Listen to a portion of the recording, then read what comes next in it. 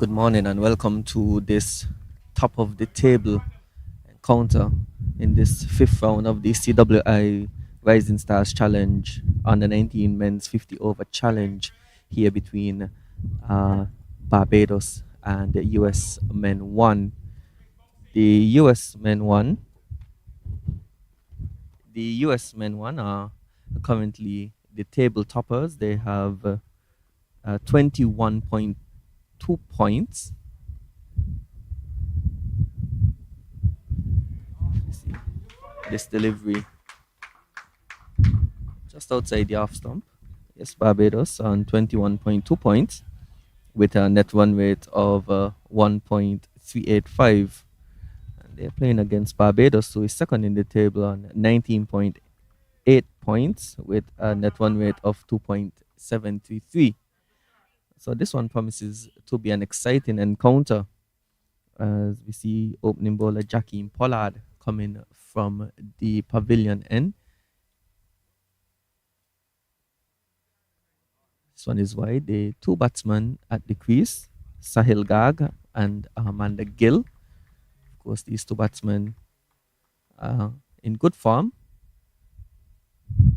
They would have, well, Garg in his previous match at Keon would have scored 100, and the Gill would have gotten a half century in that match. And they put on an opening partnership worth over 100 in that game where they scored 300. So they'll be hoping to replicate that. As I say, good morning to my fellow commentator, Al. Good morning, Al. Hey, good morning, Vijay, and good morning to the persons out there in the listening and viewing audience. We have a strong feeling that we have several Barbadians online already. Looking at their rising stars, the coach has assured me that there are a number of players with potential in this team that can possibly make it into the Barbados senior team. And, the form for both of these teams, obviously being the table toppers, has been really good. As Pollard is bowling with some good pace and a quick single taken by the batsman. So Gill, the man getting off strike there. Quick single taken to mid on. Yes. So previous results, the US men, they would have beat Jamaica by 13 runs here at Keon. They beat Guyana by 7 wickets. They also defeated Trinidad by 93 runs here again at Keon. And they beat the US men's second team in this tournament by 81 runs at Conakry in their last game. Garg now faces his first delivery. And he's fishing outside the off stump. Just missing that one. Barbados, they're on a form. They beat Guyana by 140 runs in their opening fixture. They then beat Trinidad by 144 runs. They beat the Leeward Islands by 8 wickets.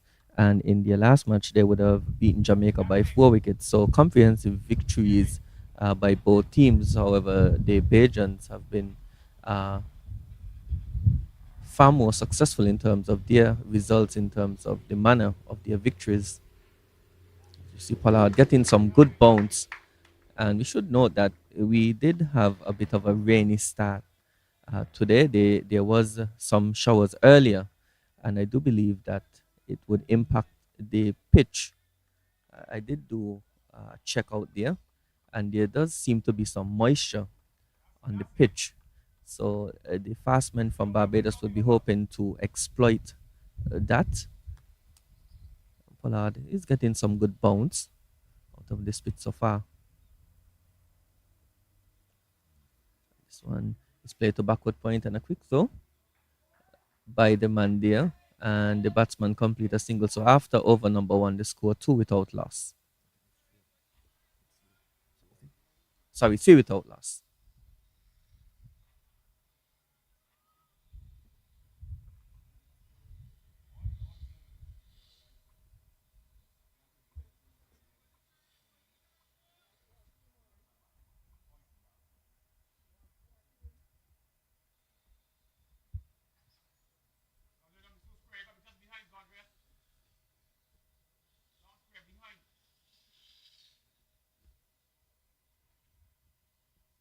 coming from the far end is Gittins, and he is currently the top wicket taker in the tournament.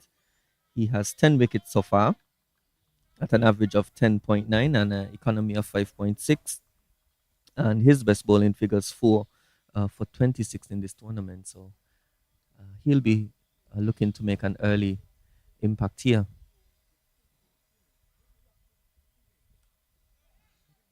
So good bounce. So the two Bajan opening bowlers, they are tall, and so they are extracting some bounce early here uh, in this inning so far. Trust me, that's just the early moisture. And I'm sure Gill and Garg would want to see them off, and then the pitch will dry out. So we have good sun now, we have good light, and this pitch is not known. I keep saying it's not known to support placement. But let's see what happens because they do have some early moisture. This one lined on middle stump and flicked away nicely to the vacant mid wicket region. Batsmen come back for two. As we see the field, there's a man at deep fine leg, there's a man at forward square, wide mid on the leg side, and on the off side, there's two slips. There's a man at deep third man, there's a man at backward point, extra cover, and mid off. So attacking field here for the leading wicket taker of the tournament, RJ Gittins. Oh, and this one just driven to mid on for a single.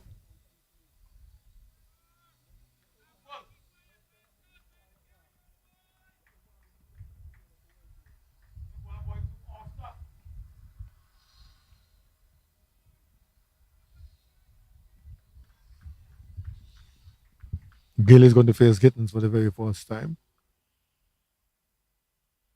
Takes his guard, does some stretching.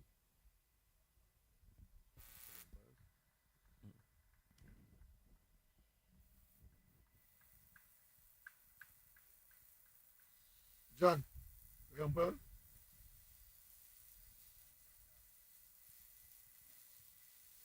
Go again.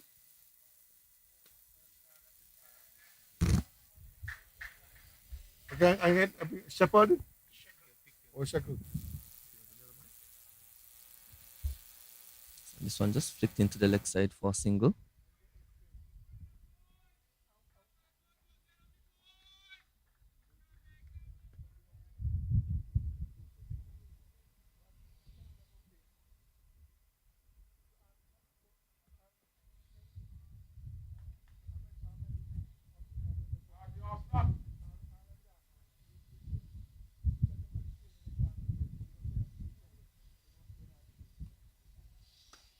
When this one is full, and just manages to squeeze that one out to mid off for single. And we should note that uh, throughout this competition so far, the men from the US, they've sought to get on the front foot and they've sought to run aggressively between the wickets.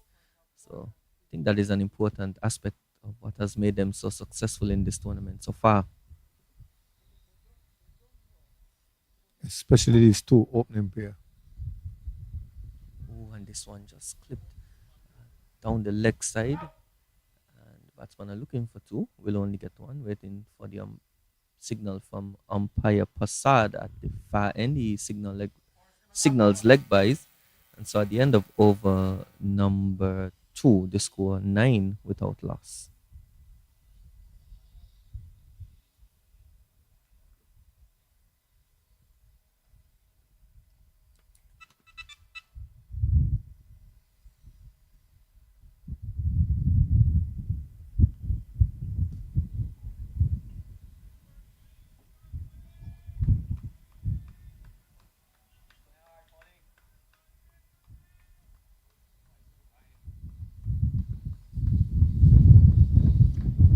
Was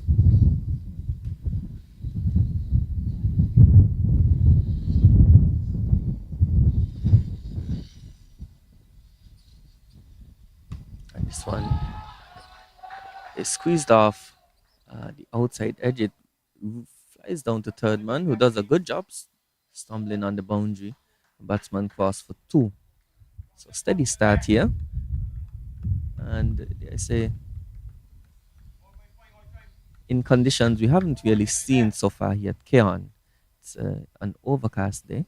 There's a nice breeze coming off the ocean, going right to left on your screen.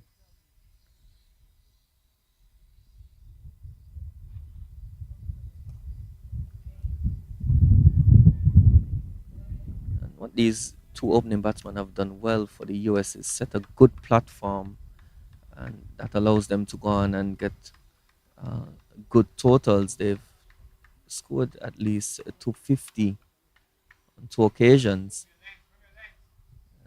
And what also gives them an advantage in this match is the fact that this will be their third match at this venue. So they are more familiar than the Bajans, who are playing their first match here. And he's driving this one nicely on the up. Lovely shot by Gill. And that one races to the boundary for four. Good shot by him. He played it on the up, got it between the gap between extra cover and point. Gets a boundary. Well, he certainly got on top of that one and guided it through the cover and point area. First boundary of the morning. And we noted that from their first game, they're very strong on the offside. We were wondering if the short ball would test them, but they showed capability of hooking as well and played to the onside. So they seem to be good all-around batsmen, especially these two, Gag and Gill.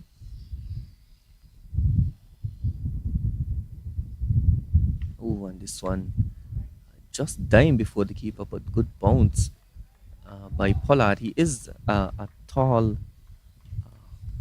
he's built with good height. And as with the majority of these Bajans, they're very big, they're muscular.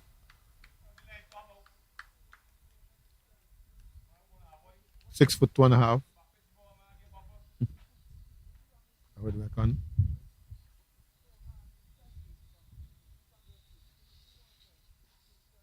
When he's again looking to get forward and just trying to target that gap between extra cover and point. You see the field for Pollard. There's a mid on, there's a man at forward square, and a deep fine leg on the onside, and on the offside, there are two slips, a deep third man, point, extra cover, and mid off. No signs that they want to use a short ball. And as you said at Al, we see one badly directed though. But yes, we are yet to see really the short ball being used as a tactic. Yet can, of course, would be much better employed when the ball is new. We have noted that when the ball gets a little older, it's a struggle for the fastmen to get anything much out of the wicket. However, we did see in one game here, the game against Leeward Islands, where a PD, I believe it was the from the USA men too, employed a short ball tactic, and he was successful. This one again, a shot, and he's fending for it outside the off stump, gets it to backward point, and at the end of over number 3, the score 16 without loss. USA men won. They're going at a rate of just over 5 and over, which is not bad for the opening going. Yes, I know the field restrictions are in, but 5 and over without we losing a wicket. Not bad at all. And these two are looking quite competent as they usually do.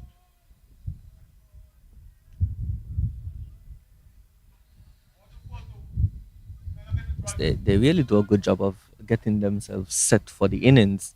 Of course, this being a 50 over match, you all but 300 deliveries to face per innings.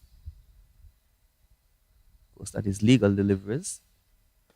Giddens, he's bowling with some good pace here. He's also getting some nice bounce out of the wicket. And just want to mention that even though we have noted that there is moisture in the pitch and moisture around, we haven't really seen any lateral movement. We haven't seen the ball swing. And that has been the case here at Keon. For all the games, we haven't really seen anyone get much by way of lateral movement, whether it be swing or seam. When this one badly lined down the leg side, the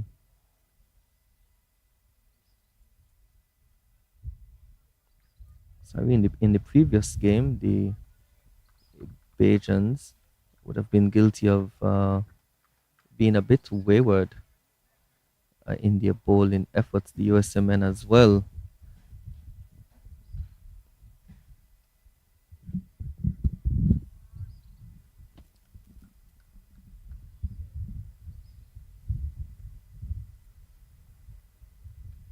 And this one, the batsman is looking to play it down to third man. He just ends up dribbling to second slip. Who feels? Yes, the Bajans in their last game, they would have been guilty of conceding 37 extras with 28 wides and one no ball. So they'll certainly be hoping to rectify uh, that. Needs to be a lot more disciplined, although they did bowl out Jamaica for 124. Could have been an even smaller total. And this one driven nicely to the man at extra cover.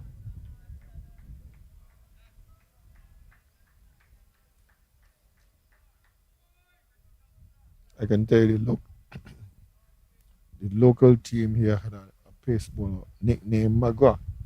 And his argument over the years, why am I nicknamed Magua and I'm getting 2 overs every match? That is to back up your point that there's very little swing in this wicket, but the spinners will get something. And this one is cut in the air and it's just past the man flying at backward point, and some good work by the man coming around at third man. He did some fancy footwork. I think you would be proud of that, Al. That bit of footwork there on the boundary to limit it to just two. As a football coach, I'm very keen.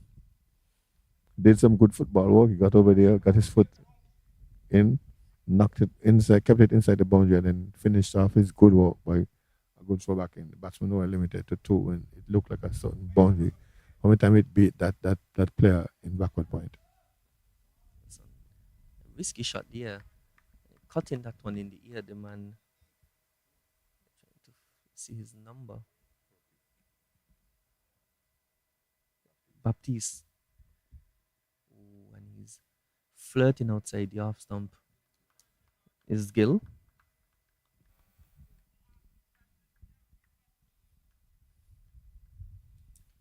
Well, we could hear the urgings from the coach in the background there, asking Gittins to stay on the top of our stump, which is where that nearly chance came from.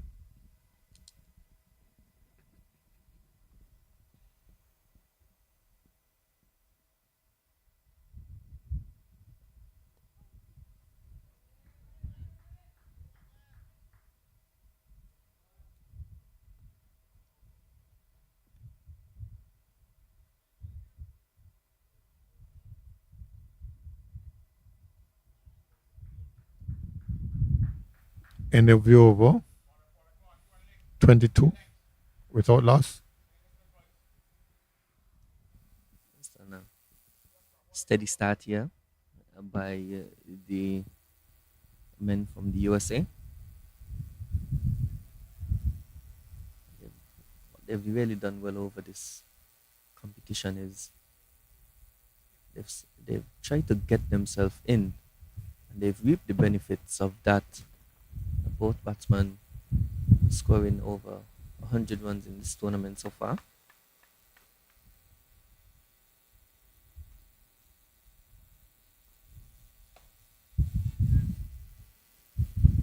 Of course, there are two uh, top scorers in this competition. They are number three and number four batsmen. And so it just speaks to the good work that has been done by their top order in regard to batting first and setting total that their bowling unit can effectively defend for them.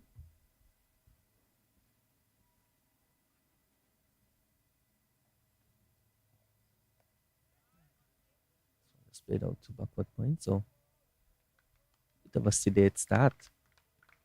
The idea is a game of cat and mouse.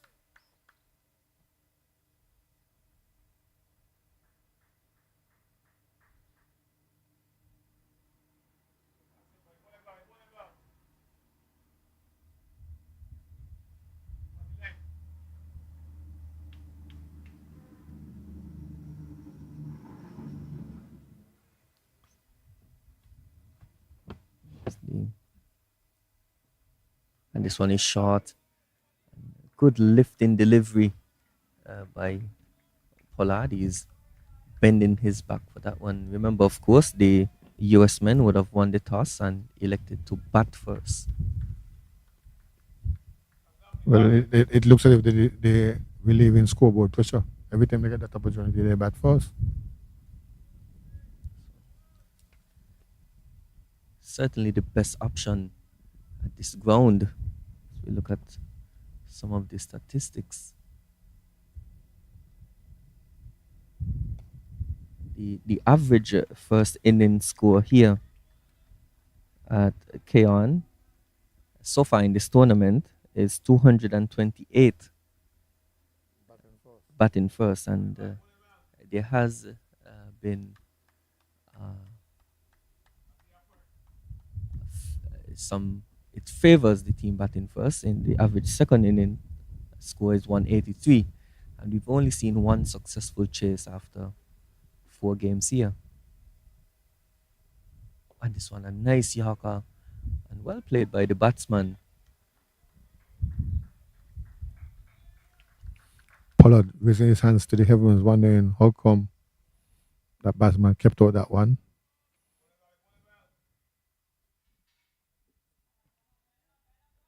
He's certainly extracting some good bounce. I've noted there is some moisture in the pitch.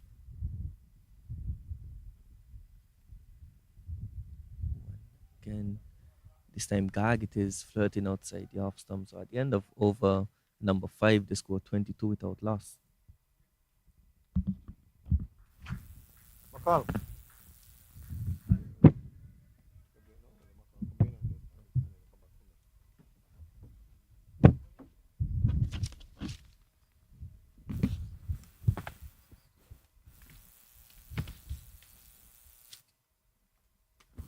John, scores?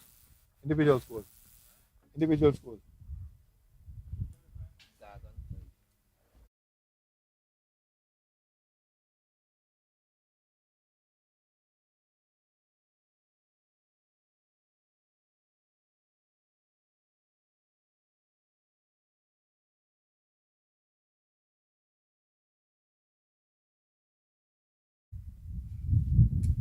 We're going to have a change in bowling as I'm joined by co-commentator Mr. Wilman McCall.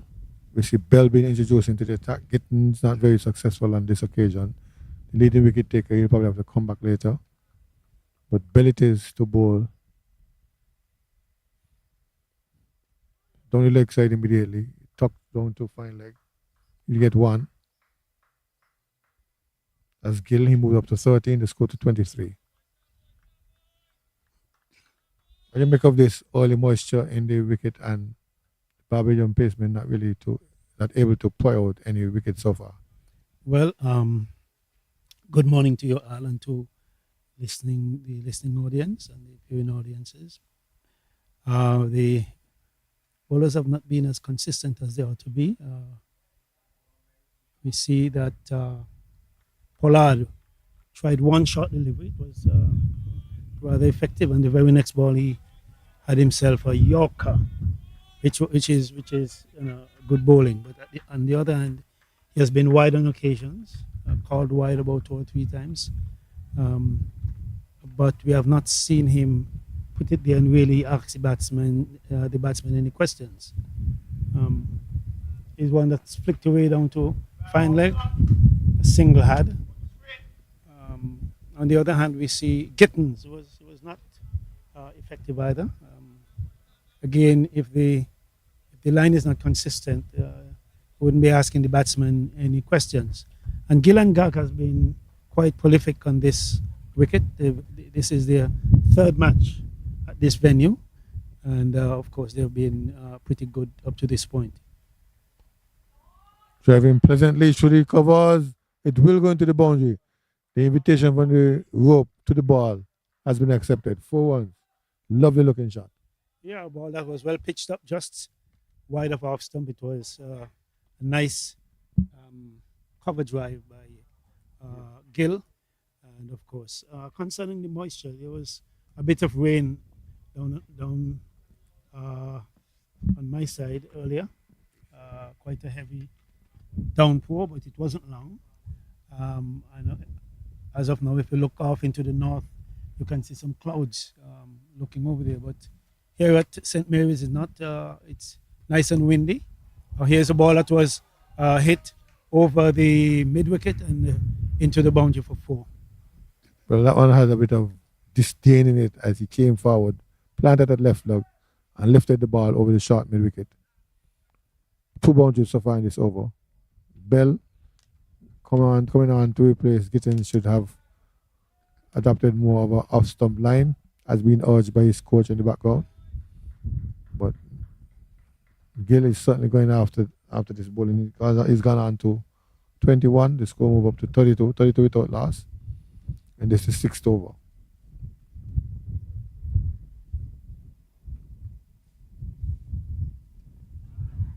He's asking, and the finger goes up against the wicket. Leg before. So there's some success for the bowler. Wrapped on the pad, the umpire thought about it for a minute, but he answered in the affirmative. The first wicket for the U19 USA under 19 squad. That is Gag. See Gag being out LBW. Gill being out LBW. For success, these two had quite a good opening partnership. The last match they had, in fact, Gag came off with a century, and so Barbados can say they are making early inroads so far. 31 for 1. Well, the match umpire might have a word with him as he paused before he charged off. Okay. One of the top 10 run scorers. Number 18 is coming to wicket as Shrivastava. He's in the top. Shrivastava. He's in the top 10. That you're telling me Yes. in terms of runs had so far. Shrivastava, one of the more prolific scorers in this competition for the under 19 USA team. In fact, the last time he came on when 1 wicket fell, and he upped the he had a top score 53. He upped the momentum from that for the USA team, and they got them to a rather nice total of just about 300 runs. Like I was saying, Al, the weather here is good. The sun is not bearing down hot because there's a nice cooling breeze going from east to west. It's a little cloudy, but nothing threatening. Well, what you're getting is the onshore southeast Atlantic breeze. You know, see, man, if you notice that the breeze is wet at your back, so it's coming from the south, it's coming from the east. But here is Southeast. polar, yes. In and behind, back of the course, is the man Gag. Good ball. Top of center stump, but better bat on that occasion, getting it into the offside. No run. No addition to the total. It's still 42 for 1. The man out. Amanda Gill, leg before to Bell for 17.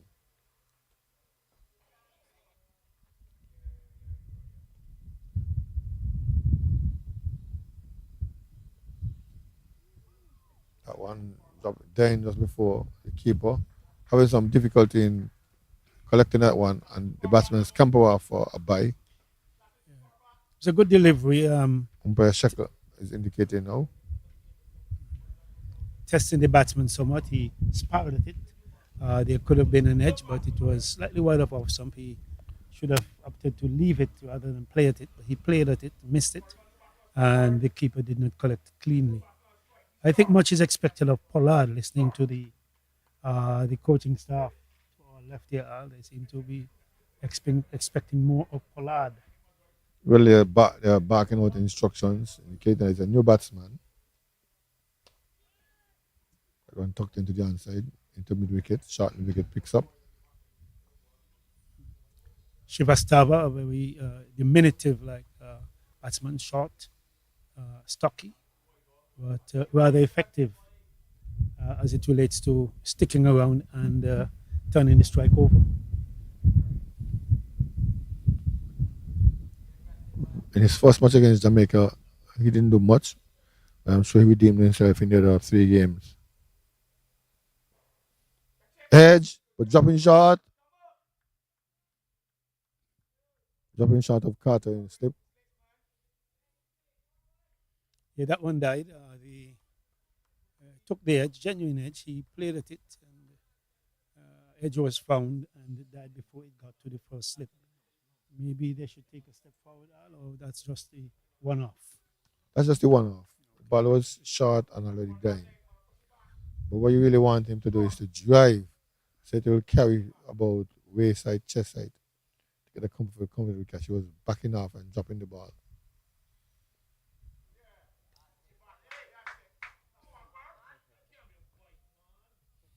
Called away by umpire Shekel. And now he's getting the warning for one above the shoulder. So more than likely it went over the batsman's head. He was ducking and taking evasive action. Meanwhile, they've contributed 5 wides to the total so far. Yeah, but I realize how short Shivastava is. How much do you have to bounce to get that over his head? Maybe everything is based on the height of the batsman. How comfortable, him being able to score from a comfortable position. Full toss, clip down to mid-on. Level is there, preventing any form of a run. It's still 34 for 1. A batsman like Shivastava, being as short as he is, and he's still ducked, which meant that the ball may not have been as devastating to say a short ball that was really dangerous. If that were to have been Gag, that might have reached him about chest height. I think they use a standard height for the man standing in the wicket. Whether he was short or tall, they use one standard height. But I did not see the call coming from Prasad, who was at square leg, unless there was some sort of indication. It was solely made by the presiding umpire. Yes. Yeah. Okay, the score is as it is, 34 for 1. Gill having been dismissed. Gag is on 6 from 18 deliveries. Shivastava not yet off the mark. He has had 4 deliveries. And of course, Bell 1 over, no maidens, 10 runs, 1 wicket. And though he has been a bit expensive with that over, he has taken a wicket. But he got the perfect revenge after being roughed up by Gill. Got one to beat the bat and plummet it into the pads. And umpire Prasad sent Gill on his way.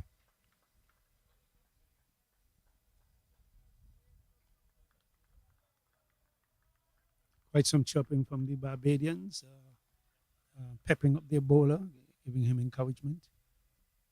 They got 1, they need 2. At this time, as he chopped down to third man, he'll get 1. Pollard is down here feeling cleanly. He did some good work a while ago.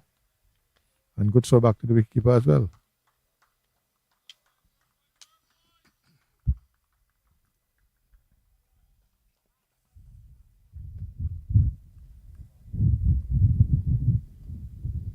Ball being relayed all the way back to Bell, who turns at the top of his mark now, went away from the northern end into ball. There's a pleasant drive down to mid-off. There's no chance of a run. Ball traveling too quickly.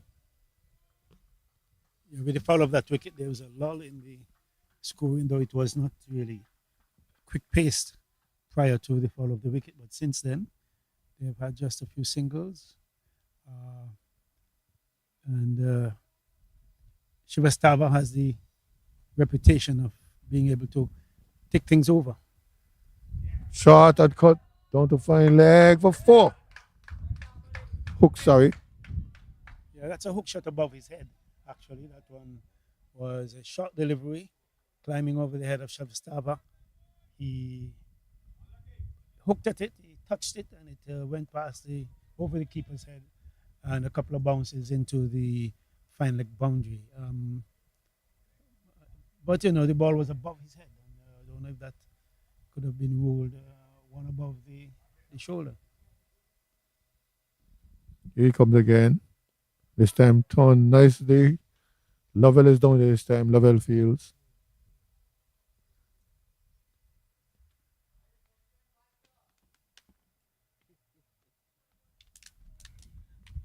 Gag to get back on strike, and now Shivastava has moved on to 5.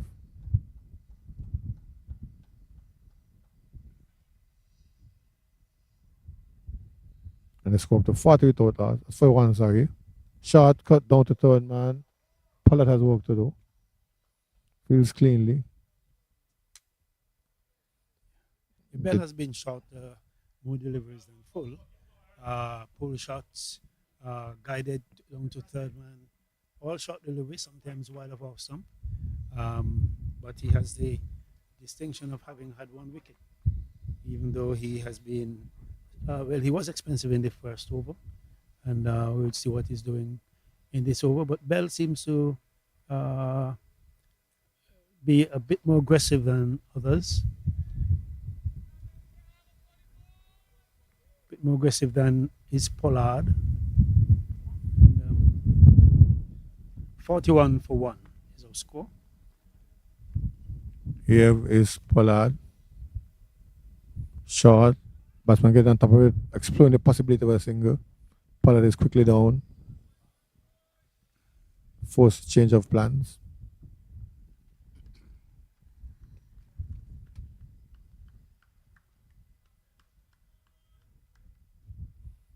Gag is taking his own dear time, using up some deliveries to settle himself. Now chatting to double figures. They're scoring just about 5 or a little below 5 for over now.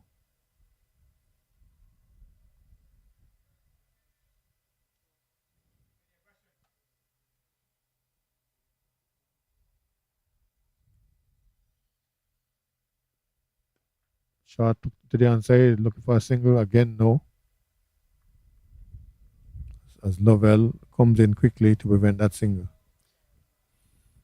These two batsmen are quite familiar with the conditions here. Like I said, having played, well, this is their third match at this venue, and they have done fairly well. They have won most of the encounters. In fact, all the encounters. Yes, this is a meeting of the undefeated teams. Yes. Barbados themselves not having been defeated. Comes Pollard. Full of length, lovely time drive.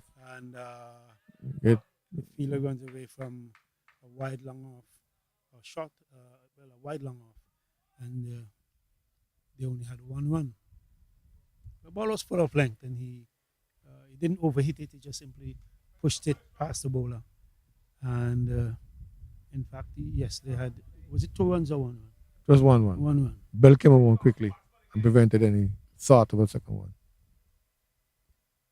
Again, the instructions coming from the coach, urging on Pollard on what exactly to do with Mr. Shivastava, who's facing now. Pollard up down the leg side, and it will be a wide. Yeah, many of the teams in that area have been delivering quite a few wides. How many wides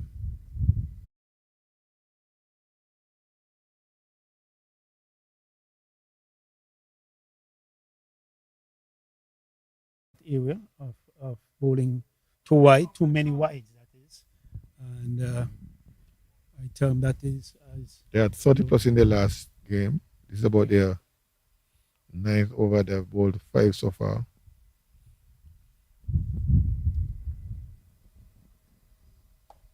and that speaks to their control of the lack thereof. Um, Leewards too have been very guilty of delivering quite a few wide deliveries, upwards of 18, you know. And when a team makes 124 and you have something like 16 and 18 wides, 23 extras, uh, that's indictment. It's an indictment against And then you lose by five. then you lose by 5. Playing against yourself, like I said. There was a delivery by Pollard, which was short, and so is Shavastava. He had to go full height, bring it from chest height down in front of him, and there is no eventuality. But you notice too that he has changed line. He's bowling around the wicket now, angling the ball into the short Chivas Tower. Wonder if he shouldn't bring a short leg just because of that short delivery and the way he rode it. Where will you take him from?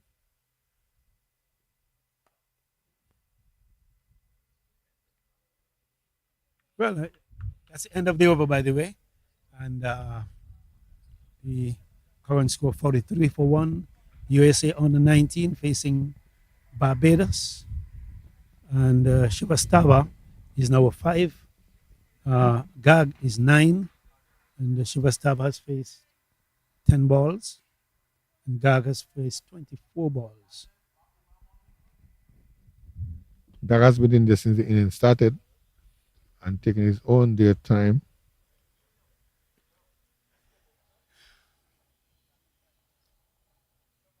And within recent time, it's not our greatest asset of taking out their time and batting. Al, trying to draw you into something. Not Here's a shot driven out to extra cover. A slight misfield. Encourage a single, and they took it. Bell is in his third over. He has picked up the only wicket so far. It's now 44 for 1. The wicket of Gill. Leg before, when the score was 32. Leg before to Bell, when the score was on 32. Shiva Sawa to face Bell. Driven down to middle, they're looking for. Gag is off his mark, sent back. And why is this so? The ball traveled quickly down to mid-on.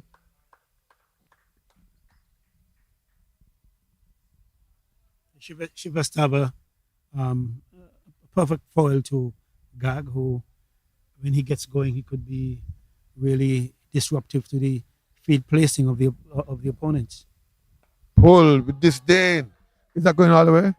Going all the way. And the arms are raised. 6 runs. First maximum of the day.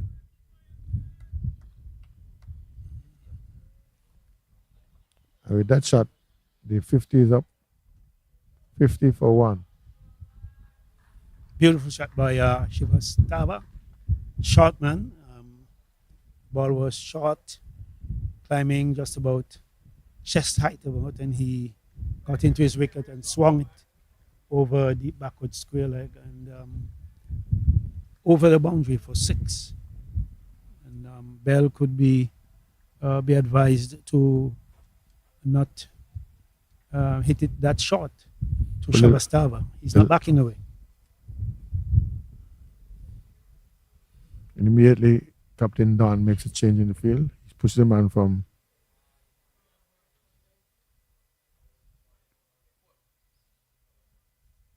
pushing the man out to the deep square leg boundary. And pulls up Baptiste into the circle from third man to a short third man position.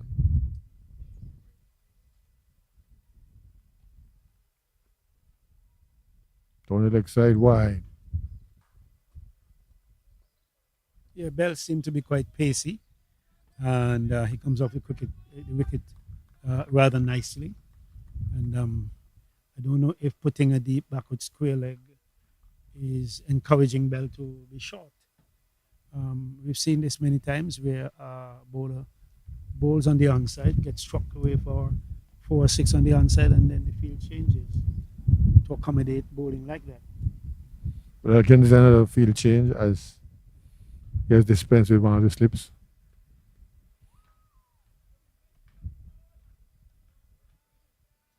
Having dispensed of one of the slips, he goes past the edge on the offside. That's Shiva Stava floating with danger, trying to guide the ball down to third man. As the third man is up, so he knows if he beats the short third man, he's got a boundary.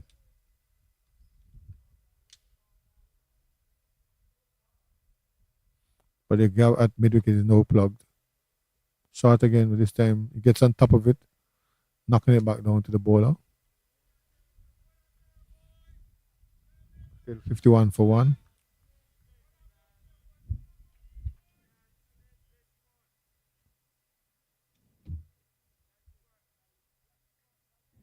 The chirping of the Barbadians continue, um, Well, shouting encouragement to the bowler. they haven't seen a wicket in a while. The last in the wicket fell scores on 32. Bell misses his run. Shiva Star is on 11. Gag is on 10. Took quite a while to get there.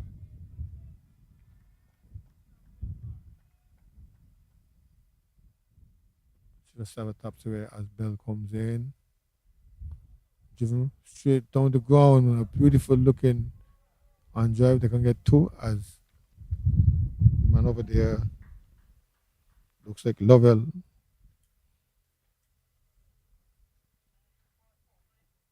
Scrabbling and scrambling to pick it up. Could not pick it up cleanly. Lovely straight drive by Gag. Gag has, sorry, that was Shivastava. It was Shiva Star. Shivastava, yes, was a nice straight drive. I mean, this guy is dealing with bouncers. He's dealing with balls up to his chest. And yet he came forward and drove that ball straight past the bowler. And he has overtaken Gag. He's 13 from 15 deliveries. Gag is still 10 from 25. And the last match when they were playing here, he came in at a time when the scoring rate was really slow. And they were laboring. They were wondering where to go. And Shivastava came there and he upped, his combination, his partnership with Gag. So a big difference in the scoring rate. Hence, that impacted, where the score went.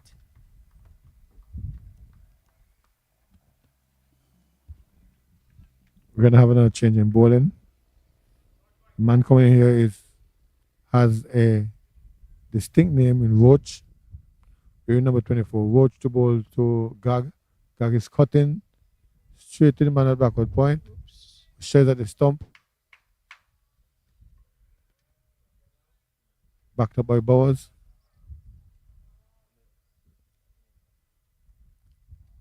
Damani Roach. Backed up by Pollard. The Manny Roach. Another medium pacer. We haven't seen the introduction of any spinners yet. Bell replaced Gittins with a medium pacer. And now Roach has replaced Pollard. Roach to bowl to Gag. Gag cuts in the air. There's a man out there doing the sweeping work. So he'll get only 1. He fell short of the deep cover fielder. Sweeper, so to speak. The ball was short. I think it was wide of off stump as well. He cut it, but it wasn't well executed, so it went flying off the top half of the bat and away to cover. Shivastava getting a full one, driving straight to the man at a short extra cover. Short extra cover, and no runs resulting.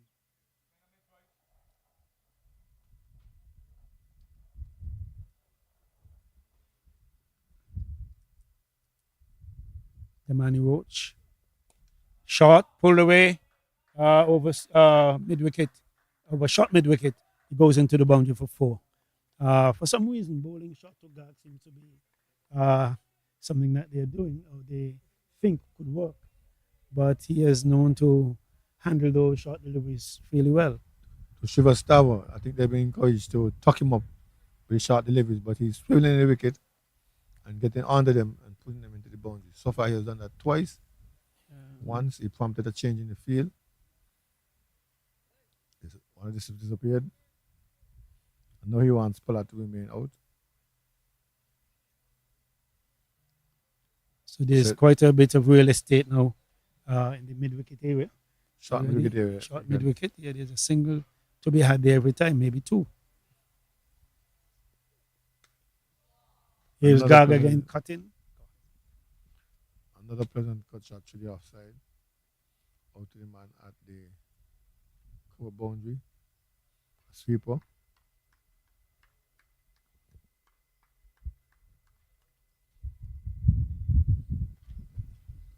Carter doing some warm-ups. Maybe he'll be coming on soon. We had 4 pacers so far.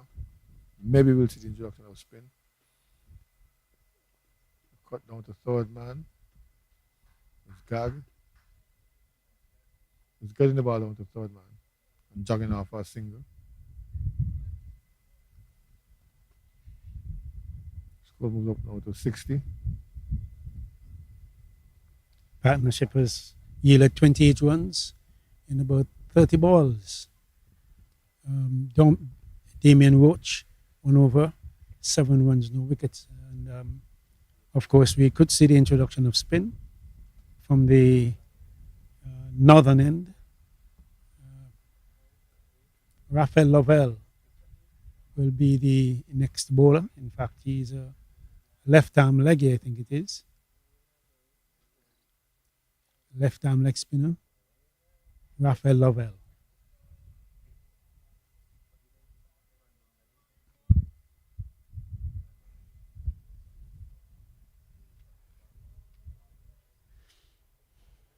So he continues with a slip, and there's a point, a cover, extra cover, and a long off on the boundary. On the onside, there's a short. It's a square leg, well, just backward of square, short backward square, if you call it. And here's him driving down to the long off or single. And there's a man on the mid-wicket boundary, pretty deep, and one on the long on boundary. Of course, there's a short mid-wicket. So left arm leggy, just, in fact, they are switching fielders. Well, there's someone got the message that the left arm spinner usually come to the southern end. This the Cairn venue. Yes. With the breeze coming across, yes.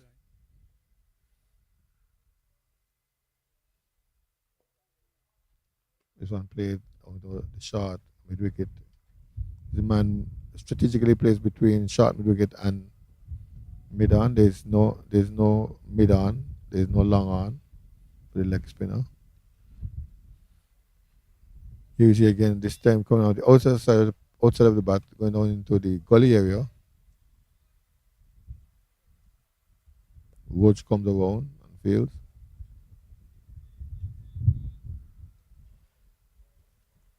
Well, of course, the Barbadians may not understand the venue, having the leg spinner coming from the other end. Yet they'll get it in a shot.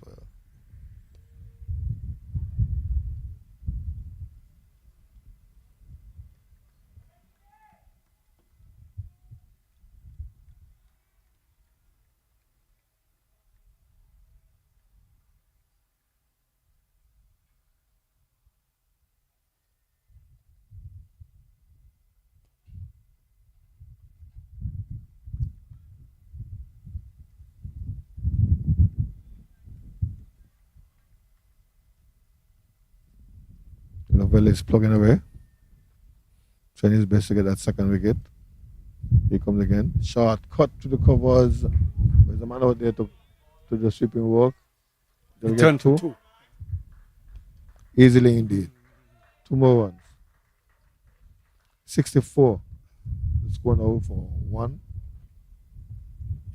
Quite over by Lovell. Didn't cause much of a problem for the batsman. The last delivery was short. It turned toward the offside and it was struck down to cover for 2 runs. If he were to have been bowling from this end, then the wind would help the away spin. Yes, indeed. Yeah, that's the idea. It gets a little more drift. Yeah. But here's another left-hand spinner coming from the southern end, it appears. This one looks like Carter.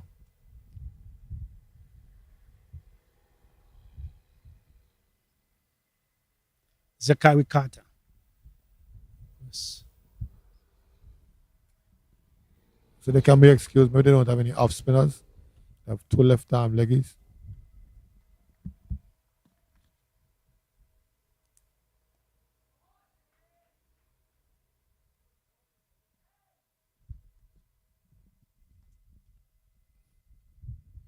First ball single.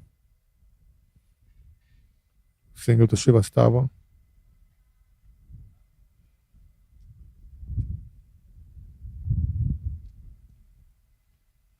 Carter. Pleasant drive into the offside.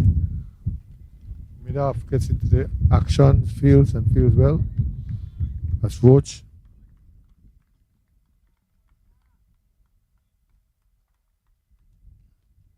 $66 for one. Carter delivering a nice delivery to Srivastava. He plays it back to the bowler.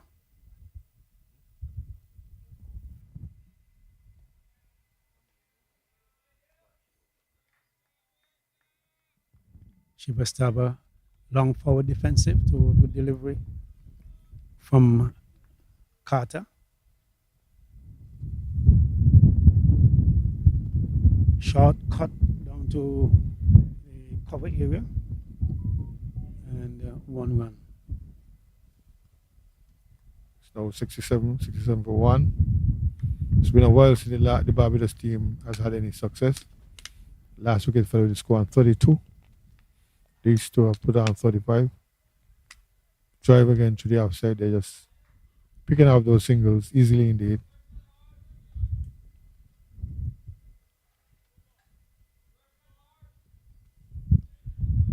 End of the over from Zachary Carter. He yielded 4 runs. Srivastava is now 21 from 24 deliveries. And Sahel Gag is 17 from 34 deliveries. So a good partnership. It has yielded 36 runs from 42 deliveries. So after 13 overs, 68 for one. And of course, Barbados searching for the second success. And to deny them, here is Gag.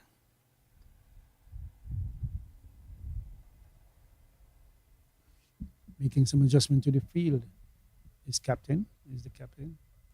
Yes, the captain. And Don was feeling that slip. He has a 6-3 field. And Gag is able to get out strike by pushing the ball down to a long on and getting a single. Much to the chagrin of the coach, who was saying that ball should have been stopped by the bowler. But here he comes again. This time to Srivastava, goes forward and covers up. No runs.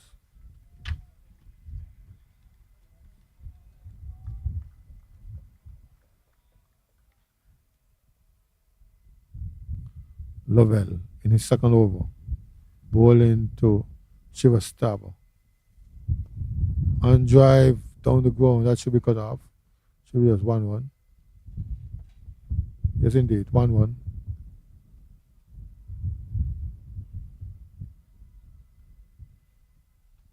Yeah, they're getting the singles often enough not to panic. Oh, and swung,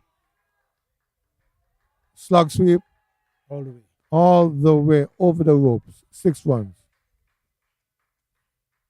Well, that was a delivery taken from just about center and off, thereabout, just about off stump, and swung as it were. We call it a slug sweep, and it went all the way to the mid wicket boundary. In fact, all the way over the boundary for 6, and there's quite a bit of real estate on that side. It's really wide on the onside, and he cleared the boundary and had 6. Well, the rain would have made the grass a bit heavy, but Shiva is not dependent on the grass, and he's going over the ropes. When he gets back and cut out to the man at extra cover, he's fairly deep, and so they're turning up for a single. Yeah, well, that was Gag now. That's Gag, sorry, yeah. yes, Gag. Okay. Well, he probably, as you said, it's time to get on with it. Now he moves up to 25.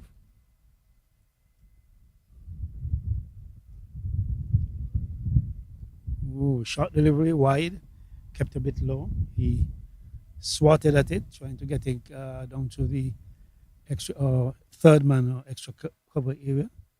We were anywhere between there if he had made contact. He didn't make contact. The ball was below the level of his swipe, and the keeper took it. Lovell, 2 overs, 13 runs, no wicket, and Zakari Kati, 1 over 4 runs. 77 for 1 is our score, and the American under 19 won, doing rather well, sticking to their plan. That's the way they made 200 plus 300 against the last opponent, and of course they, I think it was against the Guyanese. So, and they built the score up from scratch by just singles and 2. Now here is Gag chopping one down to cover and had himself a single. But there seemed to be a plan at the bat. Gag or Gill, they will seek to bat as deep as possible into the overs. Shivastava is the one who, once he gets there, he step up the scoring rate whenever it's needed. Singles and 2s are always available. They seem to have a man that always pull them out of trouble, because the man who pulled them out of trouble against Jamaica was Sweethan. They were 105 for 7. Yeah, he contributed with Jamaica. 85. Yes. Yes, that's right.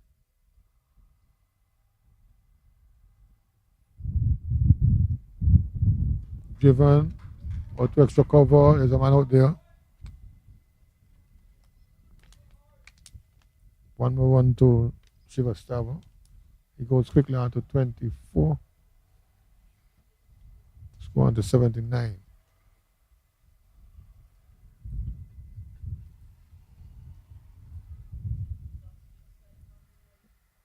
Chop down.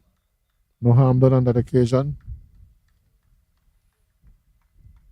Zakari Carter in his second over. For defensive, back down the track.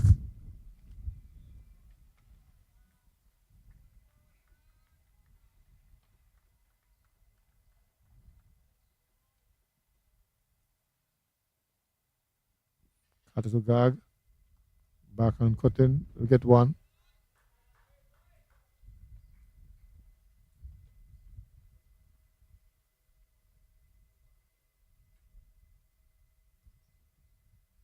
Ball relayed back to Carter.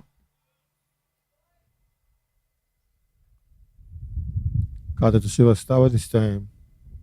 He gets back into, sends it through the offside again. This time they're going to expose 2, but the man is quickly onto it. Change their minds. Good feeling. He ran onto it quickly. They had both almost turned for the second, but the throw was strong and the feeling was good. But the Barbadians have kept well. They have fielded well. One moment of indiscretion, Lovell overran or misfielded the ball down a long off boundary, and he allowed just one extra. But by and large, the feeling has been good. Ground feeling, the throwing, and of course the chirping seems to have slowed down a Disappeared, bit. yes. Yes, because Sun beating down, all the sun is moisture has disappeared, that's hour gone. right. Hard work begins. Driven partially eerily, not carrying to the fielder. Roach, there at backward point.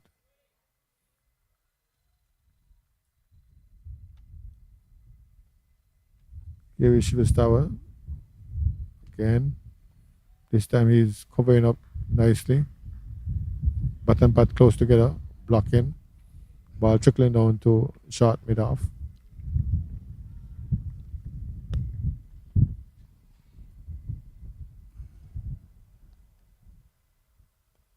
Easy. To the outside, knock down, no run.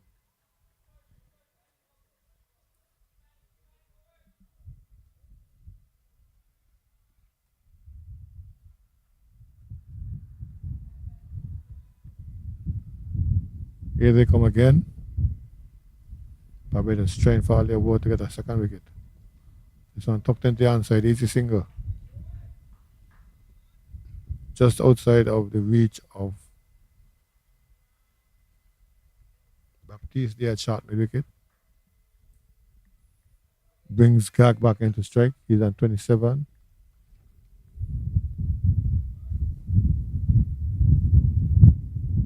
Gag. Kind of strange looking shot where he's kind of blocking the ball into the wicket and cutting a half block, half cut. The face of his bat was down, so it pulled the ball into the ground really. Gag. Full toss. Pulled into mid wicket. That should go away for four.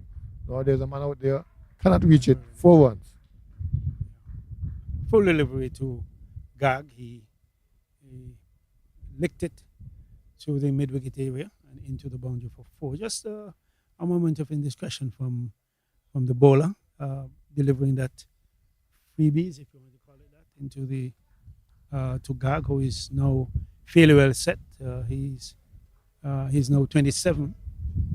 He's now 27, and of course he would be advised to be a lot more discreet as it relates to Gag. He always capitalizes on anything that is not well pitched, and singles or twos, those are frequent because he and Shivastava are very good at manipulating the field. Okay, here is Carter, short, cut away at point, no runs. I'm joined again by one VJ, my partner in crime for quite. Here is Carter once again, short back, punch down to wide long off area, another single, and this was done by Gag. So the scores moved on to 81 for 1. The USA under 19 number 1 team. They have been very successful at this ground. And let me welcome you back again, VJ. Thank you. It's been good going so far by the men from the USA. And interesting bit of play there. The umpire Shekel signals a free hit. The batsmen were looking to take a quick single there, but in his disappointment, the bowler would have turned his back to the throw. Yeah, he was not interested in that because he knew there was a no ball. That was, We'll see. but he should have been interested because you can get one out of a new ball.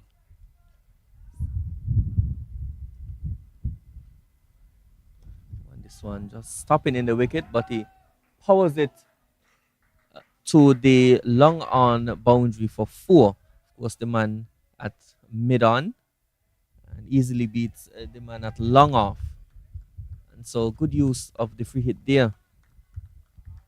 Yeah, I delivered a bad delivery. I think it was short, and he stood up in front of gag, and he doesn't make mistakes as it relates to ball sitting up in front of him.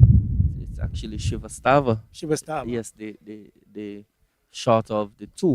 Of course, these two batsmen are not tall by any means. They are just below average height. But Shivastava, of course, the shorter of the two. He's below the average. Yes, but he's certainly been the more aggressive of the two batsmen as well. He's currently 30 from 38 deliveries now, and Gag 32 from 44 deliveries. And this one shot again and pulled over mid on and goes for 4. So guilty is Carter in this over of being a bit too short, and Shivastava, as with most batsmen of his stature, good on the hook and pull. Well, because the balls always seem to be standing at a good height for them. But they were trying the shorter deliveries earlier, and there was one delivery in particular that touched down short and rose above his head, and the umpire decided it was a wide. Of course, there were some close to us who felt that that should not have been called a wide, but he's in the best position to decide, and we must all abide by the decision of the umpires.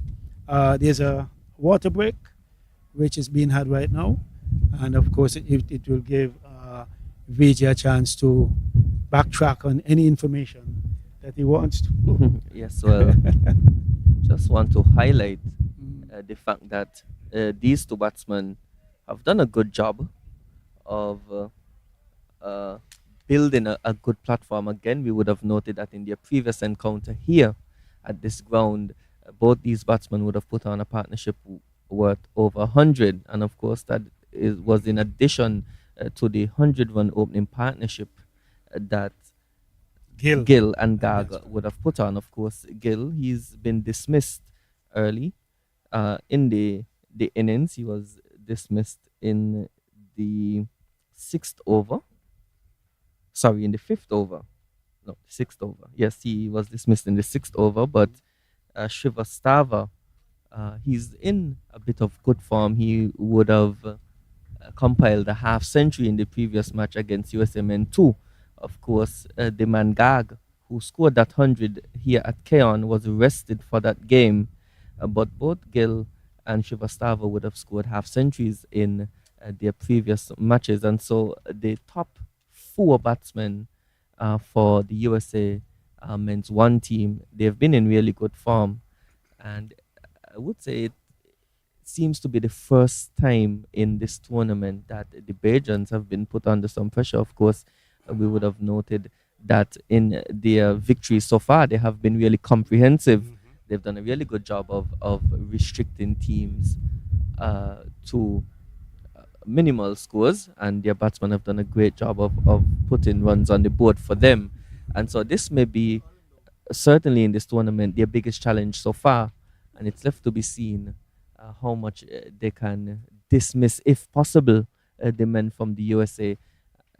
We have noted there's a disparity between the teams batting first and batting second. That's right. And so they wouldn't want them to get anywhere close to that score of 228, which is the average in the tournament at this ground.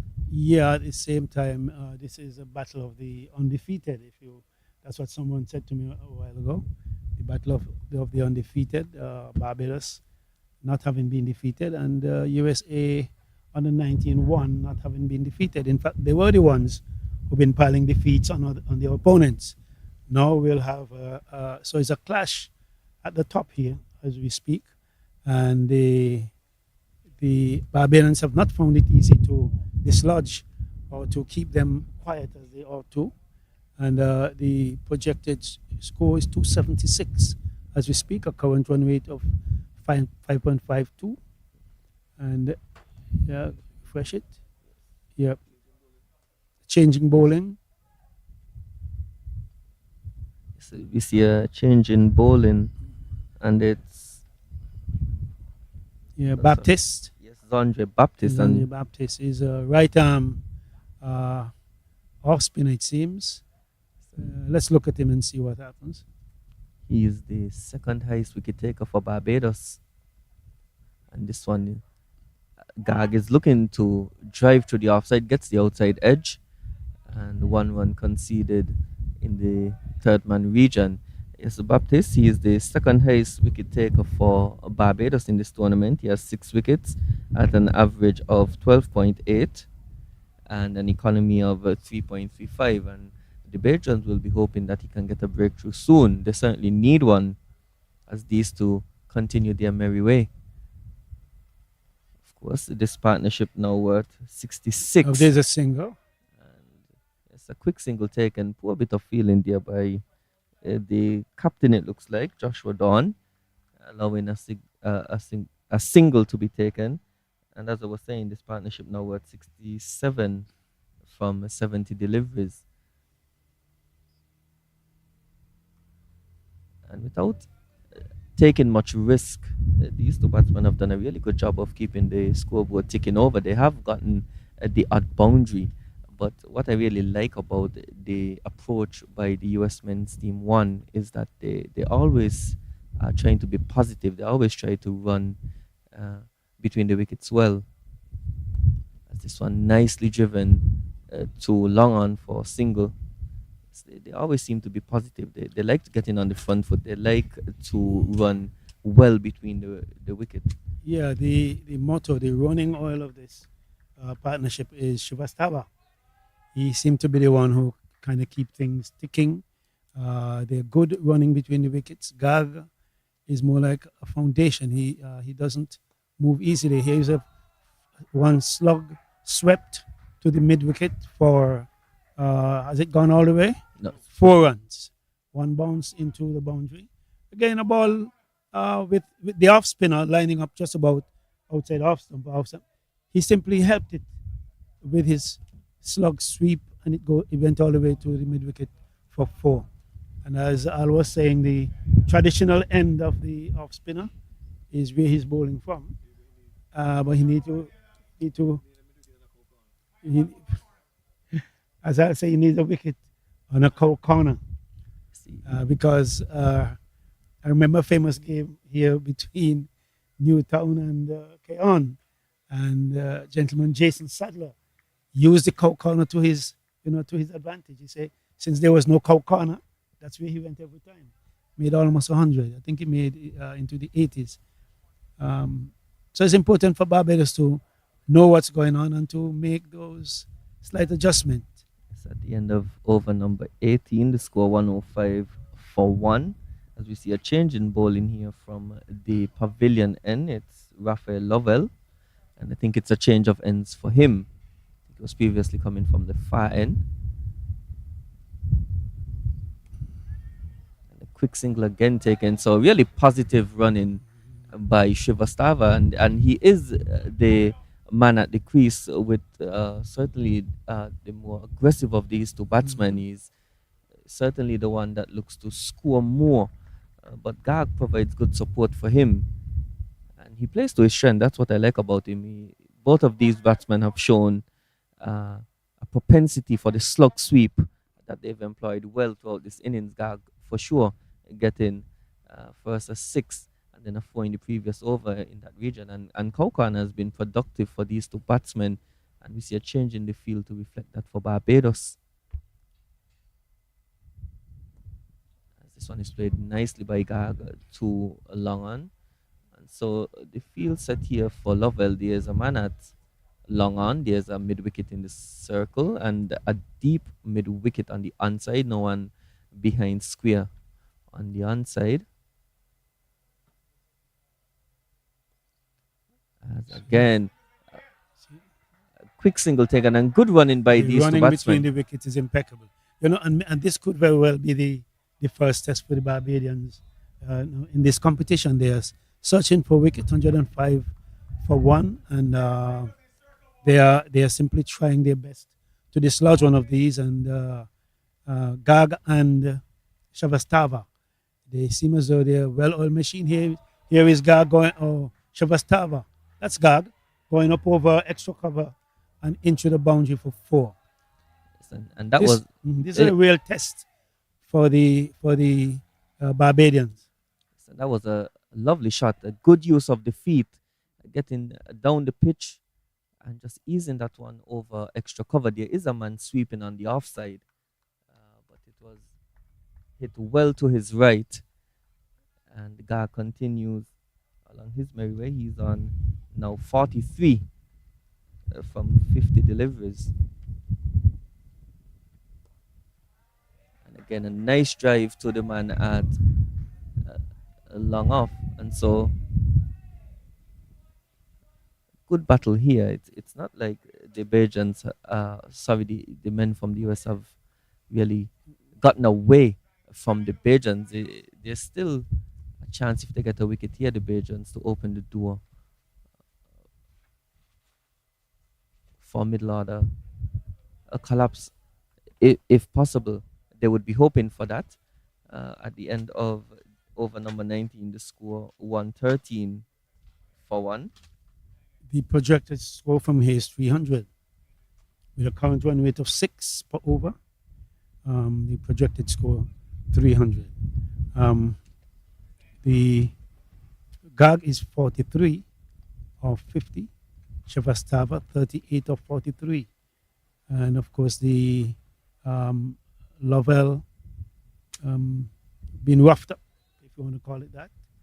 And then Baptiste is the one coming from the northern end. He has 1 over for 8 runs, no wickets. Belgians certainly do need a breakthrough at this time. Partnership now worth 81 from 79 deliveries between these two. Gag and Shrivastava. This one just work to backward point. No one taken.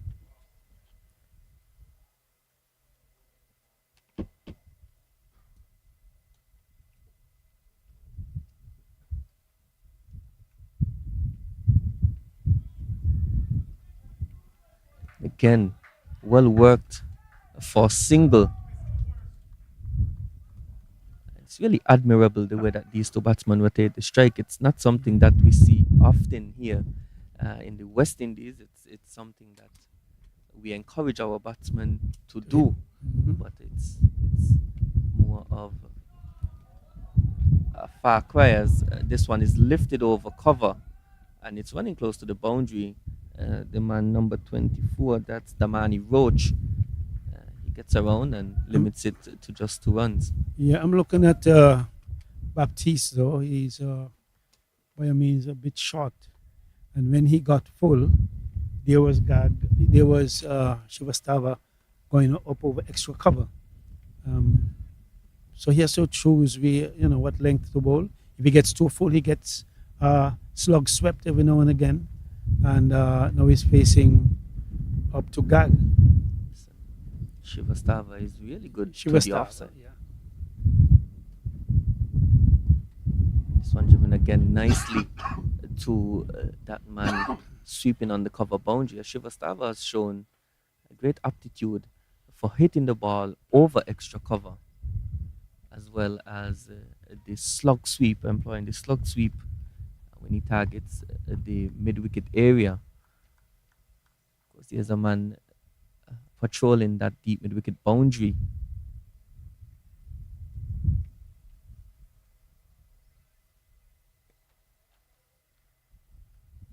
Up to you see, it's a bit of an eccentric run-up.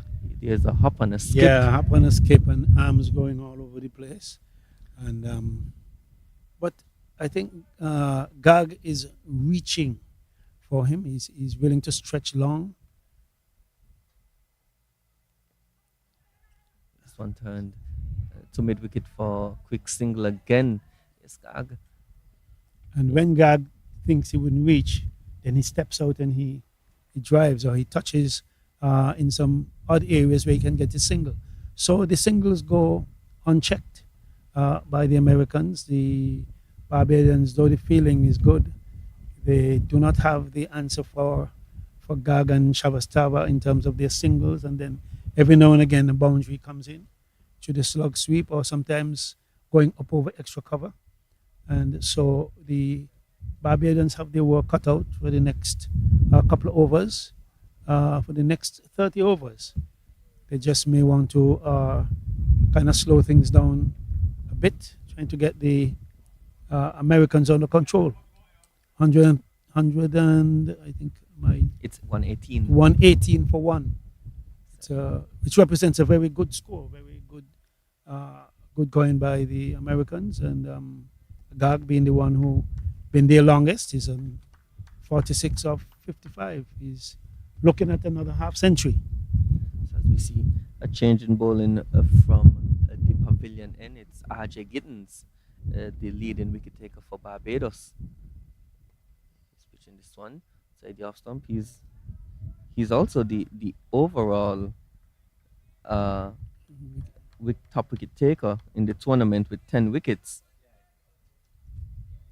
So Barbados would be desperately hoping that he can get a breakthrough here. And we were discussing the pitch earlier. I think this would be the fifth game here at this ground.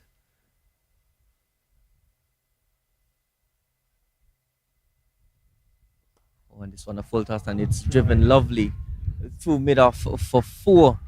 And so Gag continues on his merry way and brings up his 50. He's now 50 or 57 deliveries with four fours and 1 6.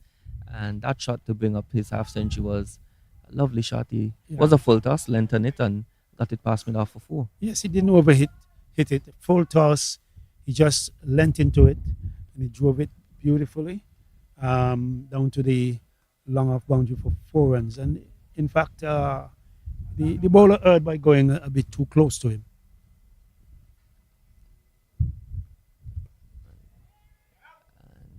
This time, good fielding by the man there at extra cover. It stops.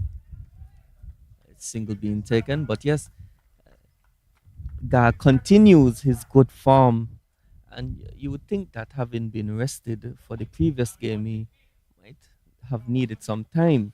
Of course, in his previous innings here, he scored 111 runs. His first 50 in that innings was much slower than his second. He and what I like about him is that he gives himself the opportunity to get in, get acclimatized to the pitch, and then he goes about his work. So he's continuing his good form. He has had some great success here at Keon, and he'll certainly be looking again to replicate that 100 he scored here. He certainly has the start to do so. Yeah, and he has a bit of taking advantage of the final power play, where he manipulates the field. Nice. He manipulates the field. If you move one from the off, with on the on, he will get something that pierces that same vacancy. And so he's a very intelligent cricketer in my view. And one would hope that the others could emulate that same skill and the power of thinking that he applies.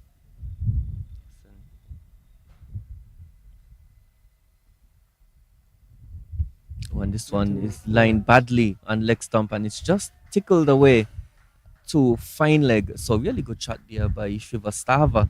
This time it was on leg stump, and he just helped it a fine glance there. There's a man at fine leg, but he's wide, and so the ball races away to the boundary.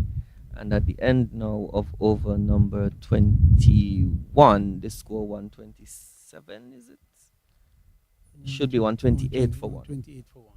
Yeah, and Gittins didn't make a good impression with that third over. Of course, he has 3 overs, none for 21, and going at 7. And well, he's the leading wicket taker and the one who you would want to trust to break this partnership. But he must be a little tighter, unless he can produce something different. One would have to be tight, keep away from fours, and see how much you can limit the singles, build pressure, and then wickets will fall. But that is not the case. I think they should give him another, even though he's going at 7.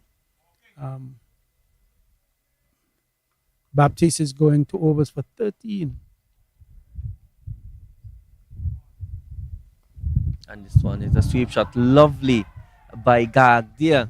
He just went across to the off stump and swept that one backward of square for four. So really, as you would have noted, McCall, he's a good manipulator of the field. He not only recognizes where the gaps are, but he's able to target those areas to maximize the runs.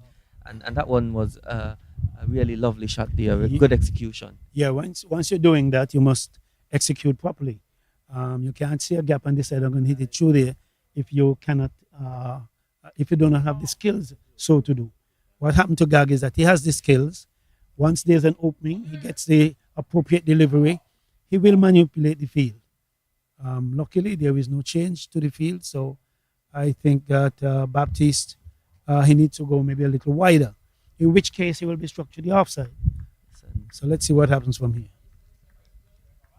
See his field, there's a man at a straight mid on, there's a man at wide long on, there's a mid wicket, a man now going behind square, and a man at deep mid wicket on the leg side, and on the offside there's a long off, there's an extra cover, a cover, and a point. No one out on the offside. He's reaching nicely, his Gag. This partnership now worth 99 from 92 deliveries.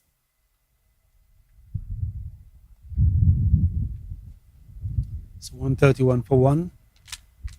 Yes, Baptiste. And Gag is flicking this one past the man at forward square leg. Yes. And getting 2 runs. The fielder had to run from a deep backward square and deep square leg, sorry. And he ran and he retrieved. And retrieves. With that single, it brings up the 100 partnership between these two batsmen. And so a really good accomplishment by them, both of them continuing their good form. They'll certainly be looking to kick on from here and get a big total for the USA. This one is short and cut to that man there at cover. Shrivastava now on. He's on 45 from 47 deliveries, and without doing much, he's almost going at a ball. And this one, trying a late cut there, just gets it to backward point, and no one taken. And as I said, there's not much risky batting with these two batsmen. They just play really good cricket shots and manipulate the field where they can.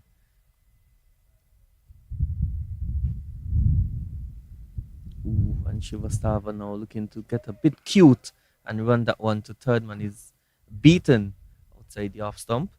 Well, there's no third man, so he was trying to, once he get it past the keeper, it would be a challenge for the guy at point to chase it down to the boundary. So 131, I'm correct, 132 for one. Shrivastava is on 45 from 47, and the Gag is on 56 from 63. There's a projected score of 307 at this point. Yes, the current run rate is 6.14 runs per over. And you must remember that the under 19 men's team from the USA opted to bat first. And so that could be considered well justified, if you want to call it that. So, yeah. I was going to note that this is the 5th game here at this ground.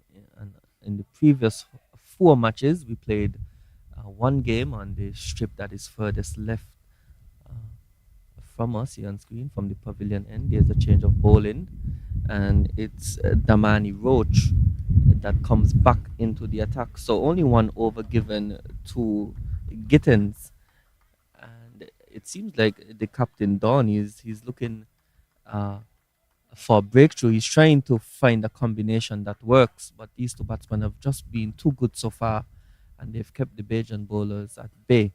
We see a change where the keeper now is standing up for Roach.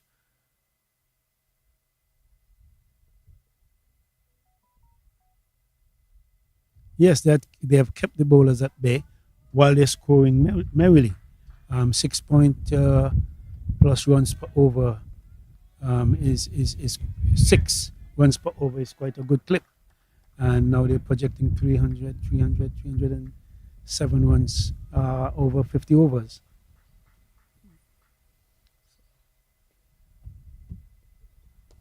This one just back of a length and pulled to mid on for a quick single.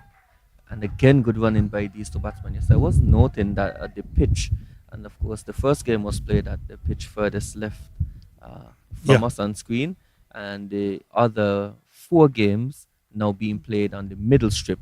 And I did go out to look at the pitch before the game, and I did see that the pitch is showing signs of the wear and tear over the past couple of games.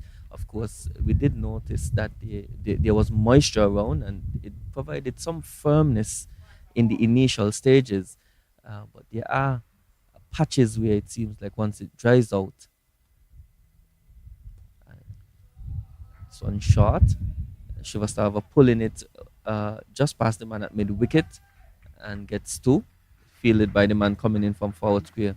Yeah. As I was saying, there are areas that you can see where it's more dry, and more than likely there's gonna be something in it for the spinners in the second half. Yeah. It Yeah, no problem. it looks like it's going to crumble a bit, dare I say, and so spin will certainly have a say in the second half of this tournament. Yeah, normally, okay, there's one that's tapped down, no runs. Fielder coming in quickly, overthrow the stumps, and well backed up uh, by another player. Yeah, in the first game, it was very low on the left side. It was the bounce was coming off on the first over. The keeper was taking it at his ankles, and there was not much to go on. But then since they shifted it to the one in the middle, it's playing rather well.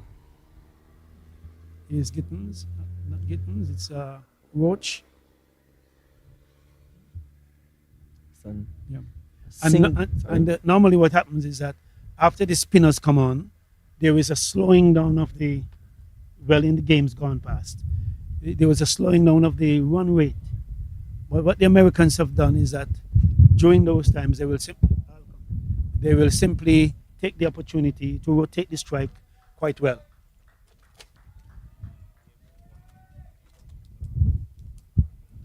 and at the conclusion of over number 23, the score 136 for 1, as I welcome back Al to the commentary position. He joins us with Shivastava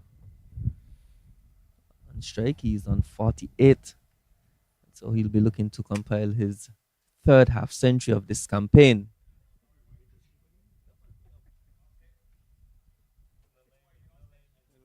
As we see again a change from the far end. Jackie Pollard coming back into the attack. He's the opening bowler. See, this is not his first over at all. This is his second spell, and because he is a tall man, he gets good bounce regardless of the pitch conditions. But he did have a really good opening spell. He bowled 5 overs, didn't get a wicket, but only conceded 13 runs with 1 maiden. Certainly been the pick of the Bajan bowler so far in this innings. Certainly they pick up the Bajan bowlers because he has not been roughed up. Everybody else has been pummeled to the boundary. Whenever they're ready, whenever everything they is scoring rate goes down, then they tend to increase it. Ooh, and now he gets a single. some frustration being shown here by Pollard, and with that act of throwing at the stump, throwing after the batsman, he concedes a single. And so it seems like this partnership is getting just under the skin of the Bajans that was ill-advised to at the stump. Of course. Yeah, it's over 100 runs now since they last saw wicket. And so far it has been chanceless from both batsmen. So he's just being a bit wayward here. He slides that one down the leg side. Yes, we should also note that we started in some overcast conditions, but now the sun is shining in all its glory. even though there's a nice cooling breeze that's coming off the ocean, it is still you can feel the sun. It's having an effect now on this game. The pitch has dried up, and I think it's become much better for batting. At least, what the statistics would show is that it has favored the batsman, the team batting first. These two batsmen have done a good job of exploiting those conditions. Shivastava now just one run away from what would be a well-deserved half century. And he has scored at a fairly rapid rate.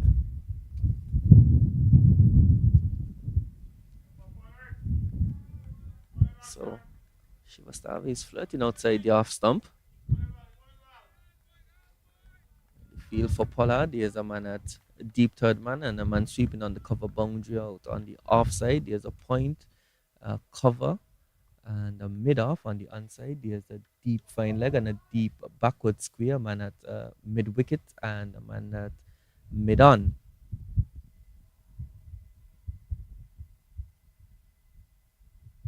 Ooh, and this one is played delicately to third man. And that brings up his 50, Shivastava. So his third 50 of this tournament. And he also continues his good form for the USM. And the score now 140. Two deliveries left in this, the 24th over. Well, the USA team number one is well on their way to a good score. Certainly looking beyond 250. Some projected scores would have them at 300 plus at the rate at which they're going right now. And this one flicked nicely behind square. The batsman would be looking to collect two. There's a misfield, and so they get there easily. And it seems like the Bajans, they're a bit deflated in the field. Their body language suggests that they're not up for this challenge at the moment, and they certainly need a moment of inspiration here if they have to get back into this game. It's slowly going away from them. Well, they've tried almost everything. We've seen about 6 different bowlers. Spin, left arm spin, right arm off spin, medium pace. Actually, 7 bowlers they've used with very limited success. Just 1 wicket out of Amanda Gill way back in the 5th over when he was leg before wicket to Bell. And so, yes, it can be frustrating as the heat belts down. There was some there were some clouds, but they were not pregnant or grey in any form. As Roach continues from the southern end. And there's an adjustment to the field. There's that man at deep square. He's been told to come around a bit more. Ooh, and this one held up in the surface a bit there. Goes down the leg side wide. Yes, the Bajans would be hoping dearly for a breakthrough. And conversely, though, these two batsmen for the USA are setting their team up for a big total here. Remember, they did get 300 in their previous game, and they also got 280 in their last game at Connery before this one. And Roach again insists on going short, but well played by Shivastava. He got on his toes and just dropped it into the offside for a single, and that is a commendable part of their partnership so far. They haven't just relied on boundaries. They've sought to rotate the strike where they can, and as McCall would have noted, they've done a really good job of manipulating the field in that aspect. Where when the fielders are on the 30-yard circle, they've just dropped it in certain areas and gotten singles where they can. And this one is full toss. It's played to mid wicket for no run. That's Raphael Lovell, number 8 at mid wicket. And this is different territory for the Bajans over. By now, they've gone through most of the opponents, but this one is just 1 wicket down. Yes, and With lots of batting to come. before this game,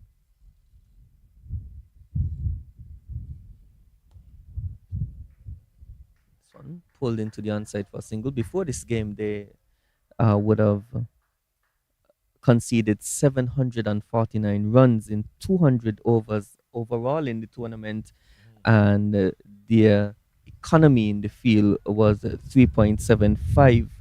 And so this is certainly far from what they're accustomed to. The scoring rate here is now just a shade under six, and so almost double what they would have conceded overall in the tournament. So yes, it is new territory for the Bajans, and this one is short, and it's a cut backward of point. The man at sweeper is coming around, and some fancy footwork out there is allows it to go for four. He kicked it over the boundary, the fielder. But a good shot there from Shrivastava. Again, he got on top of the bounce and just cut it backward of point for four. I think they're both eyeing centuries as Star is punishing all the bad deliveries. They were taking the strike on the very good balls. And so if this trend continues, both of them will end up scoring big centuries and you might get a mammoth total at the end. Ooh, and this one, a good follow-up delivery by Roach. It's full and in the block hole, and the batsman does well to keep it out. And so at the end of over number 25, the score 149 for one.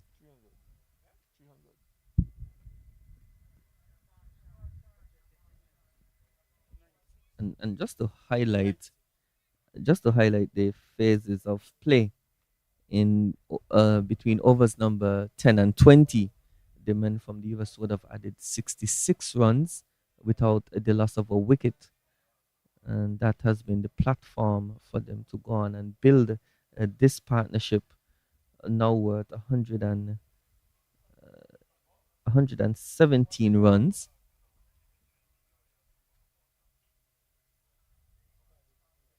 The projected score now showing that the men from the US are on course to score just under 300 runs. Again, they would have done that in their previous game here at Keon, but their previous game, their last game at Connery, where they played against the USMN2, they got in excess of 280. And so they have shown throughout this tournament that their batting is certainly their strength.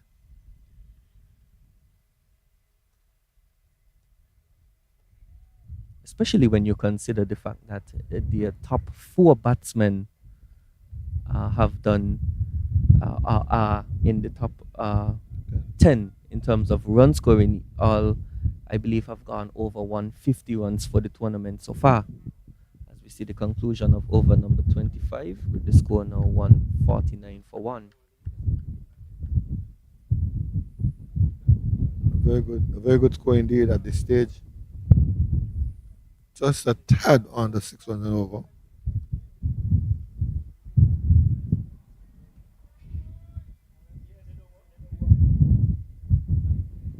As the best bowler for Barbados on today's show is coming again from the northern or the Copperhead Garage end. A drive through the offside looking good, but there's a man out there.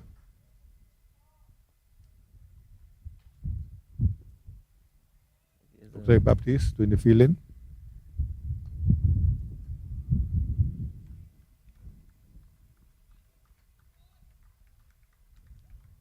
There are three teams really unbeaten so far in this tournament. We have two here plus the Windward Islands, and unfortunately for the Windward Islands,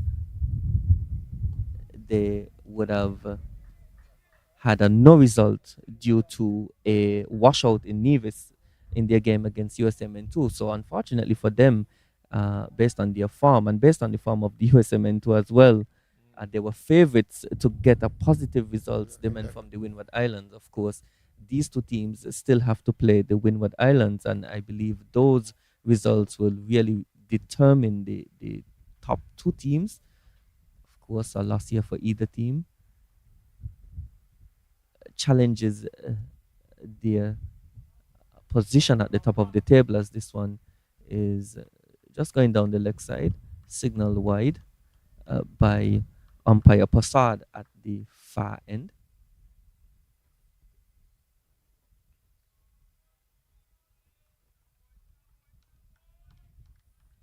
Pollard is working up a bit of a steam because you can hear the balls going firmly into the big keeper gloves.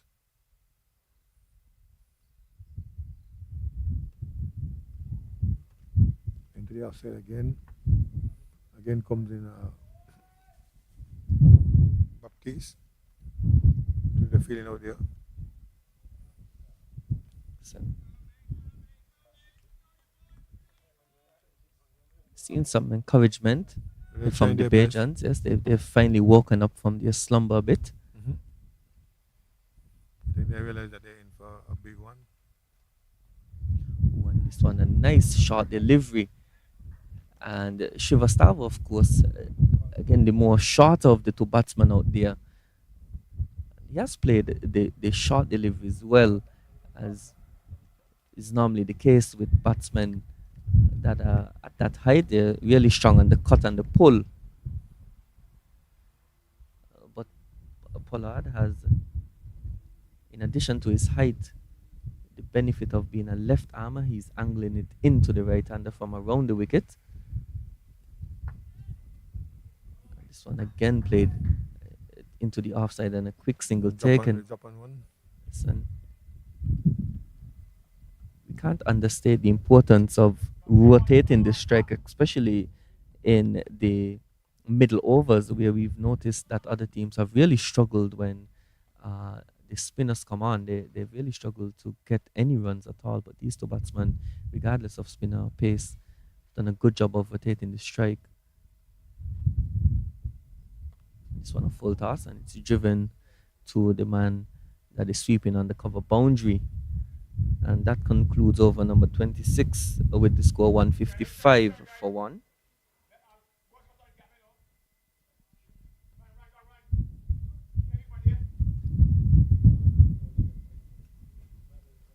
Partnership now with 123 runs in just 121 deliveries.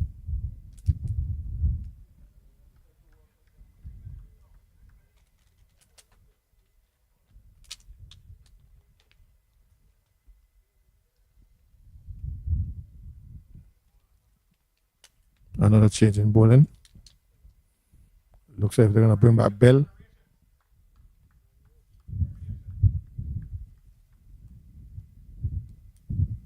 The only wicket taker, number 16, Bell.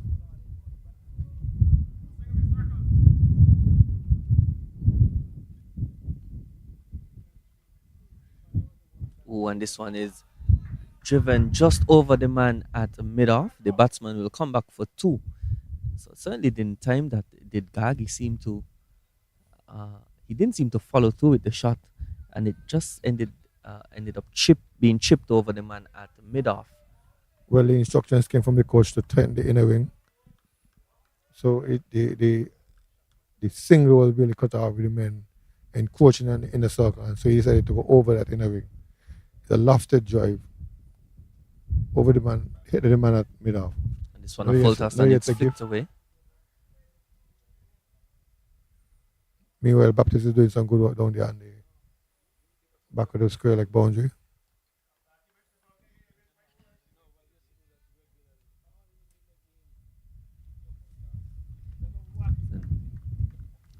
It's getting close to 12 o'clock here. And if you didn't know by the time on your watch, and this one Another again, full it's a full, toss. yes. The question will be asked about height and no ball. Yes, it is a no ball. The signal comes now. So this one will be a free hit. The second no ball of the inning so far. There was one earlier for front foot transgression. This time, the bowler being deemed to have delivered that one above waist height. As we see a change in the field, of course, the batsman would have taken a single. And so the two men at mid-on and mid-off, they have now gone back to the boundary.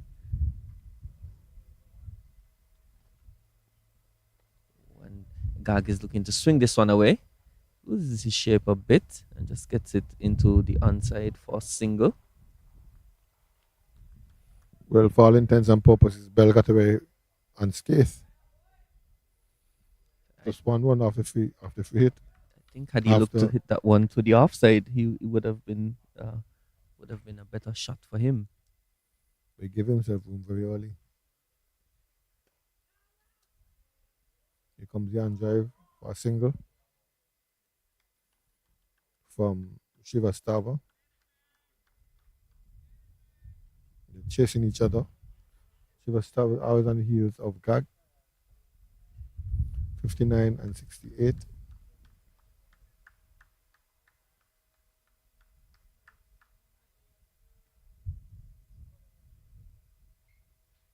Ooh, and this one is flicked nicely to the gap there at the mid wicket and mid on, and it's gonna run close to the boundary.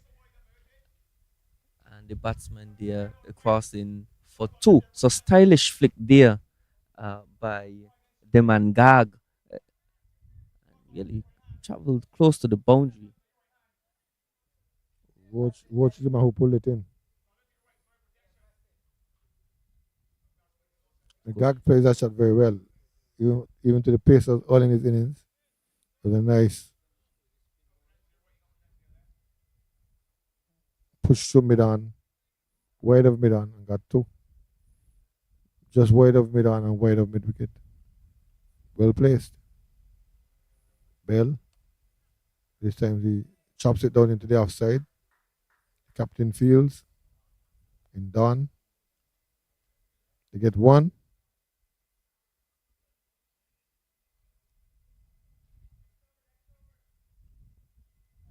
Yes, and in an over that the batsman were not able to get boundary in. If my scorecard is correct, they would have conceded 10 runs. The score now 165 for one after over number 27. And yes, even in the absence of boundaries, these two batsmen have still shown great aptitude in applying themselves when running between the wickets. So they've never really been bogged down at any point. And I think it's something they work on. It shows, especially with Gill and Gag at the opening, and then with Srivastava and Gag. The picture hasn't changed. They run well between the wicket. They drop the ball into the circle and they dash off. That had to be something as well practice.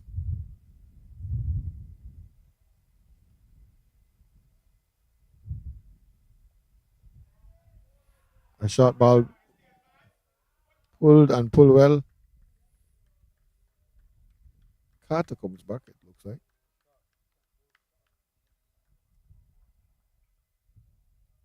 Can't bowl shot on this wicket.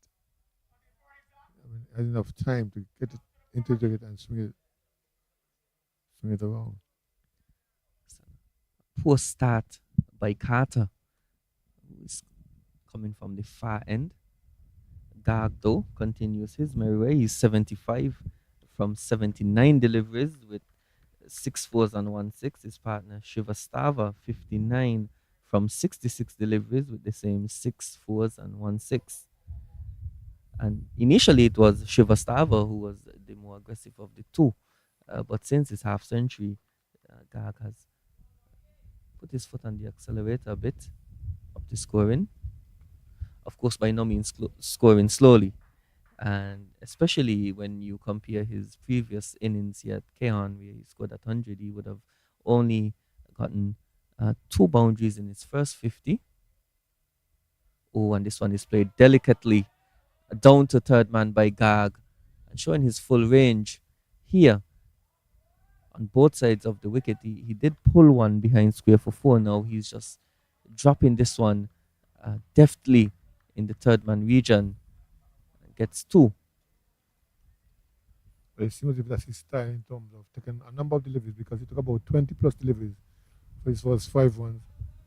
And now he's almost won a ball, and he sweeps and sweeps well. That will be 4. strikes, and again showing great awareness of the field. He got across again. He's played that shot before. Firstly, to the off spinner, it was I believe Baptiste that was coming from that end, but he gets across his stump and gets a fine edge and gets it down to fine leg for four. He's certainly toying with the field at this stage. Is Gag as he works this one for a single on the leg side. Moves into the 80s, or moved into the 80s with that boundary. Shivastava now back on strike.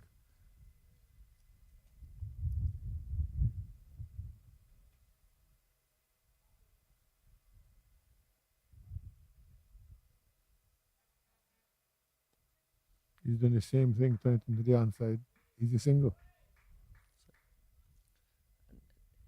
It's at the end of over number 28.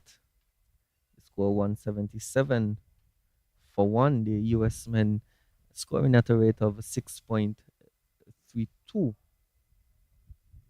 And at that rate, they are projected to score 316.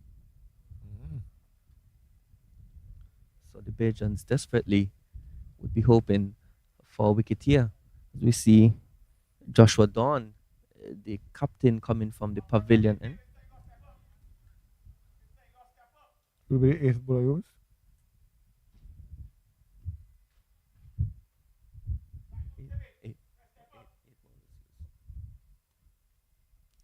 So 8 bowlers used so far by the Bajans in this innings. They've really been trying anything and everything to get a breakthrough here. These two batsmen have been their match. He doesn't seem to be a regular bowler. He seems to be a threatening bowler, a man with a golden arm.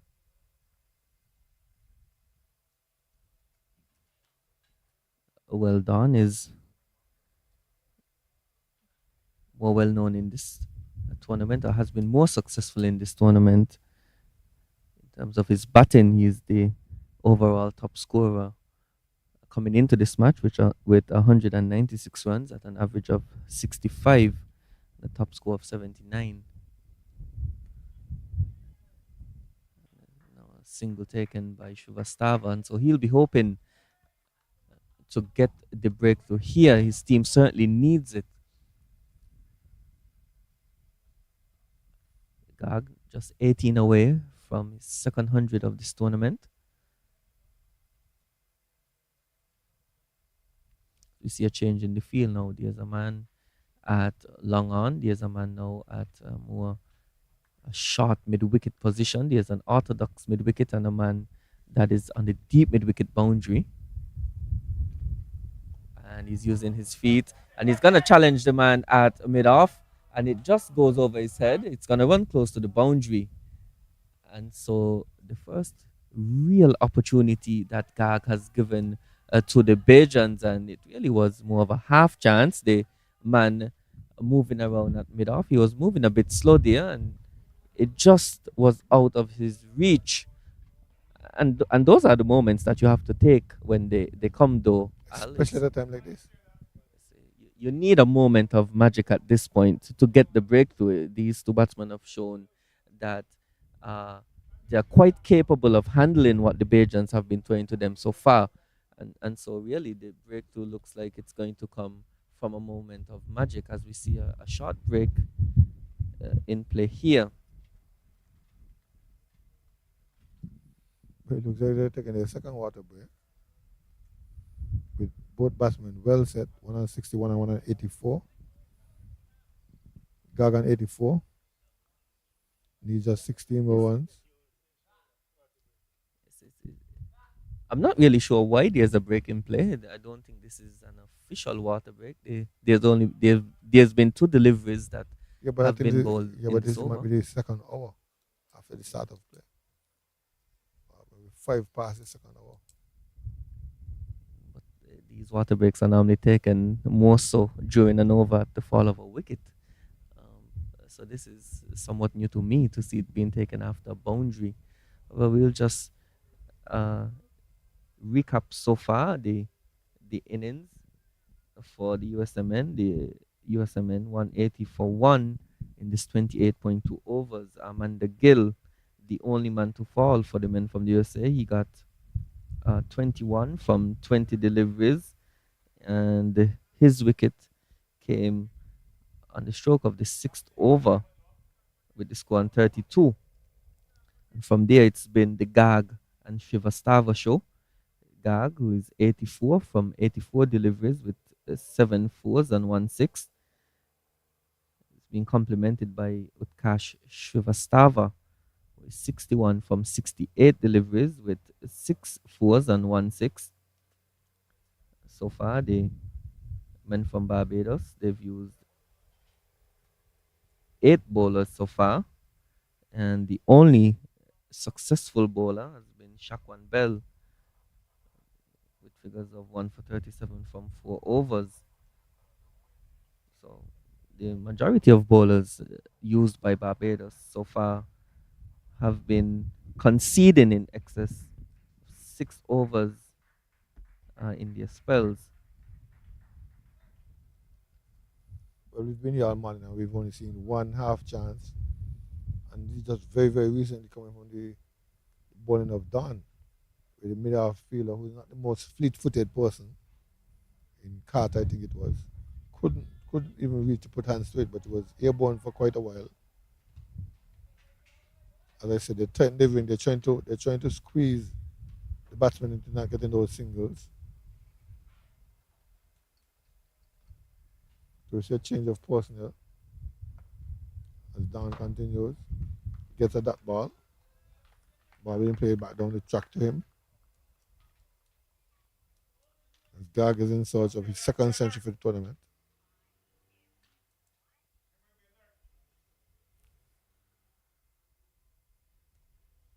Gets back, slaps it down to point.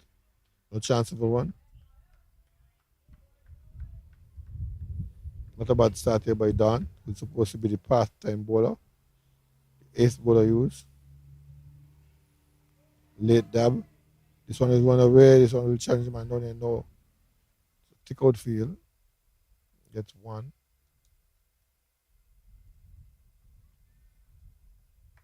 Brings the man Shivastava into strike. 85 and 61. 61 to Shivastava. The score 181 for 1. Quick single. Easy quick single. It looks easy to us now because they've been doing it so often. It's a very low risk cricket from the Americans at the end of over number 29, the score 181 for 1. Yes, very low risk cricket here. They've not sought to be overly attacking. They've done a really good job of dispatching the bad deliveries, and as we would have noted, one or two times maximizing the gaps in the field. They've done a really good job of that, and that is in part due to the fact that they've run so well between the wickets. As Carter continues from the far end, there's a change in the field. There's the man at long on. He's coming in the circle to mid on. There's now a fine leg, short fine leg, being moved to a more orthodox short third man position. There's a cover point, a man sweeping on the cover boundary, extra cover mid off, mid wicket, and he's How wrapped is on the that? pad. But Carter, there was an appeal by the fielders, but none from the bowler Carter himself, and that was an indictment of what he thought of that delivery. And this one is played now behind square, and the batsman should try to come for two, but good work by the man hearing in from the backward square boundary that looks like Roach, yes. And I didn't mention that the two men out on the leg side, there's a deep mid wicket and a deep backward square. And this one is the full toss, and it's struck and in the ear and taken by the man at mid on. And so we were just discussing how good the batting has been, and Gag deposits a full toss into the hands of the man they had made on a disappointing way to go for him. He was certainly on course to get 100, and a bit of fortune there for the Bajans that he wasn't able to dispatch that one. A full toss brings about a wicket.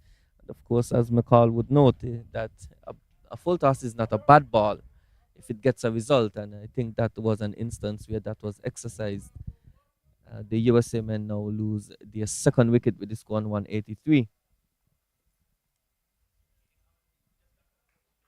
Of course, that breaks the partnership worth 151 runs for the second wicket for the men from the USA. So a great effort by Gag and Shivastava, now broken. Gag departs for 85 from 87 deliveries with 7 fours and 1 6. The new batsman is Adnit Jam, coming in at number 4. Well, yes, the full toss as he slapped the ball down to Lovell. And now the attack comes back. Slip comes in.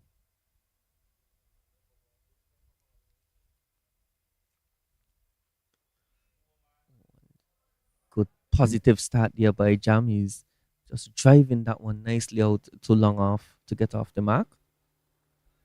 So he would have opened in the previous game against the USMN 2 at Connery.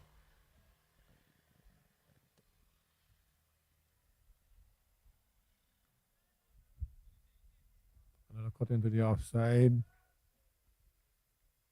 1-1 had. So they're still on course. Jab came in and continued the training looking for singles early. That's 2 singles after the wicket.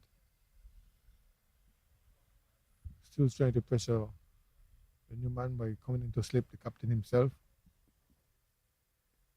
Forward defensive, bottom part close together in the approved manner. End of the over. 185 for 2. Listen, in the phase of, or the second phase, sorry, the third phase of this innings, the men from the USA were able to add 118 runs in the last 10 overs and just the loss of 1 wicket. And so, really commendable work, in particular by Gag and Shivastava.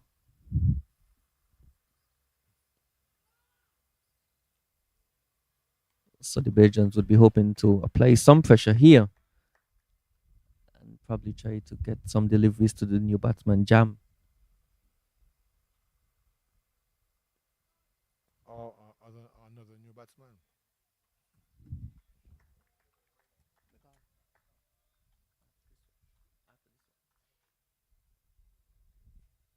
They're finding their voices again, urging on Dawn. She that deliveries.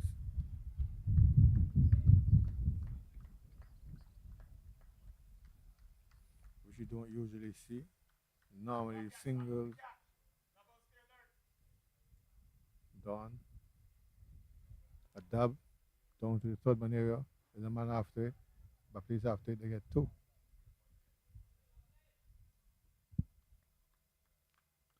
Son. But please back to into the keeper Bowers. Collects cleanly. Ball laid back to Dawn. Who wants a change in the field. He wants the man to come to his left.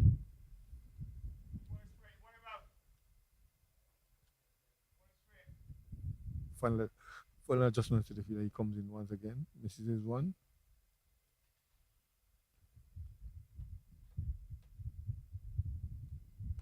Drives down to mid on.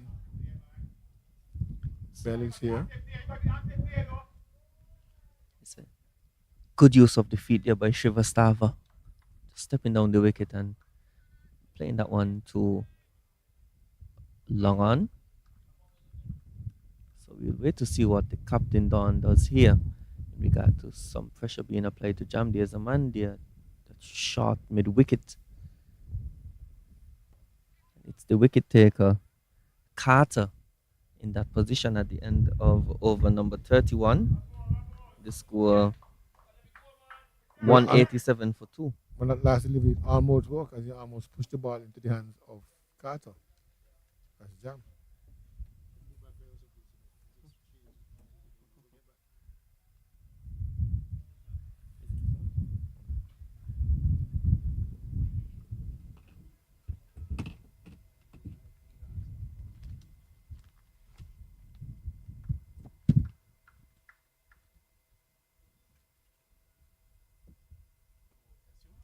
Driving to the outside, they can get a single. No.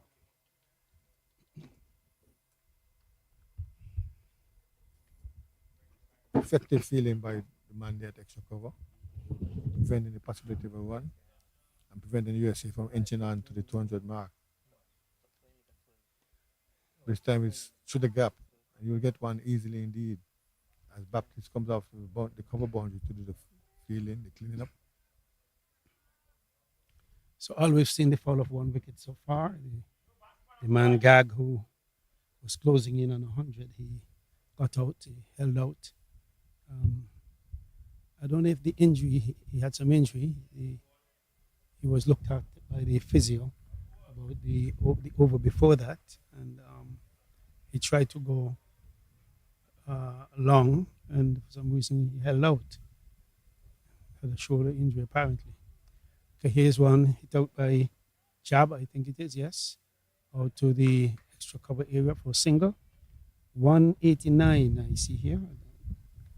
190 for two. 190 for two. He was looking for 200 now, but Baptiste was onto it very quickly indeed. As Carter comes in again, a full toss, bang, back pass him for four. That was hit at a catchable height. It might be when it passed him. I don't know if I saw correctly. Yes, he's ruined the chance now. It It was a hit full at toss. at a catchable height. It would have been the second time that a full toss would have given him a wicket. That's it's a carry. As a carry Carter, yes.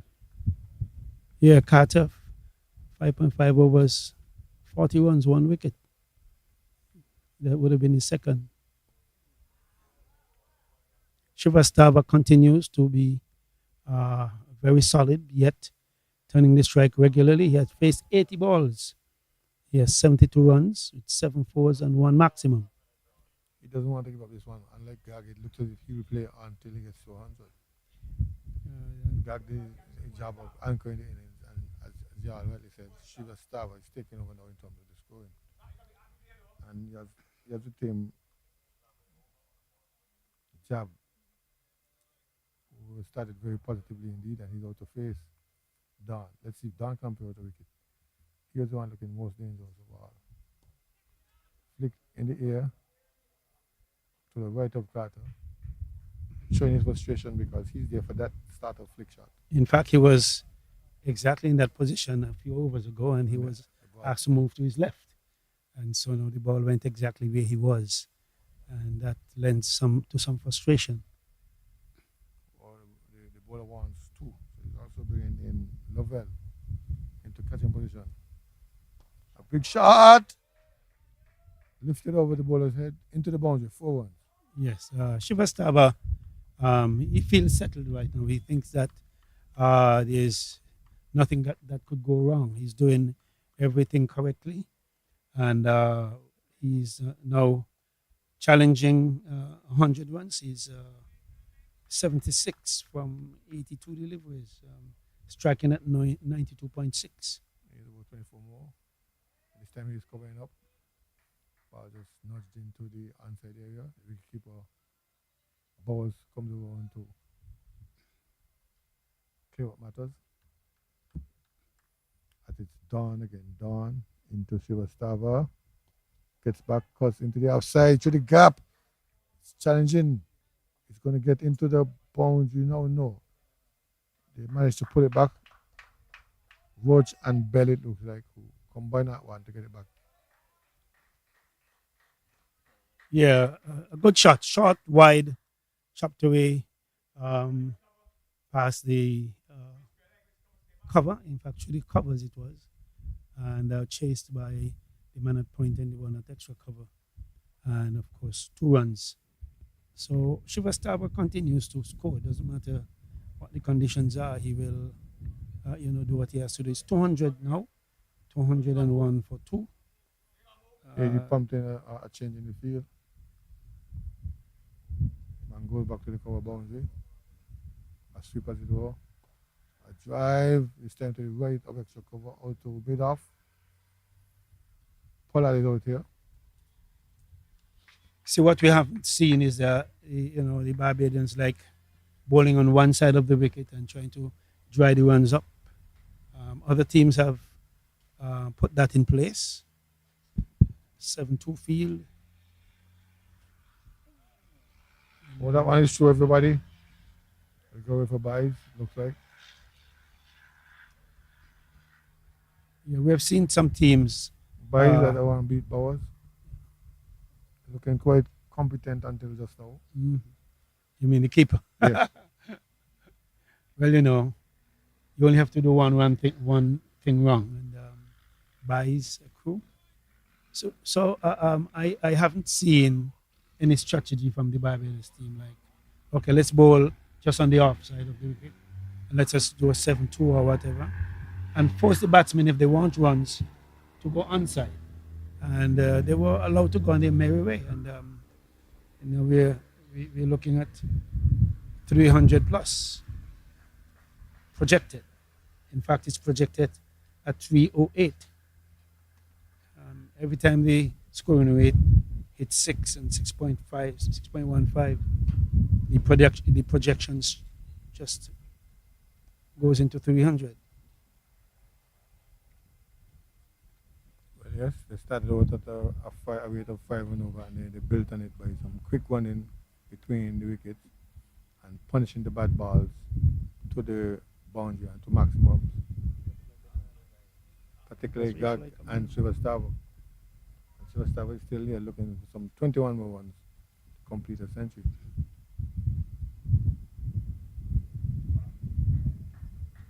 And here they are milking off runs with ease. Diving into the offside, into the vacant backward point and beating the cover area to get singles as well. But here is Zakari Carter, a drive. Oh, is that a chance? Nothing that one bump before. Bump ball, yeah. As I say, spectators catch. Bumped and into the fielder at short extra cover, and he bubbled it. But from the reaction, one would have thought it was a chance.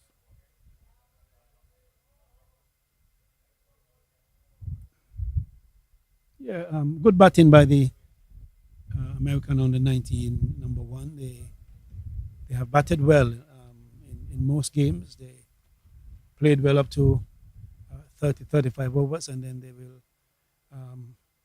go a bit wild after that.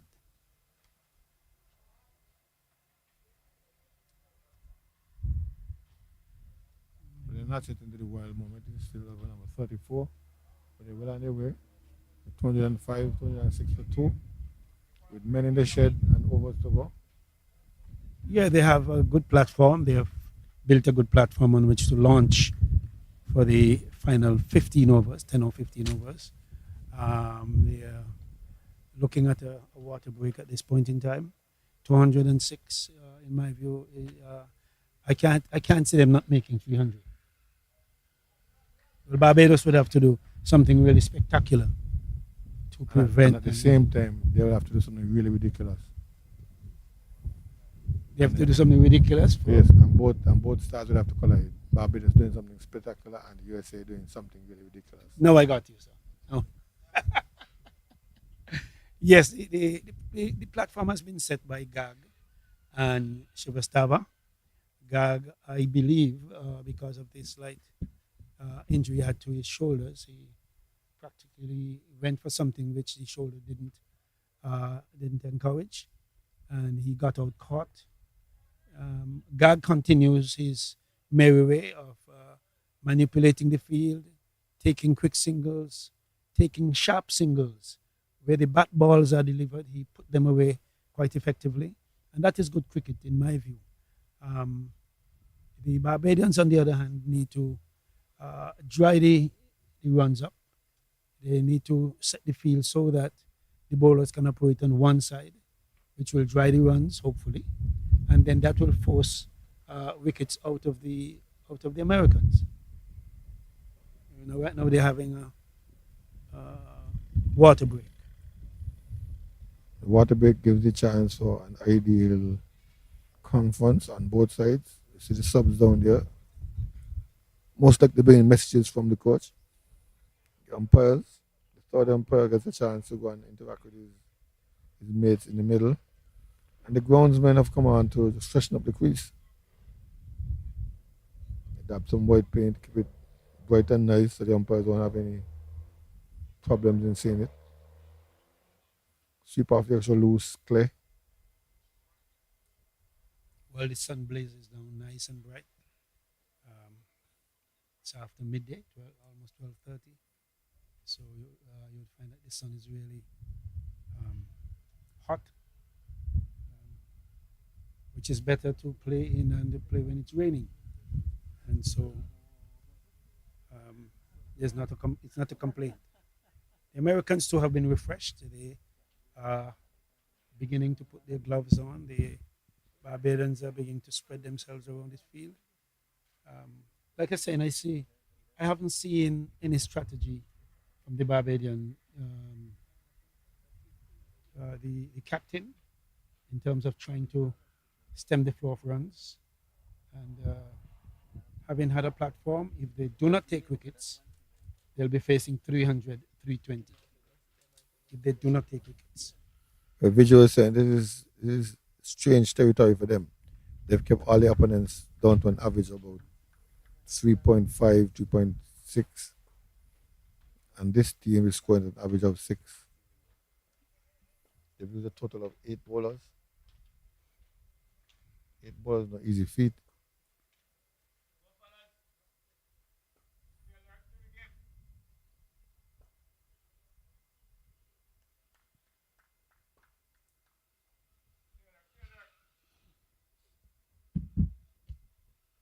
Last just went to his field. Down. Drove back down the track. Down not able to get across. Single down to long on.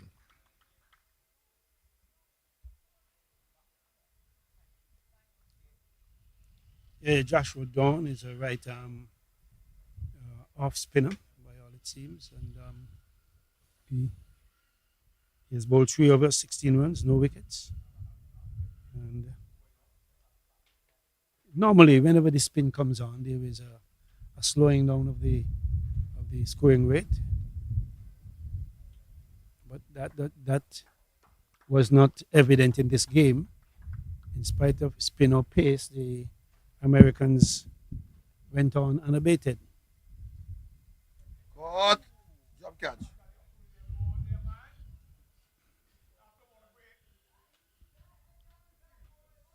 Yeah, whenever there's a break, there's always a lapse in judgment in either batting or fielding. There was Shivastava chopping a short one to point, and he could have gotten it. I don't know if he got a hand to it, but he dived, and the catch was not taken.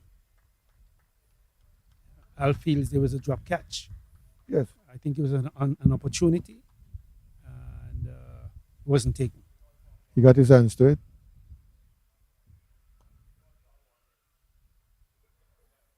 It seems as if he hurt himself. Yes, he's wringing his fingers, shaking his hands as though he damaged something. Hope he did. Hope he didn't. That's Newton.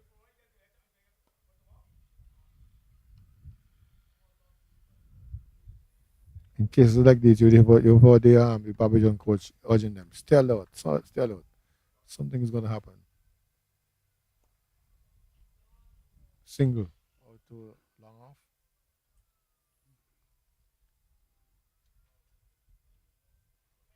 Score is 2-8 for 2.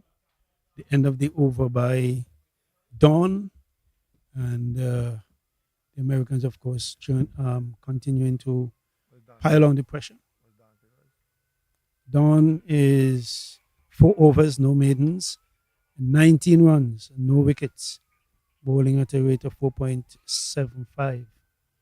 And from the other end is a Karikiri, Carter, sorry, Carter.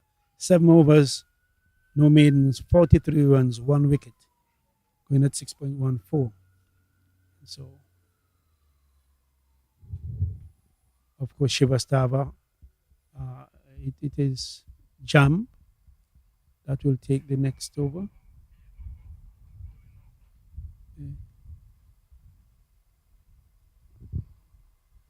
Carter in his 8 over.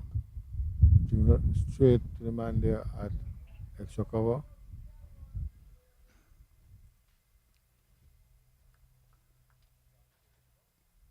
Again. This time he turned into the onside for a single, a quick single, a good single, easy single. Bowers, quick from the stop, cannot prevent anything from happening.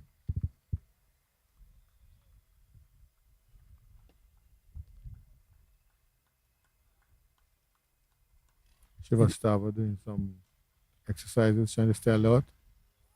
He comes forward, pushes it into the outside. There was a possibility of a single, but Don came in too quickly, and Shivastava sent back Jam. Shivastava driving over to Don. No one.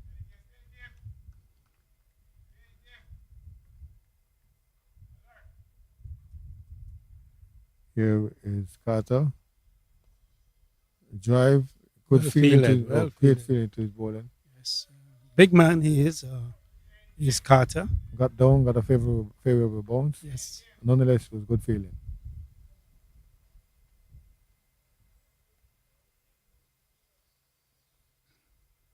Yeah, that good feeling, of course, have inspired a little thing in all the Barbadians. And of course, in fact, those are two good overs, one by Dawn and now from Carter.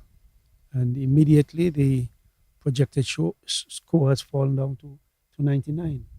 Still large, but the psychological pressure of 300 has been momentarily averted. I mean, if you have a score of 300, the difference between that and 299 is 1. But the psychological difference is great. Anything over 275 is a mammoth total for the K-on strip, but in second. 250 would be challenging. He's down once again. This one was hit away over mid wicket and more like wide long on, and it went away for 4. Run for all his worth was one called Baptiste, but he couldn't take it. I couldn't actually see the batsman from here because I'm in blocked by the massive figure of Carter.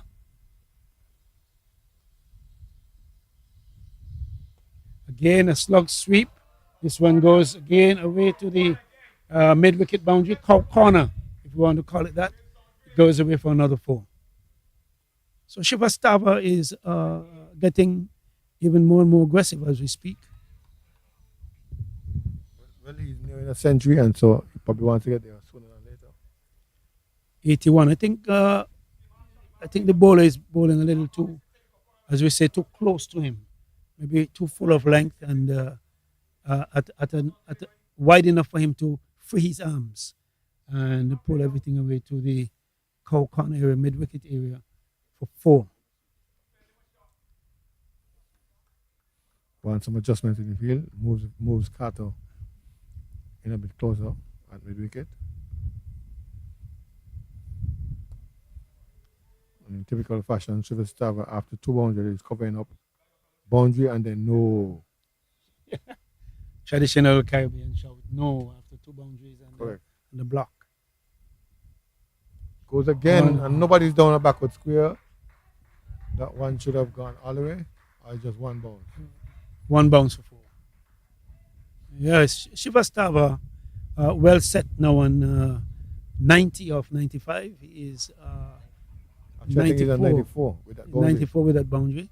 I'm just refreshing. Okay, there we are, 94 for Shivastava, 223 for two. Now he drives to short extra cover, and one thought that Dawn would have utilized those two aggressive shots to set up something. There's a quick single, and well backed up in the behind the keeper by one Carter. So it's 224, 223 for two, with 94 to Shivastava, and Jam is 7 of 18. I think it's 95 with that single taken, that quick single taken. Superstar American up in 95, just 5 short of a century. Well played century. Chanceless. And now he's facing the bowling.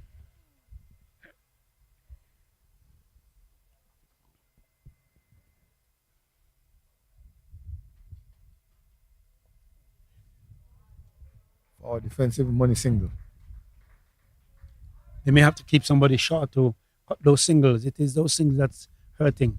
The sixes and fours are not hurting quite as much as those singles that keep things ticking. And a change of personality every time there's a single. There Lifted. goes Jam. All the way goes Jam. No, it's For one one bound. bounce into the boundary. A ball up by Carter in, as we say, in the half of the batsman. He went down to long on where he hit a one bounce four. And of course, singles will bring a change in the bowler's line and length based on the person who is facing. Now there's one that is put down to long off for a single. So That's 5 runs by Jam. Boundary then turn it over to Shivastava. He's just about 4 short of his century. Here he comes. On drives, he should get at least one. No, it doesn't want to. If he were to play it safe, he's gonna take it to 100 in singles. 231 for two.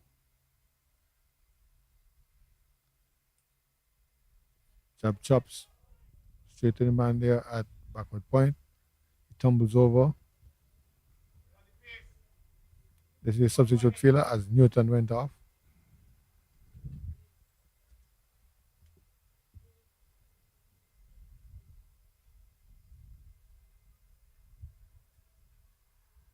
Drives early, but through the gap. The man at long off will come over and cut it off. Meanwhile, 2 runs to Jam. My question is, would Barbados be able to organize their batting as the Americans have done? Or would they go look slugging for big sixes and fours? And that could bring it is the attitude that could determine Barbados' fate today. If the attitude is that we must go long, we must go hard, that would be self-defeating. They must bat from the top, work their singles, because we're projecting 307 at this point in time, and they have not. These are new areas for them. For the entire competition, they have not had this sort of opposition.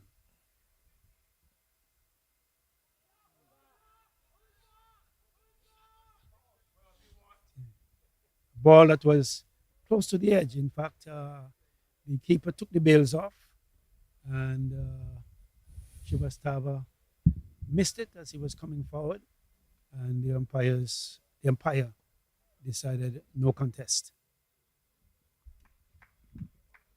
Well, Barbados can learn from how the Americans posted this total.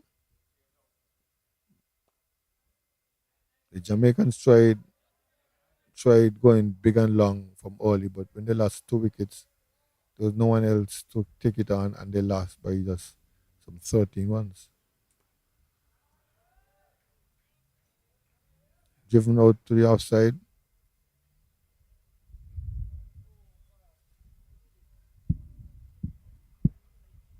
234 for two. Well on the way to 300. Lifted this time. Bell is getting there. And he takes the catch. A great catch. Beautiful. It needed that. Yes. That should inspire something in the Barbadians. A ball that was up to jam, he stepped out for once and he lifted it over the short mid wicket. The man at deep long on ran away to his right and took a good catch, diving, tumbling, and coming up with it. And this should inspire something in the hearts and minds of his Barbadian counterparts. Of course, they have come together. They're talking about it. This is the third wicket that has fallen. They have not had many successful stints today, not many successful incidents. Now the new batsman is Shaw. And let me welcome back the young man called Vijay. And he came back in the fall of a wicket, 234 for three. Yes, a really good catch taken by, get the name here. Bell. It was Bell. Yes, it was Bell. Outstanding catch. He had some ground to make up. And certainly a timely wicket for the Bajans as the new man Sarhash Switan comes to the crease now. Switan coming into this match is the top run scorer for USA Men 1, and he comes to the crease with 177 runs in this tournament at an average of 59 and the top score of 85 that he got against Jamaica. But he also scored a half century in the previous game as well. So he is in really good form, as has been the case with the top order batsmen of USMN 1. So no respite really for the Bajans as the Shivastava now moves on to 99. Shivastava has batted well, and most times he comes to the crease. The Americans, a few times, they were in trouble, not being able to get the ball, the singles rotating, and he sets that up very well. He begins to rotate the strike, and then when it's necessary, he will go long. Switten, of course, is coming out a bit later than he normally would. Of course, the previous batsmen have done a good job of taking this innings close to 40 overs. We're now in the 40th over. So you'll have to play a different type of innings here and would probably be more inclined to be aggressive with only 10 overs left after the completion of this one. But of course, there is time for him to get himself in, and there isn't really a need to rush. They are scoring at just now under a shade of 6 runs per over, and this one chipped to that man at extra cover, and so consecutive wickets falling in consecutive wickets falling in consecutive overs. Yes, as that man Switan just tried to play that one over extra cover. He lobbed to the man there at extra cover, and Zachary Carter strikes again. Yeah, but there was no pressure on him so to do. He had things going well. There was no need to try to go long or up over anything.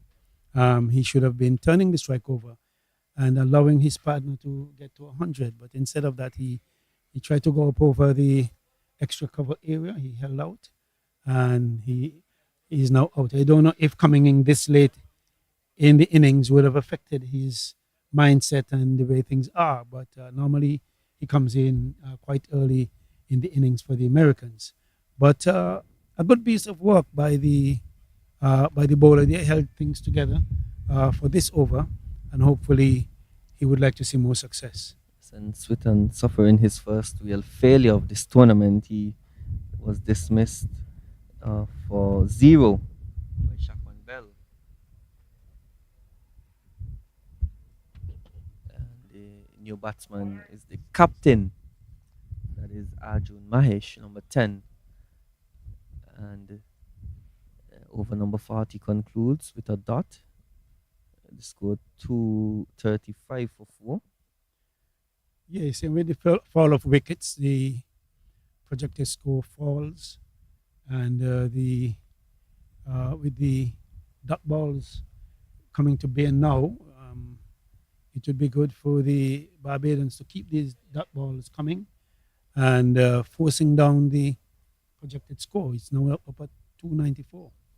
Yes, and Barbados, it has been the most successful phase of this game so far. And that 10 overs between over number 30 and over number 40. Uh, that phase of play, the Americans got 51 runs for the loss of 2 wickets. So the Bajans pegging back the scoring rate a bit in the last 10 overs. Srivastava now hits that one to mid off and completes his 100. Yes, so a really well compiled 100 by Utkarsh Srivastava. 100 runs from 107 deliveries. He has hit 11 fours and 1 6. And his overall approach to the inning has been commendable. Of course, he had a big partnership with Gag earlier. And in that partnership, he was initially the aggressor and played second fiddle when Gag started to get after the bowling. But he's done a really good job of continuing the momentum so far. And it's commendable that we have seen from the men from the USA that someone in their top 3 has batted to at least to the 40th over. And we cannot understate the importance of that considering the conditions of the pitch. We have noted that it gets a bit more difficult as the ball gets older. Changing the field, the man at long off coming into the circle. Yeah, he had his 100 from 107 balls, 11 fours and 1 maximum, scoring at 93.4 at the time. And here he's coming forward and smothering whatever spin was applied by Joshua Dawn. Of course, you don't have to worry. There isn't a forward short leg or anything like that. But he made sure it got down to the ground. And he's cutting one past what would have been a slip, but there's no slip. It's vacant. And it goes into the boundary for 4 runs. Listen, it has been a productive shot for him. Srivastava, he has looked to play that late cut often throughout his innings, and so gets a boundary there. And he certainly continues to manipulate the field with his intelligence. Really good batting by him. Good shot selection. He has targeted the cow corner area, but he's also really strong over extra cover and in that short third man region. We see that shot brings about a change. There's a man now going too short third man, so there's no one behind square on the onside. And he's using his feet again. He hasn't been afraid to get down the wicket to the spinners as the over now concludes with the score on 240 for 4. Dawn having ended his 7th over. 7 overs, no maidens. 38 runs is Dawn. And 38 runs and 1 wicket for Dawn. Zakari Kati has finished his 10 overs, no maidens, 54 runs, and that's Carter. Yes, Zakari Carter. 54 runs, 2 wickets. Of course, a strike rate of 5.40. And so the score 240 for 4 over number 42 is coming up now. And of course, the Barbadians could breathe a sigh of relief that they have had some success. It would be even better for them if they get rid of the Centurion Shivastava, who could become very dangerous later in the innings. And we see a change of bowling at the far end. Jackie Pollard comes back for his third spell, his second from that end in this innings. Left arm fast bowler. He's going to go around the wicket to Captain Mahesh. Ooh, and Mahesh is looking to go across the line there. An ill-advised shot. He's just gotten to the crease. Sorry, that's Shrivastava on strike. My apologies, but it was one of the more ugly shots of his innings, just going across the line there. Yeah, he was swinging widely. Ball was outside off stump. Missed it. And the ball missed the edge as well. This one again played nicely. Gets the single. That Yeah, now one of the things that bother me is that looking at Shivastava and how he do things, he and his partners, the single seems most important. And in our Caribbean cricket circles, the six and fours seems more important to us. And for some reason, we go after that and allow a whole heap of dot balls to accumulate on us. As a result of that, sometimes small scores become challenging when we cannot score a single. I mean, a six or four. it is an intelligent approach to the game by the men from the USA. Of course, the boundaries here, they're not small by any means. It's easier hit straight down the ground. The square That's the boundaries. shorter boundaries, yeah. Yes, the square boundaries are much wider than those that are straight.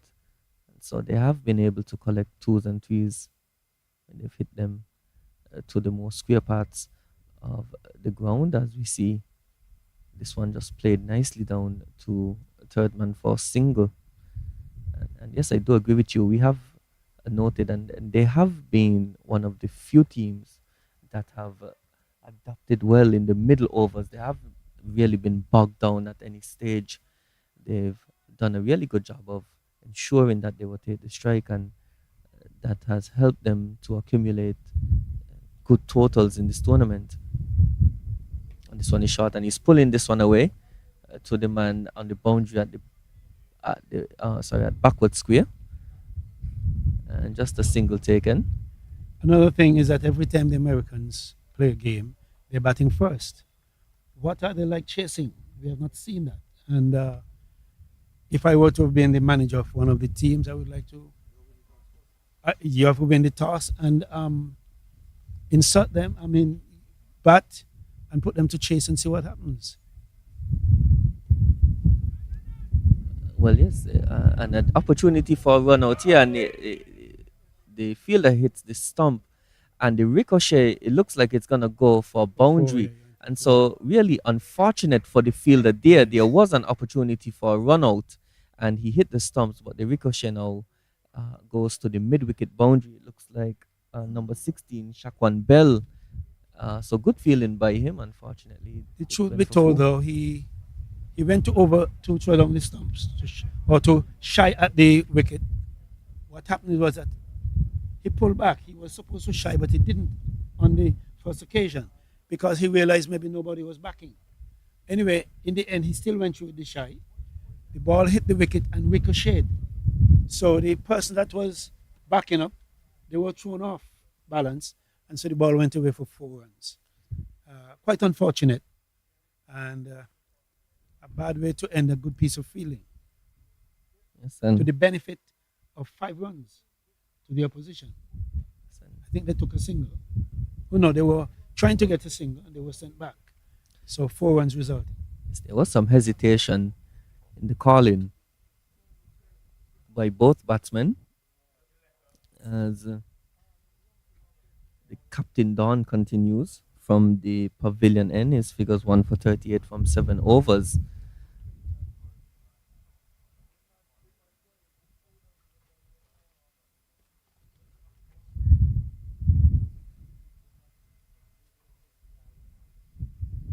When he's looking to go straight, and it's gonna test the man coming around at long and really good work by him. That is Bell again. So really sharp in the field is Shaquan Bell. Shiva Stava there is on his hunches. And if the ball struck him, Well, yeah, his back was turned, so he wasn't able to really get the trajectory of the ball coming in. This time he's down the wicket and he plays it two softly into the runs. onside, and he's gonna come back for two. And again highlights the good running that we've seen so far in this innings. And let me stress as well the fact that he's batting on 100, and so he hasn't slackened off in any way in regard to his approach in his running between the wickets. Even And though I he think has that's, yes, I 106. think that's very commendable. And he's looking to get cute.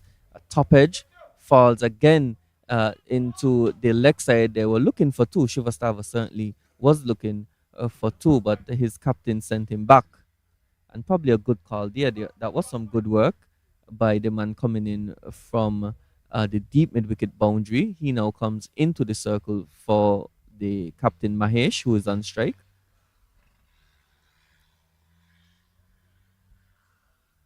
The 250 uh, is up now for the men from the USA. 252 for four. Oh, and this is a reverse sweep. But here's a man at short third man. But a bit of innovativeness now being shown.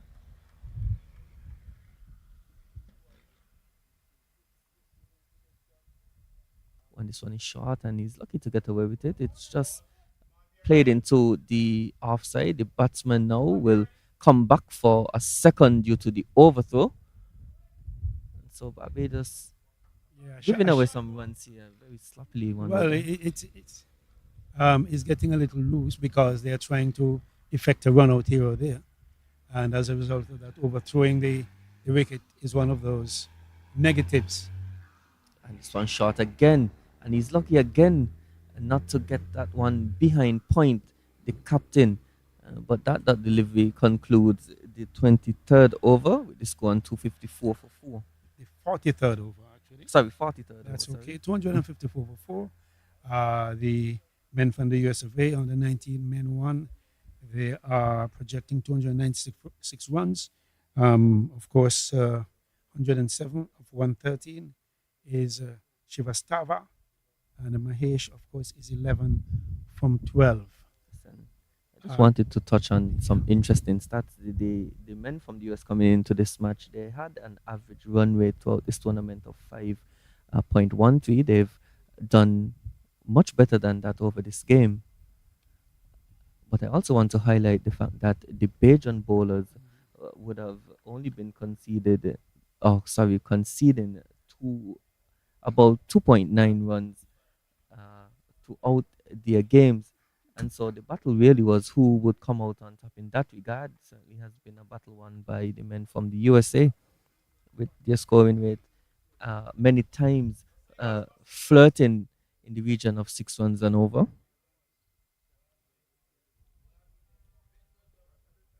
And this is a lovely drive, but doesn't beat the man at extra cover. Barbados would have to be on the P's and Q's to keep things as measly as possible, to prevent as many runs as possible, build as many bowl as many dot balls as they can, because 294 is not an easy score. Oh, and Mahesh is getting an inside edge onto this one. Of course, Pollard gets good bounce out of the pitch. He's a tall man and he delivers from high. So he certainly extracts good bounce. And he has bowled well, though. He hasn't been successful in regard to getting a wicket, but he has been one of the most steady bowlers for the Bajan so far. Today, his economy just a shade under four.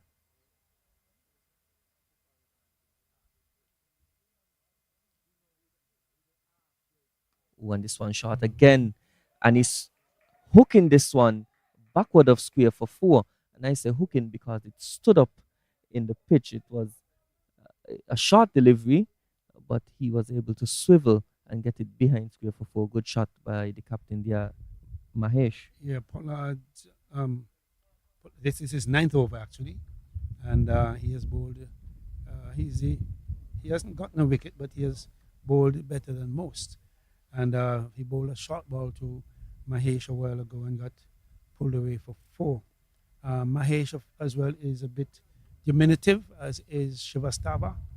He doesn't have to. It wouldn't take him much to get up to uh, head height, so he would be well advised rather than be short. He might as well be full.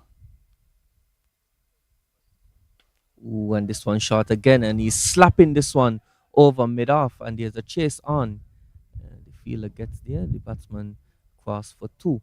So insisting on the short pitch bowling is Pollard. Of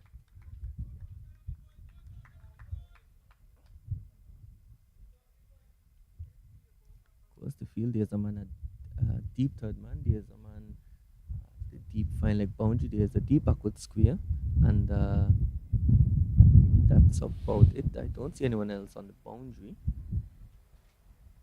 Oh, and he's trying to hit that one to cover. It was short and wide, and would probably be a bit upset with himself that he didn't cash in on that one at the end of. Is it the end of the over? Yes, it is the end of the, the end of over number 44. The score 261 for four.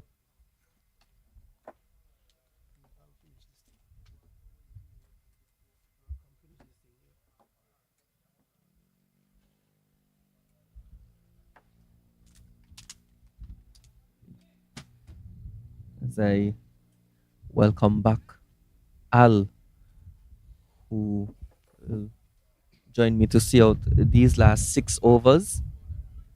The projected score at this stage 297, and we would have asked McCall earlier what he thinks is a good score, pass score on this pitch, and he said anything just below 300. And so they get 299, he would have been successful, and this one is struck over the deep mid-wicket boundary, and that's a lovely shot by Shivastava. He got down the pitch and just hiked that one over mid-wicket, so good shot by him. He continues along his merry way, and six more added to the total. Seems as if he's been getting messages about the pass score and the target score, so he's up in the ante now.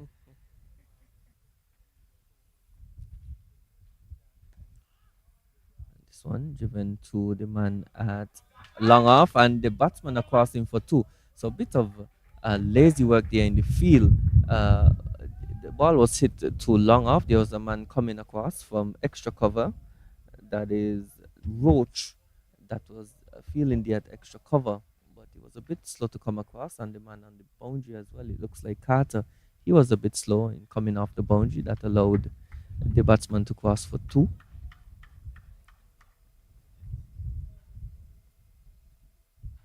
Ooh, and Shivastava is looking to go across the line. There isn't a man on the boundary backward of square, so he was looking to get it in that area. There's a man at long off, long on, deep mid wicket, and deep square leg. And a man at fine leg in the circle. There's an extra cover, cover point, and a short third man. Also, a man at deep cover, and this one shot again, and he's really been lucky. Has done. The umpire signals wide, umpire shekel the pavilion end. This one floated nicely and just tapped into the offside for a single. Shivastava continues to do a really good job of getting the singles between the boundaries. Yes, he has moved his score up to 117. Almost a chances in it. And this one a reverse sweep again by the captain Mahesh. The second time he's played that shot, and he's gotten a single for his troubles.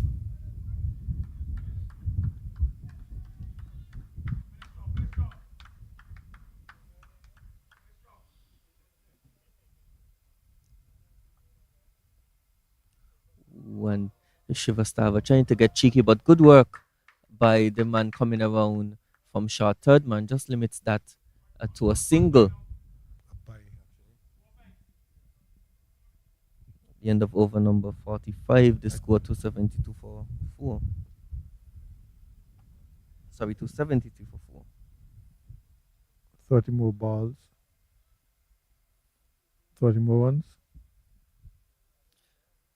303. Well, any score that they get over 300 would beat their I go previous as fast total. as saying he score over 250 will be challenging. So, but they're on course to beat the highest score of the tournament so far, which they themselves have set in the previous game. He had Keon, they scored 300, I think, for 8 in the 50 overs against it was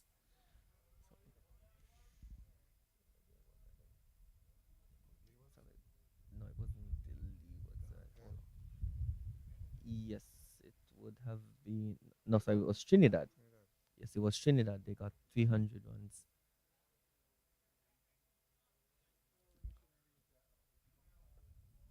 As we see a change from the far end. Is it now Pollard set to continue? He's gonna bowl his last over. No, I don't think it is him. Ooh, it is Shakwan Bell. Shivastava was looking to hit that one out of the ground here. Succeeded in getting a bottom edge that rolled to long on for a single. So he'll certainly be looking to be aggressive in these last 5 overs and maximize the 29 deliveries, legal deliveries that are left.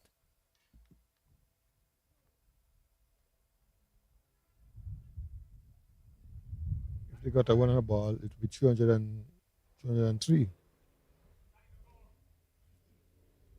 Well, the first inning score, the average score here has been 228, and so they've gotten just close to 50 runs extra.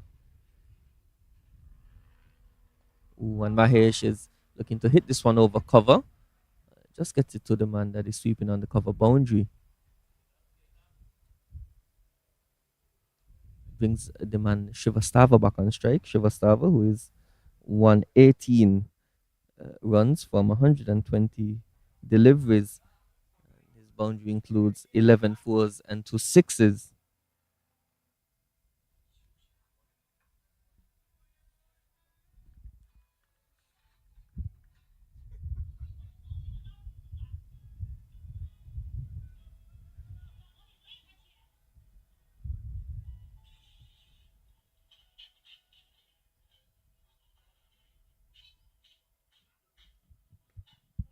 Lifted.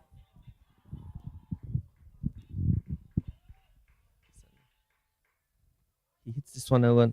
He hits this one away for a huge maximum over backward square. Shivastava, his third six of the innings. And certainly looks imperious.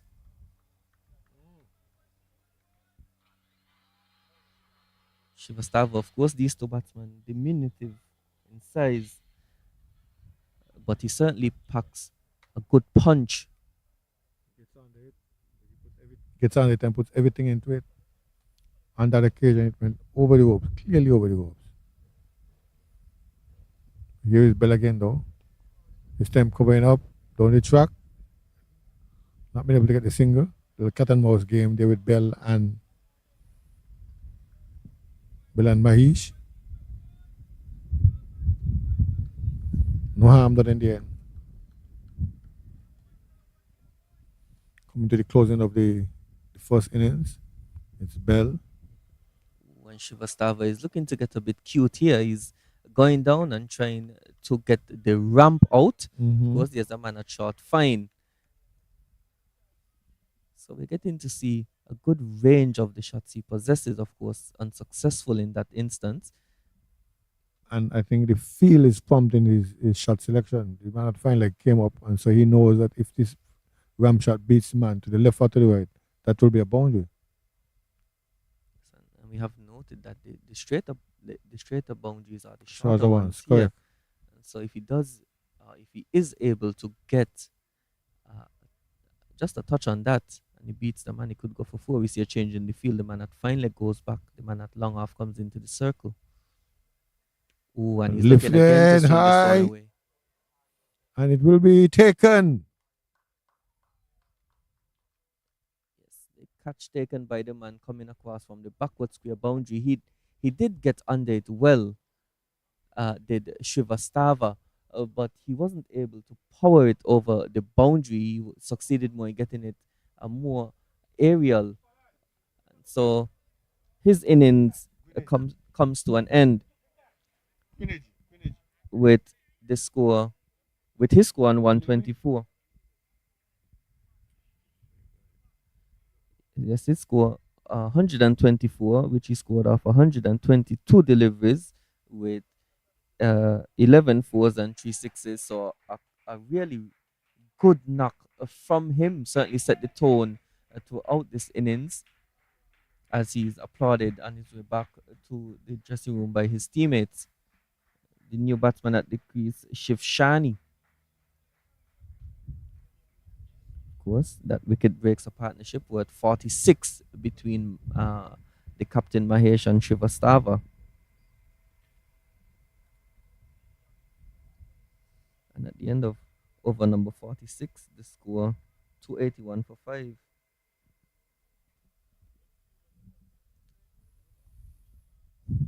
Michelle is changing the bowling. Don has given way to Roach. One for 58, one for 56 Don saving his last over. I thought he should have continued, but he brings back a medium pacer in Roach. Swung into the onside. This could be challenging. Pulled away just inside the boundary. The man Baptiste did a good job by pulling it back with his feet. Meanwhile, the batsman crossed for 3. And that is a really good shot there, good manipulation of the field. Of course, there's a man at backward square, but there's no one on the deep square boundary. That man more placed at mid wicket. And so Mahesh, really good shot. He whipped that one away and it ran close to the boundary, but really good work by the man coming around the limit. He saved the single, of course. Everyone counts. As we see Shani now. He's going to face his first delivery. First left-hander in the lineup. Coming in at number 7. Misses everything. It's just seen signs of the pitch slowing down a bit. That one rolled into the gloves of the keeper. He took it on the bounce. So that has been a feature of the pitch here at Keon. There have been instances where the bounce has been variable from the different ends. Drifting to the outside of Shiv Shani.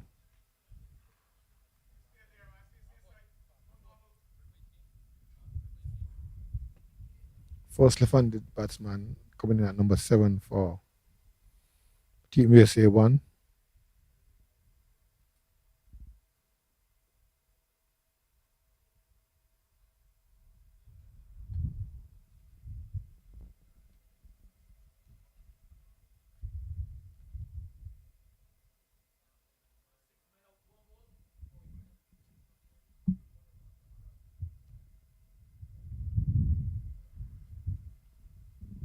Watch to continue.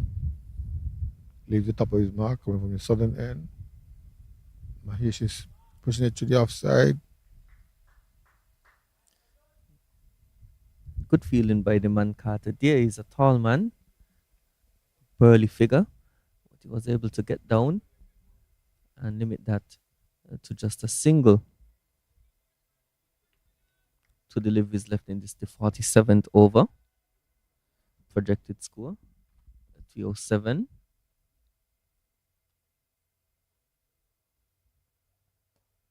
And this one is whipped away nicely and it beats the diving Carter at mid wicket. And the man at mid on comes around. And the batsman crossed for 2. The Carter got down. Ball beat him. Bell had to do the cleanup work. Bell has been feeling very well. He picked up two catches so far.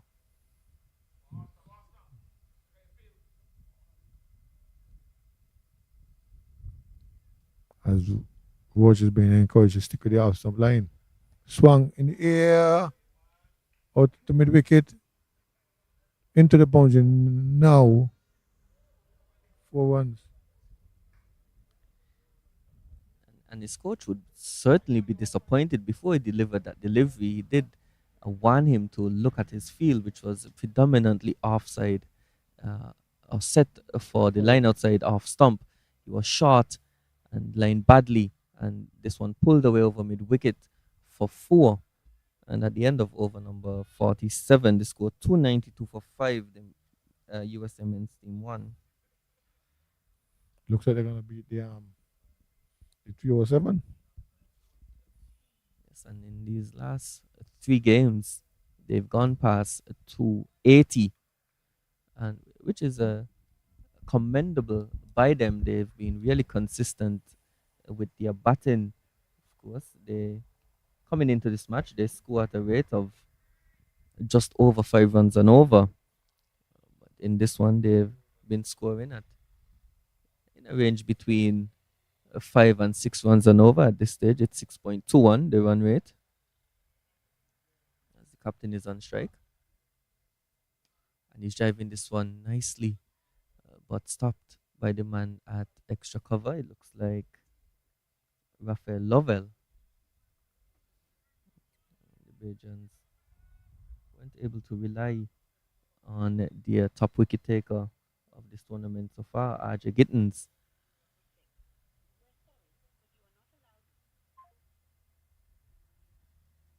And this one is wide outside the off stump, and Mahesh is flashing at it, unable to connect, and a dot delivery recorded. Mahesh getting on one. He's trying to penetrate the outside field. No success. I think they are aware that they're into the twilight of the innings now. And they're going after everything. Oh, and this one is a lovely shot, and it's gonna be uh, hauled in by the man at long off. But good running, the batsman get two. And we have noted that the square boundaries are not only big, but there's also a bit of a heavy outfield.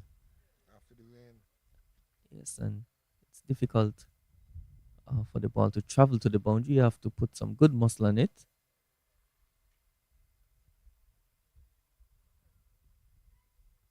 And he's looking to go straight. It goes up in the air. The man at long on settles and takes a good catch. And so the captain, Mahesh, he departs for 23 runs from 24 deliveries with three fours.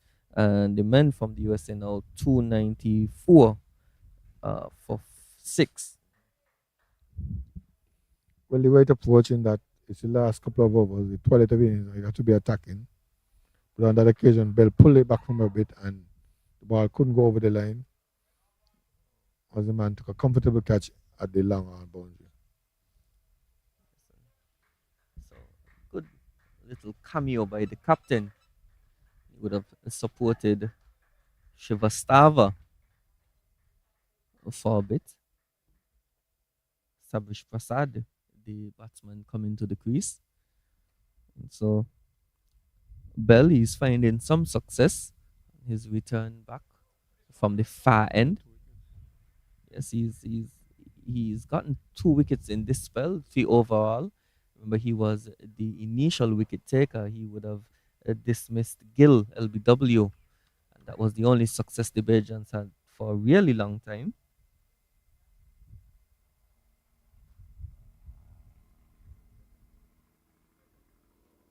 Looped up, easy catch. And wickets tumbling here, and he's disappointed is the batsman, but a really soft dismissal. And Bell now finds himself on a hat trick, and so Barbados pulling back some momentum in these final few overs. Of course, it is a big total that they are going to need to chase But from a psychological standpoint, if they can get a few more wickets and probably look to bowl out the men from the USA, they can walk in with some positive momentum going into the chase as the new man coming But to the yeah, crease is Sahia Bhatia. Bhatia, of course, is has been more successful in this tournament bowling wise. He's the top wicket taker for the USA men. However, he's gonna need to rely on his batting here to get them to a total over 300. Oh, and this is a full delivery. It's down the leg side, and so Bhatia survives the hat trick delivery, but a really good over there by Bell and concludes it with a dot. So at the end of over number 48, the score 294 for 7. I think it's good that ball was pitched online and probably just billowing down the leg side. Otherwise, possibly they were calling a wide. So it must have touched something or gone between bat and pad, maybe missing the leg stump Mm. as the umpire didn't signal a wide. 12 legal deliveries left now in this innings. Shiv Shani is on the man on strike. The man he wrote figures of none for 29 or 4 overs. Driven out Shani. to Pollard. And he's probably going to be run out, No, is he? No. too But long. it's a bit of a suicidal call there by the man Batia. He was looking to come back for 2, but good work from Pollard. He was quick off the boundary and a really good throw in. Of Well, course, at this these two. stage, look, they don't want to run for anything and everything. Well, I would think that their first goal from here would be to get to 300 and then try to get as much runs as possible thereafter. But they should certainly be looking to get 300 runs at least. And this one is a full toss outside half stump. And luckily for Roach, of course, this is the number 7 batsman on strike. Yes, Roach has been a tad expensive so far. He's gone at just under 7 runs and over.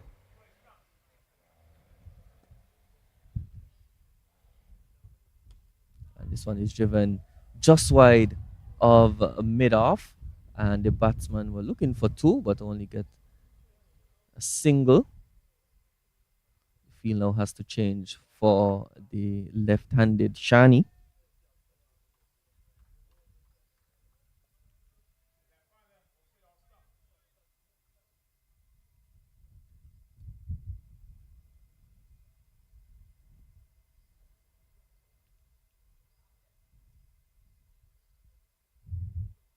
And Shani is looking to hit this one through the offside. He gets it to long off, and the batsman come for 2.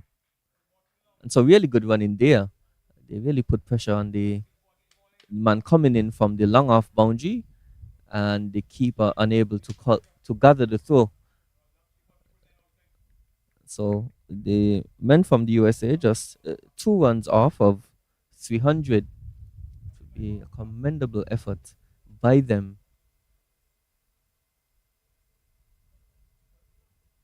Shani is looking to hit this one to the leg side.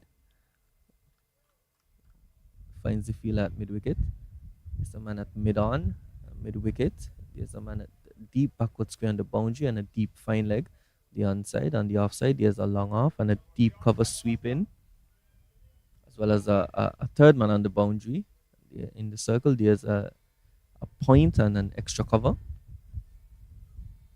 Ooh, and this one is a slow delivery, and it's well taken. Is it? It's dropped. It's dropped by the man Pollard, and that is an abysmal effort there. It was what we would call a dolly, and Pollard unable to take that catch. I guess that sums up really the effort of the Bajans so far in this innings. The end of over number 49. The score now 299 for 7. 6 balls left.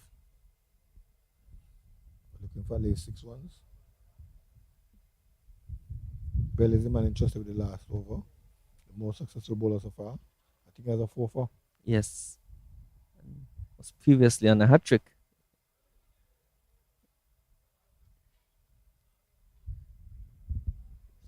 So he'll be looking to add to his wicket tally. He's just one away from a 5 wicket haul. Of course, this platform set by Gag, then Shivastava. Mm-hmm.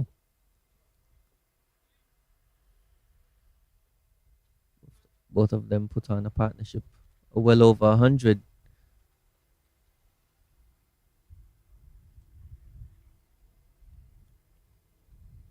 Ooh, and this is a lovely shot. It's over extra cover, and the batsman across for 2. Good work by the man coming across at long off, and so this is now at this stage the highest total of the tournament so far. 301 runs beats the previous total set by the same USMN team versus would have been Trinidad and Tobago.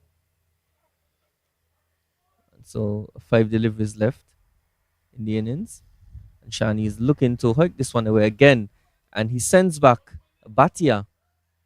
And it seems like he's going to take the strike for the rest of the deliveries in this innings.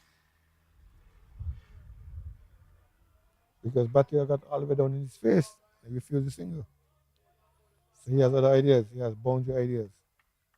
And not interested in those boundaries to Batia. Ooh, and this one is flicked stylishly. It's gonna fall just into the hands of the diving mid wicket. And a really good effort there by the man coming in. Baptiste. It is, yes, Zandre Baptiste.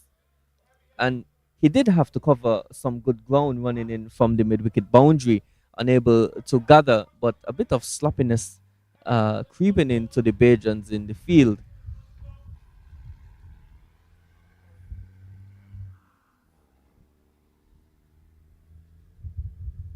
Ooh, and Shani again is looking to go across the line of this one. Loses his shape. His head was in the ear when the ball passed the bat. Just 2 deliveries left now in this innings.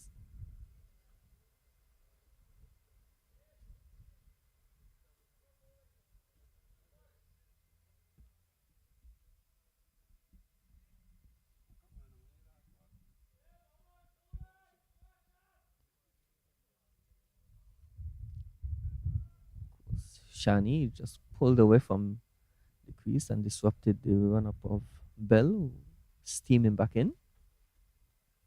Ooh, and this one is chipped. Was trying to get cute. It was Shani to run it down to third man. It ended up coming off the face of the bat and went directly to the man at point, the captain Don. And so Shani, his little cameo innings comes to an end on 15 from 13 deliveries with 1 boundary. So 1 delivery left in this innings as the new man stride into the crease is Supranch Kumar. He's coming in with the score now on 303 for 8. Yes, one delivery left in the innings.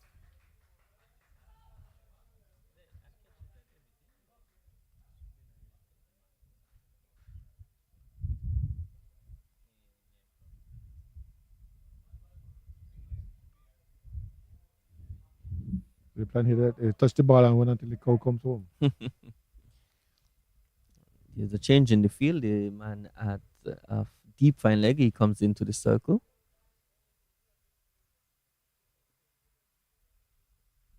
And he's looking to swing this one away. Oh, and that was a wild throw by Bell. And we should mention as well that Bell would have gotten 5 wickets in this inning so far with the previous wicket, and so a bit of a wild for there by Bell. He concedes a second run. So at the end of 50 overs, the USA men's team won their 305 for 8, and certainly a formidable total they have put on the board here.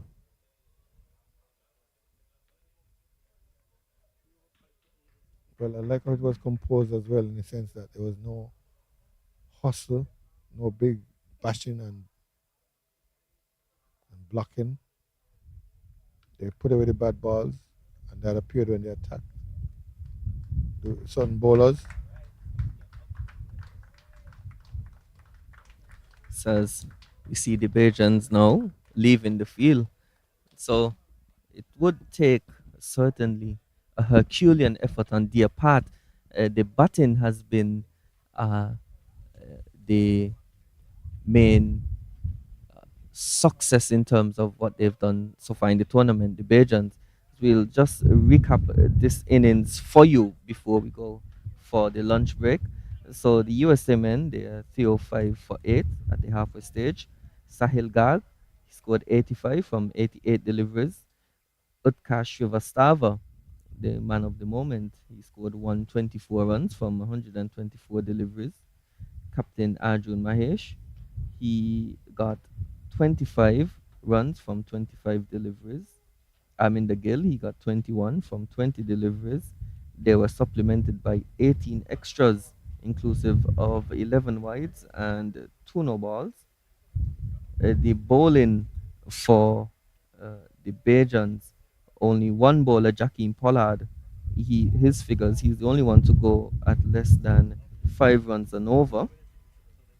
Uh, the man of the moment, though, Shakwan Bell, he would have got 5 wickets for 53 runs in 7 overs. A commendable effort by him. Zachary Carter, the opening batsman, he got two for 54 from 10 overs. He was supported by Captain Joshua Dawn, who got 1 wicket in, sorry, 1 wicket for 56 runs. And so, in the middle stage here of this encounter, USMN 305 for 8, and Barbados requiring 306 for victory. And Al, if you don't have anything to add, we'll take a short break here and we'll join you when the action is about to resume here at St. Mary's Park in Cairn.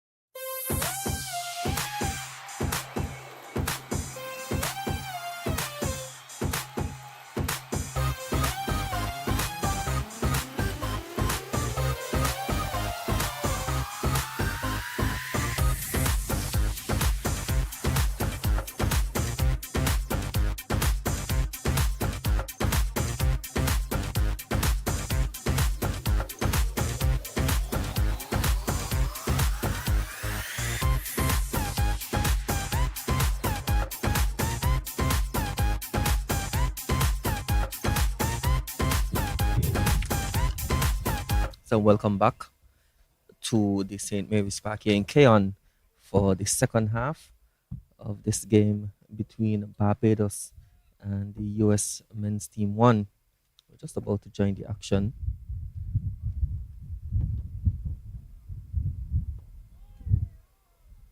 This is a full delivery first up, driven to the vacant mid-on region.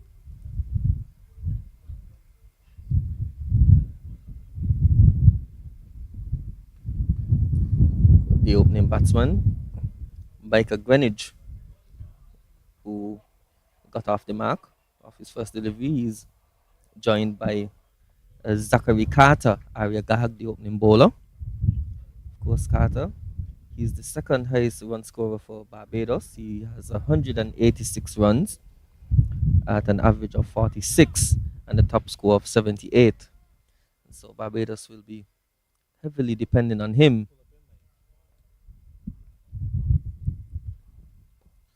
This one is flicked away to the man there at mid-wicket, no run. As I say good afternoon to Al. Good afternoon to you, Vijay. Good afternoon to the listening and viewing public. We're in for a treat as it's a mammoth total set by USA 1 team and the Barbados team from the first two balls. Seems like they're not backing down.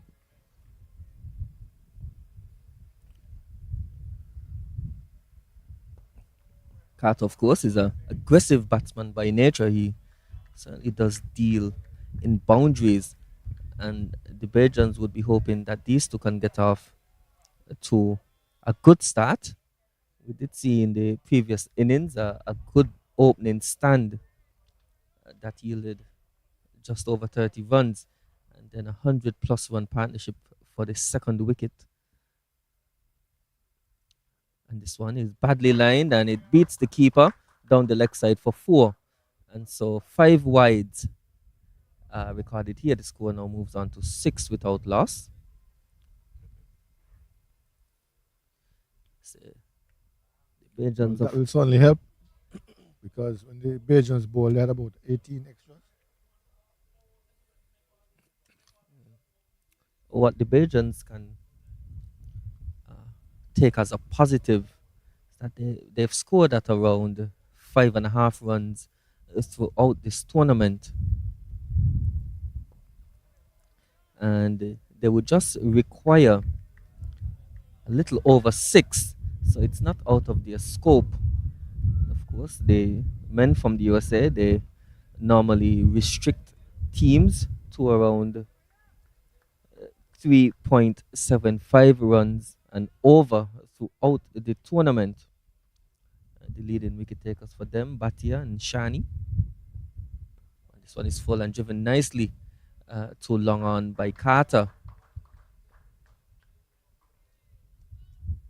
So one delivery left in the first over. 7 runs recorded so far.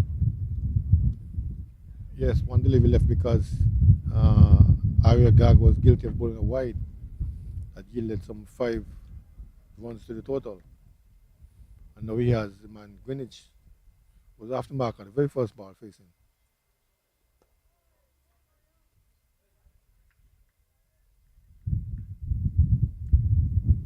It's at the end of over number 1, the score 7 without loss.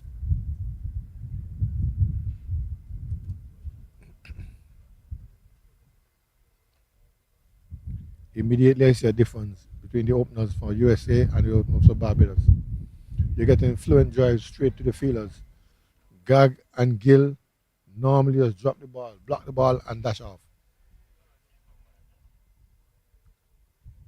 As you see, the other opening bowler, we're number 30.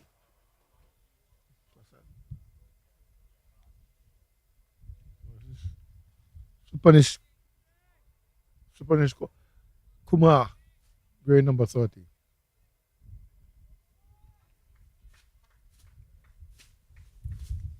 A slender figure, a weary bowler. Skittish, the last time I saw him, skidded off the wicket. And number 71, Carter is facing. Here's Kumar Asking, asking, Listen, it's and the finger given. goes up. And so he strikes immediately. Does Kuma, and the informed Zachary Carter, he's dragging himself off, disappointed with his dismissal, but a really good start there by Kuma, and an early wicket, first blood to the US here in the second over. And it seemed to be a full delivery. He was playing back to it, probably kept a bit low, and he was struck on the pad, and inquiry went up. It did take the umpire Shekel some time. He did consider the appeal and answered in the affirmative, to the detriment of the men from Barbados. So the first wicket falls with the score on 7. The captain now, Joshua Dawn, strides to the middle. He's the overall top scorer in the tournament, coming into this match, with 196 runs at an average of 65, and a high score of 79. And so he will certainly be looking to apply himself on this wicket, of course. Uh, can take some lessons from the previous innings. We have Shiva Stava coming in at number 3.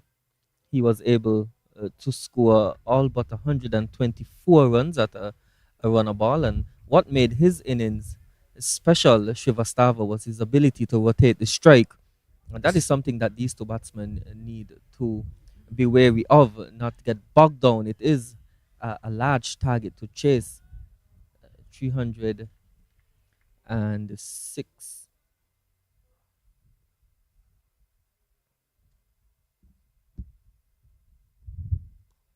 This one just peels off the outside edge.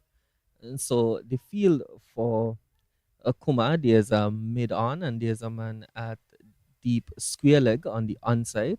On the offside, there's a mid off, an extra cover, a backward point, a deep third man, two slips, and a gully.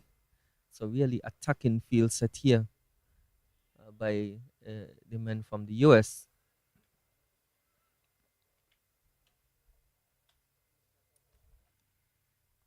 This one is wide, side the off stump, well left by the captain Don.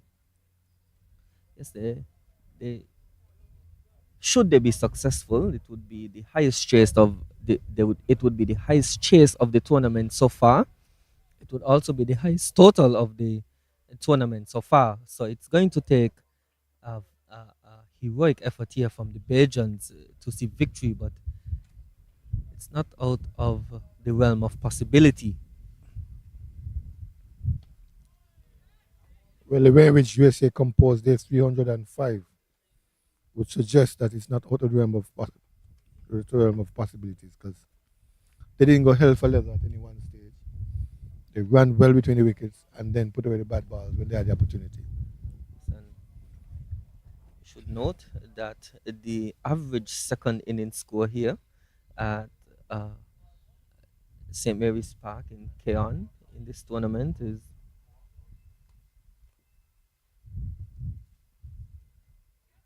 sorry, this one is just beating the diving man at second slip for single. Yes, the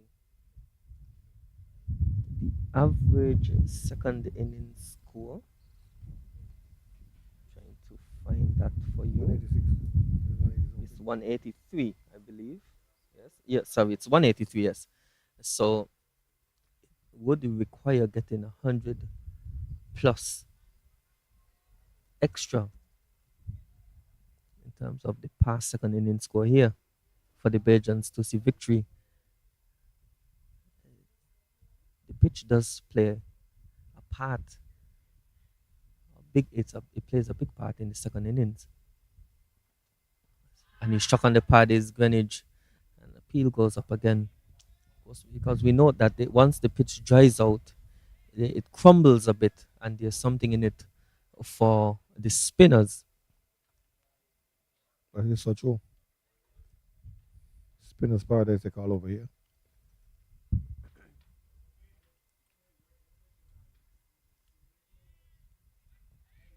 So, so does require some Just now I thought I application. heard two sounds. One came off the bat. This one, nice, solid defensive shot there by Greenwich. So at the end of over number two, Barbados 9 for 1, chasing 306 for victory.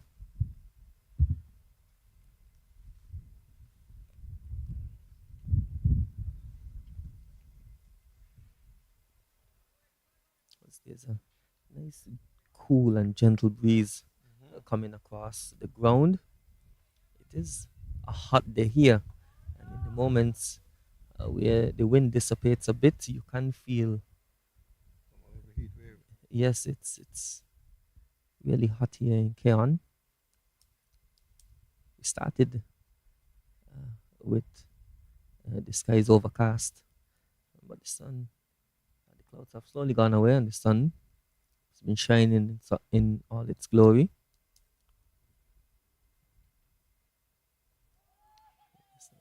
Dawn is just feeling for that one outside the off stump.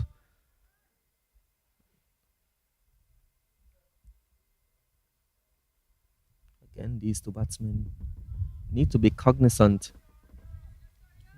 of the fact that they do require constant run scoring. Now, it doesn't have to be boundaries. They can look to mirror what the Americans did, especially Gag and Shivastava, in terms of their ability to manipulate the field. And they did so by firstly running hard between the wickets. They took a lot of singles throughout their innings, and they pushed for 2 and 3 in the moments were applicable. And when the field was adjusted for that, they were able to manipulate the crease and score in different areas. Dawn gets nicely forward, of course. What we've seen is As I that was saying, sorry to cut you off, AJ. The difference is that these guys are pushing the ball off of them. So it's nice fluent drives straight to the fielders. Gag and Shivastaya would drop the ball and then run, especially into the onside. oh, and this one is clipped through the mid wicket region by Dawn. Well timed. It's gonna challenge the boundary, and the man there at mid wicket. It was a valiant effort, diving, but he only succeeded in knocking it over the boundary, and so Dawn, the captain, he gets his first boundary of this innings. A good, stylish flick there. He was well in control of it. Hit it to the right of the man there.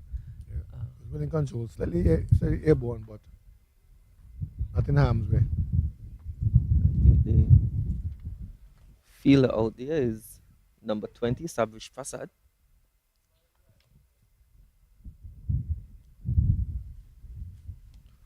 This one just keeping a bit low.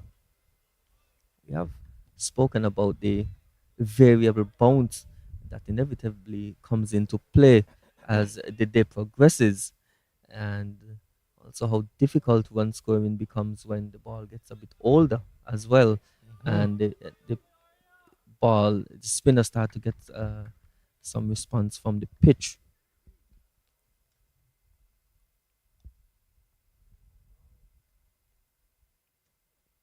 And again, he's clipping this one nicely off the hip, and the man at backward square, he misfields. It's gonna run close to the boundary, but batsman come back for 2 runs at the end of over number 3. The score that would be 16. We're gonna wait for verification there. 14, yes. 14 without 14 for 1, sorry. At the end of over number 3.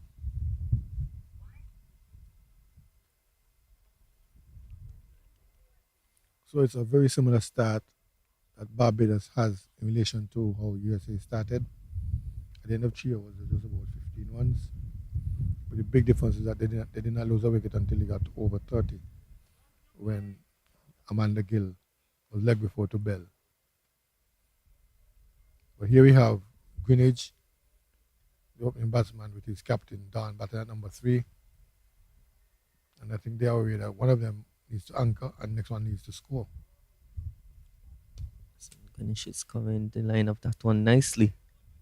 Yes, and I do appreciate your observation, Al, in regard to the way that the batsmen have been hitting the ball now. The Bajans hit the ball firmly to the fielder, which doesn't allow for that quick single to be taken.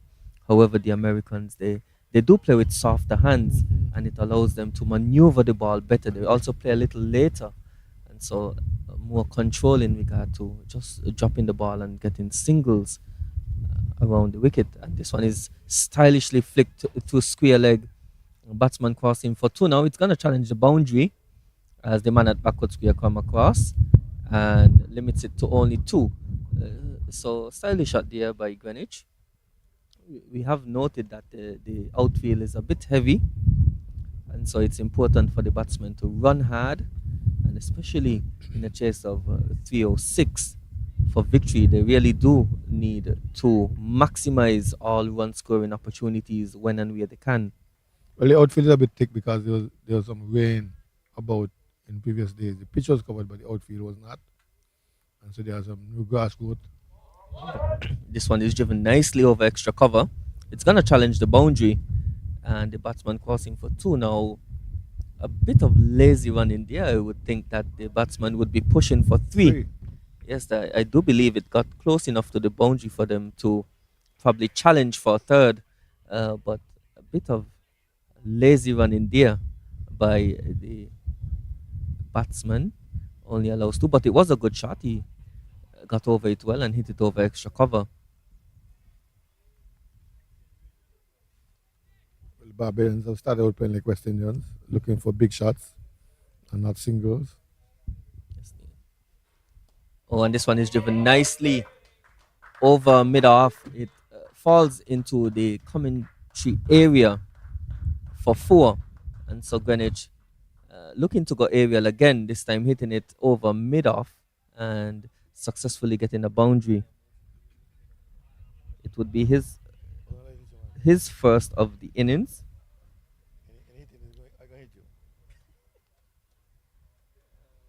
I don't put on my foot everything to stop it.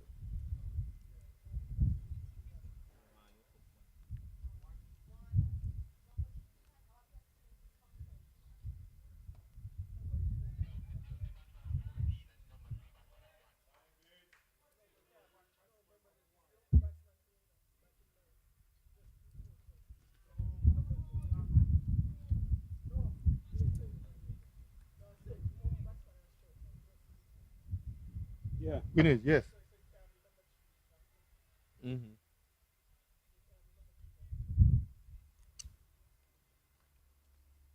Yeah, so hit the ball on let me 2.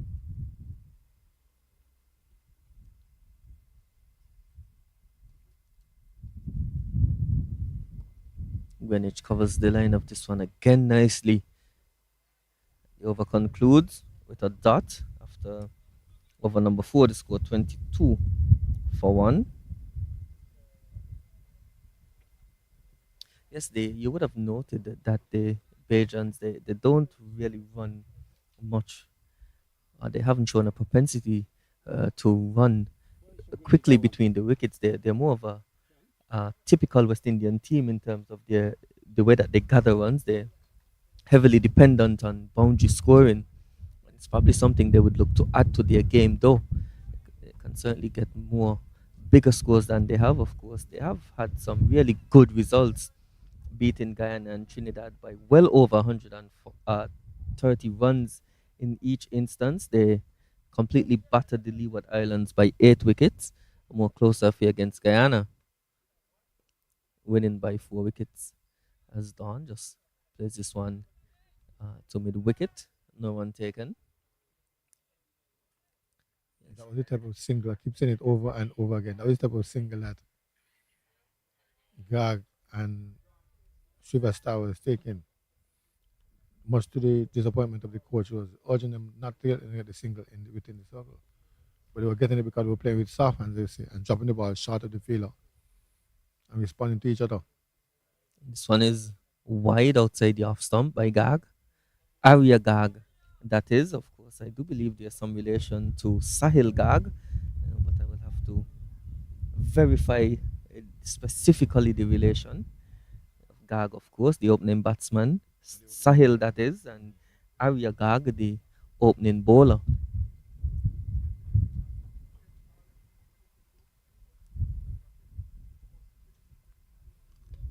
This one is solidly played to mid off.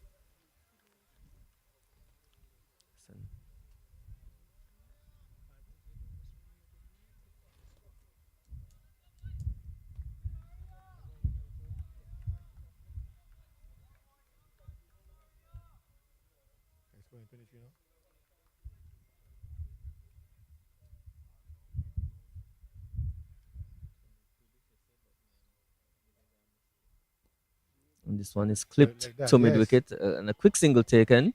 Right. And now Right. overthrows, and the batsman crossed for two. And so the first real intent being shown for a quick single, and it yields an overthrow. Exactly. That's what I'm talking about. Just dropping the shoulder, dropping the elbow on that one. Soft hands. The man at shot wicket had to make some ground to get it. And by the time you threw it in, the batsmen were in, and they got an extra one. I think the message has reached.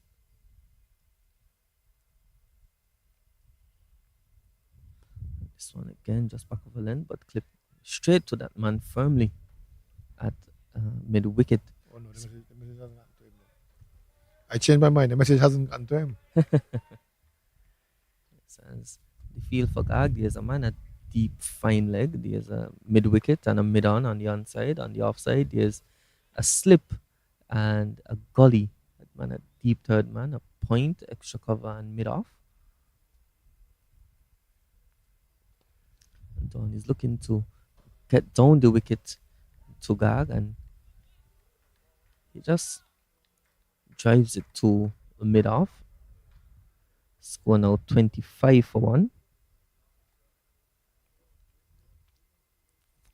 Of course, we're using the manual scoreboard for a bit here, so we do apologize for any discrepancies. We're trying to straighten that out for you. And Don again, he's looking to get down the wicket to Gag. So at the end of over number 5, they score 25 for 1.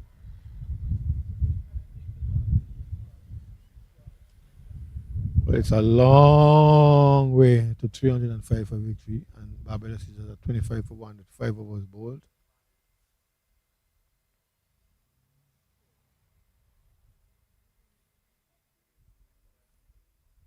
It looks like we're going to have a change in the bowling.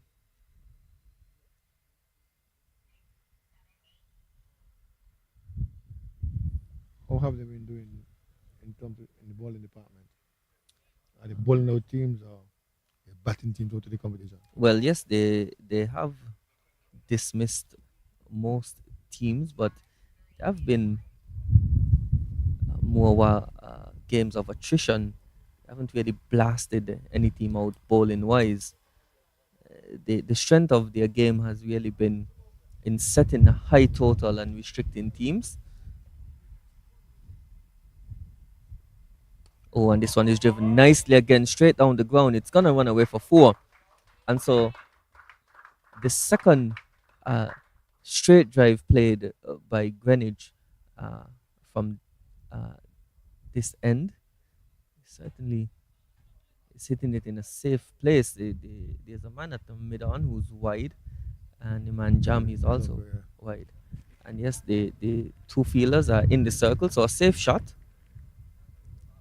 He uh, moves on to 18.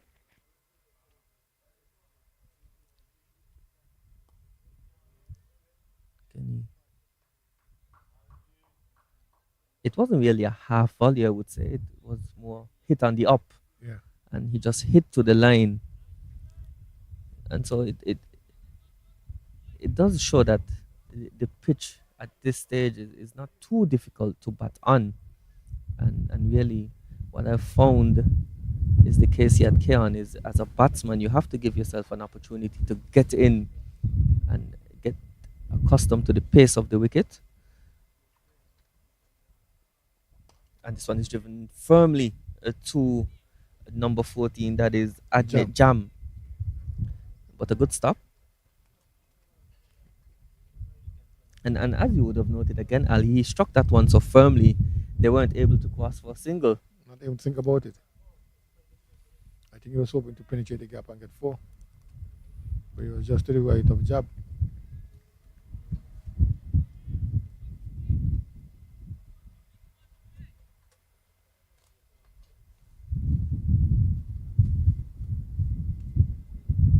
Ooh, and this one is going over mid off again, and that's coming in the area of the commentary booth. And so one bounce to the boundary for four, Greenwich.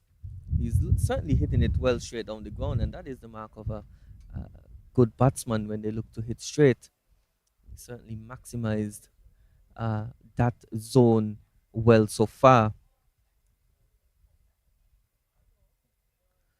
Of course, he's now moved on to 22.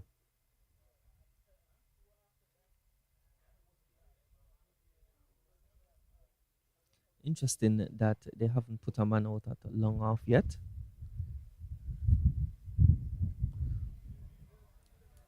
A good response there from They the only bowler. He have pulls two. back his They length. have two. They can allow two. They allow two players outside of the circle.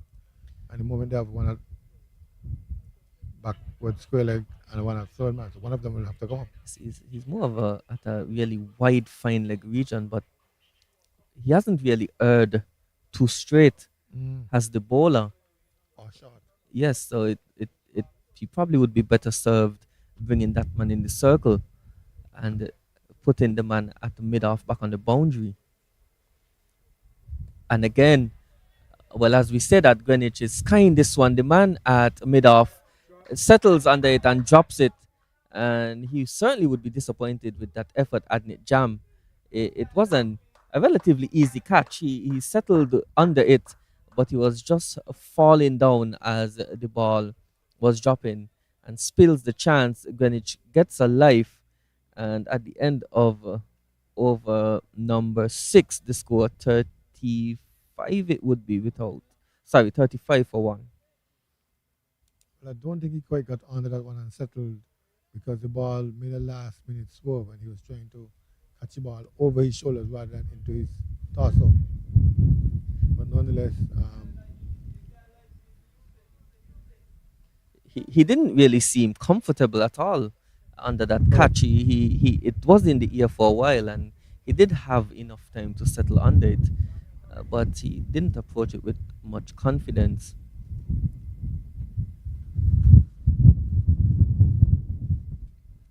Ooh, and this one is squaring up the batsman, Greenwich.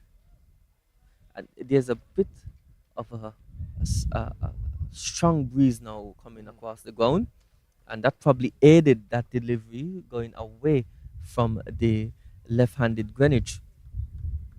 And just as I was saying, the man should be pushed back on the long off boundary. The opportunity was presented to the man at mid off.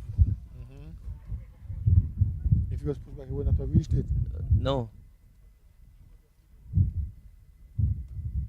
And this one now wide down the leg side. I think though that Greenwich was trying to hit that one on the up and ended up getting too much under it, and he ended up skying it.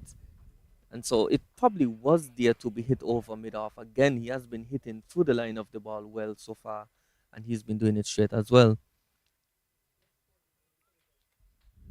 But it seems if they've pulled their leg back just a bit for him. Suddenly, Arya Gag is not going up under in his arc. This one again firmly pushed to mid on. So the field for Greenwich, there's a mid on, mid wicket, and a man at a wide fine leg on the onside. On the offside, there's a slip, gully, point, cover, mid off in the circle, and a man at deep third man.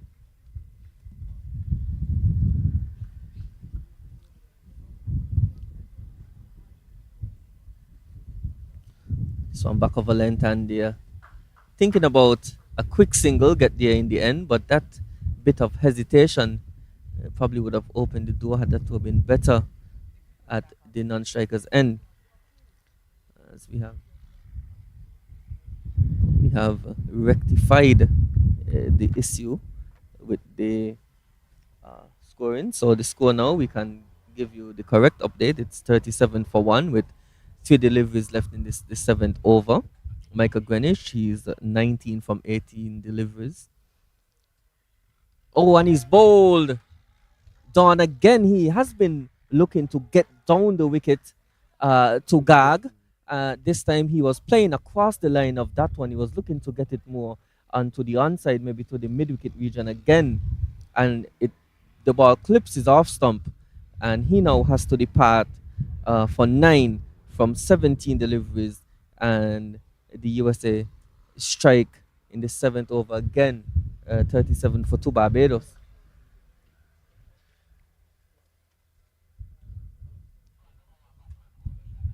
Well, definitely 101 partnership is needed now.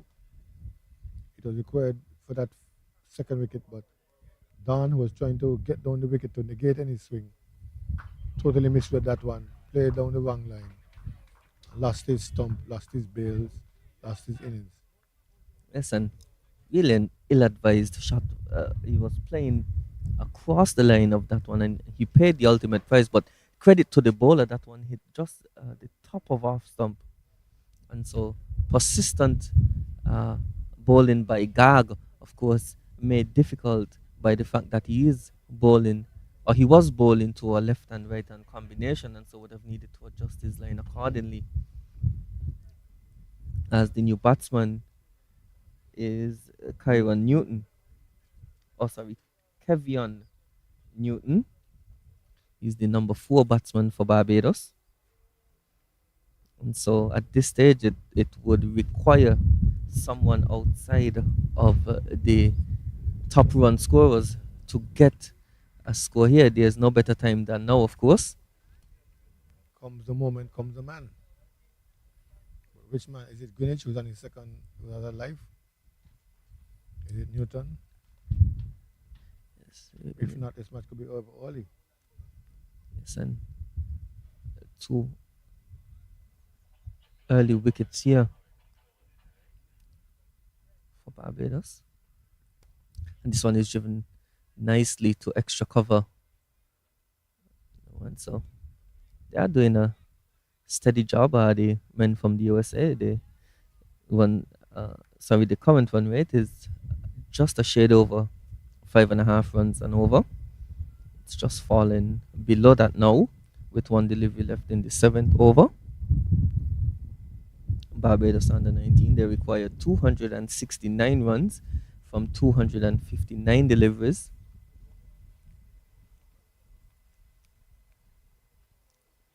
This one, good corridor outside the off stump left by Newton, and that concludes the seventh over with the score on 37 for 2. 37 for 2. Barbados looking for 306 for victory. The scripts have been written in terms of what they need to do. And we are waiting here to see them do it. But if not, we'll be going to the beach early. Well, in saying that, it would be an excellent day for the beach. Al, can you tell us of any beaches, if there are any in this vicinity? Not close to Cairn. Most of the better beaches are on the Southeast Peninsula. It will be ill advised to go to the beach anywhere on this eastern side going towards the north. Strong currents, very deep. It is Frigate Bay, Carambola or Friars Bay, north and south. Frigate Bay, north and south. Reggae Beach, Majors Bay, all those are nice beaches. Greenwich comes forward and clips this one to the man there at deep fine leg for single, brings the new man, Newton. It's on the eastern side of the island. It's exposed to the Atlantic Ocean, of course, much more rough than the corresponding on the opposite side, which is the Caribbean Sea, a bit more placid, and certainly what we here in St. Kitts Nevis would look to enjoy that Caribbean Sea more so than the Atlantic Ocean.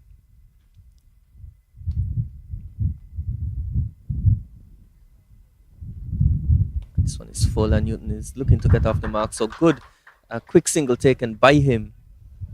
So it would be interesting to see how Greenwich responds to uh, those types of calls. And they are very necessary. They are needed. As we keep lamenting, and that is the way the USA built that mammoth total of 305 for 8. Quick singles, punish bad bowling, soft hands, put the fielders under pressure.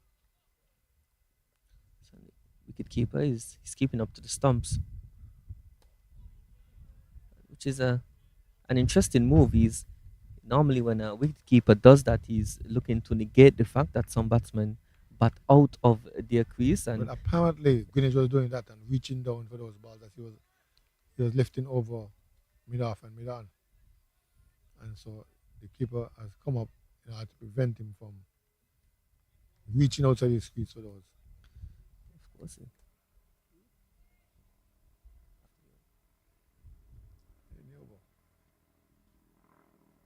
and again, Greenwich is looking to go straight. He hits it over mid on, and it's going to challenge the boundary.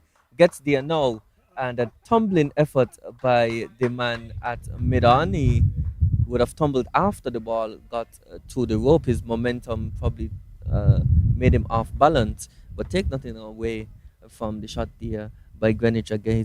His third boundary down the ground from this end, and really lovely timing by him. He's hitting the ball on the up there, not half volleys by any measure. As we see now, that change. The man at long off now, sorry, at mid off. Now he goes to long off, and the third man comes into the circle. That's your Greenwich will respond. So he's getting forward and playing this one back to the bowler for no run.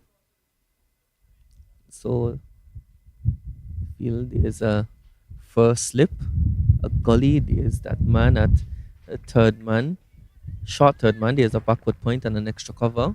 Long off on the offside. On the onside, there's a mid on, mid wicket, and a deep fine leg.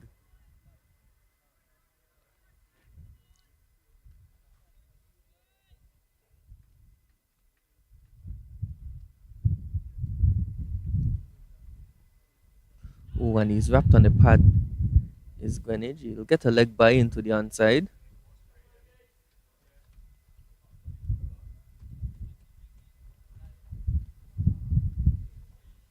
Yeah.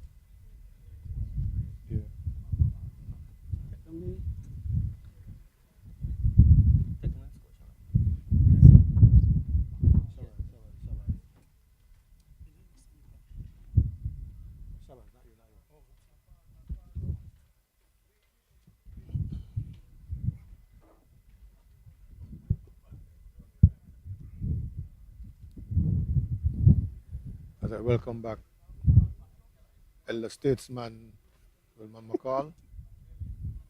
We've been lamenting out of the running between the wickets, the difference between Gag and Shivataza, Shivastava, how they drop the ball, soft hands, and dash down the pitch. We've seen only 2 singles so far from these 2 batsmen. And the USA is now trying to help them by bowling a wide down the leg side. Yeah. Well, good afternoon. Hope you enjoyed lunch, sir. Well, I had fish. You had so, fish, Yeah, so so you enjoyed goes food. without saying. Okay. Well, the Barbadians need some inspiration. They obviously did not learn what to do to get to 300, given the Americans dropping and taking singles, but now they are hitting the ball quite firmly, more so to the fieldsman, which gives them no chance of getting a single. And though they have scored a few boundaries, the difference, what is required? What is required is 6.21. They're currently at 5.62.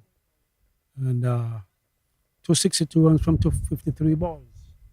And so already they are slowly falling out of the reckoning as it relates to getting those scores, those runs.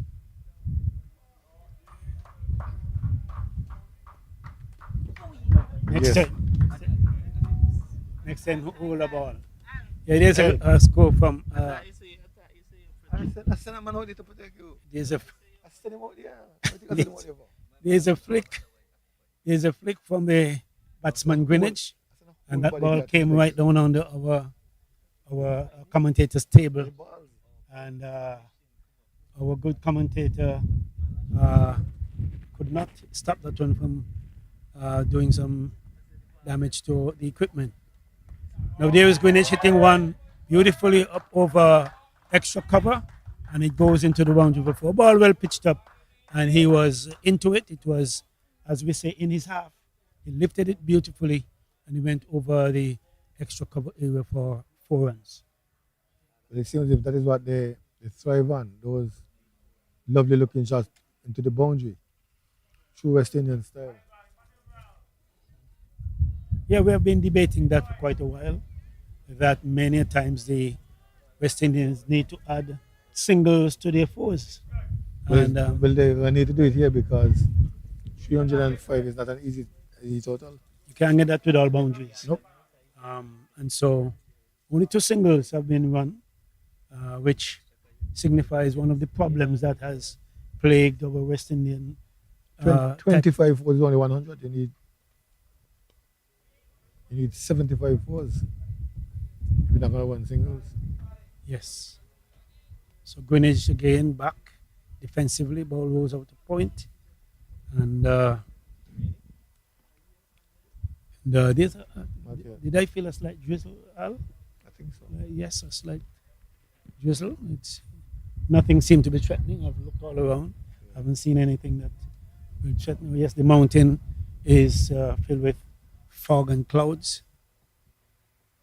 Here comes Gag, plays it eerily, uppishly to the straight mid wicket, and there was no one there.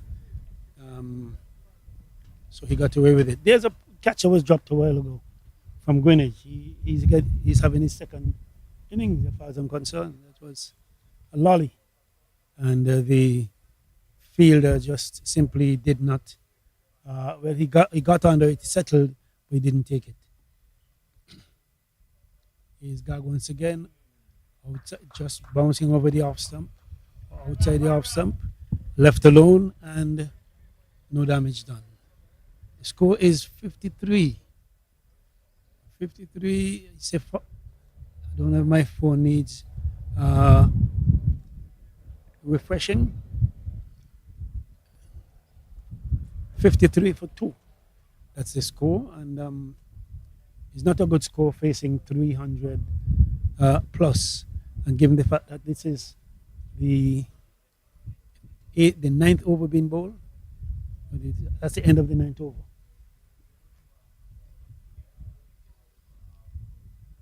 Yeah. So lots of singles are required. You can count as many fours as you want. I will want to count how many singles. It'd be interesting to note how many singles was in that total of 305. Probably we can make a shout out to John and get him to put that together for us. I don't think this scoring system will Does it? Okay. will lag down. But it will tell you how many boundaries Yes. and how many sixes, Yes. but not how many singles and twos. Okay. It's I that know will be a interesting. guy who had 118 not out with 92 singles. I know him very well. 92 singles. Yes. And then look at how the captain got out. Al. He advanced down the wicket and still went across the delivery. If he had gone straight, maybe he might have made contact. But he was trying to get the ball into a gap or something. He advanced and then he went across it. He missed it. He was advancing right time to negate whatever swing Arias Yes. was getting. But then he had to play straight.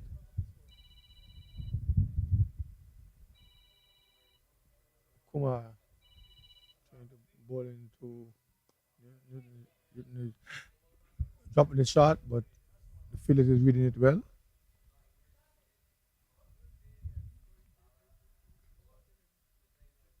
Shiva tires the man quickly in, preventing any thought of a single.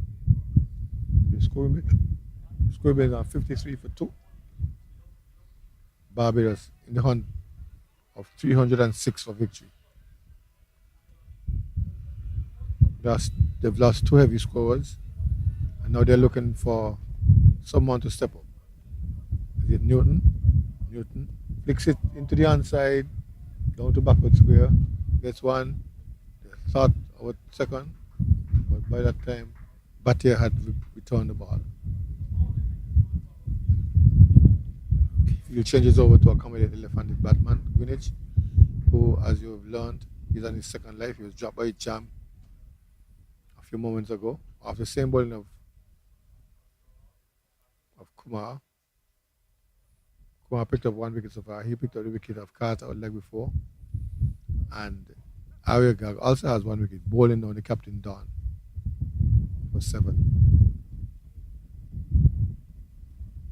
Greenwich, with the man out here at long off, drives through the offside. Well fielded there by the captain, Mahesh.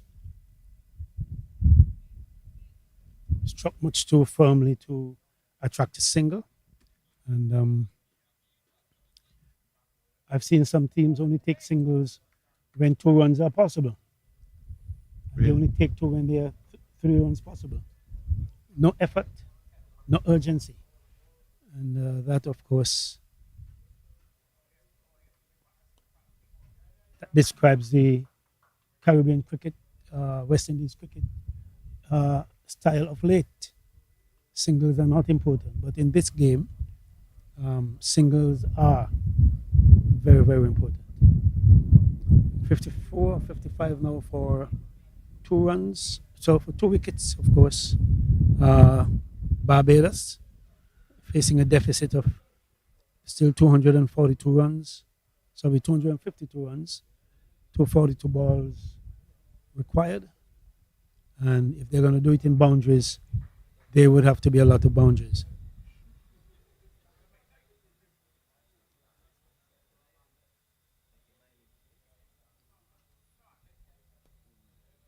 Here's June covering up to a shot in swinging delivery from Kumar. End of the over. Score is still on 55. 2 wickets down, requiring a mammoth 100 and more partnership for this the third wicket. And the umpires now signaling that first power play is over. Yeah, the overall idea about partnership is when 2 persons bat together. If you're batting together for a specified period or for a number of balls, particularly, there must be the rotation. If there is no rotation of the strike and you're just waiting for a big lob into the boundary for 4 or a hit over backward square leg for 6, that doesn't happen very often. Or that could be possible, but that has to be mixed in with singles. The singles gives the bowler another person to bowl to every ball. Person, one might be tall, one might be short. Your length must differ. And as in this case, one left-handed, one right-handed. My point exactly.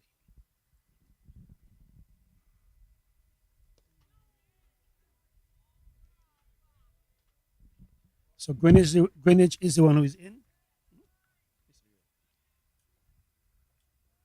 Kumar. Prasad is the bowler now. Kumar is from the southern end. Prasad is bowling now, taken over from Arya. This time he jams it down. Takes a single. Prasad into his first over. 1 dot ball, 1 single. The field changes for the left-hander. From the left-hander for who's the right now who's facing. The left-hander just got a single.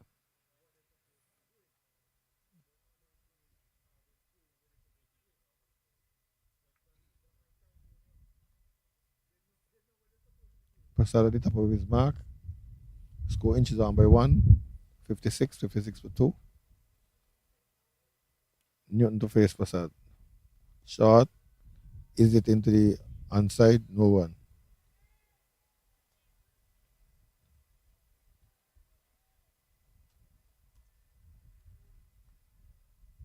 Here he comes again. Prasad to Newton. Lifting it. This one is in the ground. It should be a chance. A chance and taken. Catch is taken. Yeah, this is simply playing into the hands of the Americans, not turning over the strike. He got one that was well up, as we used to say a long time ago. He lifted it intently on going long. The idea was for him to go long, but there was a long on way on the boundary. He erred in that he didn't give it enough extension, and so he was caught, and he's out. Newton out, 3 wickets down. Barbados find themselves in a lot of trouble. Well, if it continues like this, Vijay and I were discussing which beach we're going. I was advising him not to go to the beach on this the eastern portion of the island. No, that's It's not very rough, very deep, very strong, dangerous. very strong currents. We've lost a few lives over the years on this side. Uh-oh. Yeah, one was very close to me years ago. My nephew. Yep, 2009. And so we'll have to journey to the southeastern portion of the island, where there are the better beaches on the island. But not if Bowen and Greenwich can put up a big fight. Newton gave up the fight.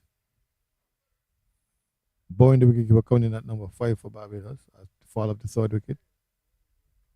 A left-handed bat, so we have 2 left-handers at the crease now. Wearing number 21 with a mammoth task ahead of him. Maybe 10 sets of 21s or more required from Barbados now. Gadsden Bowen. Passato has gotten 1 wicket so far. Caught into the backward point area. No one.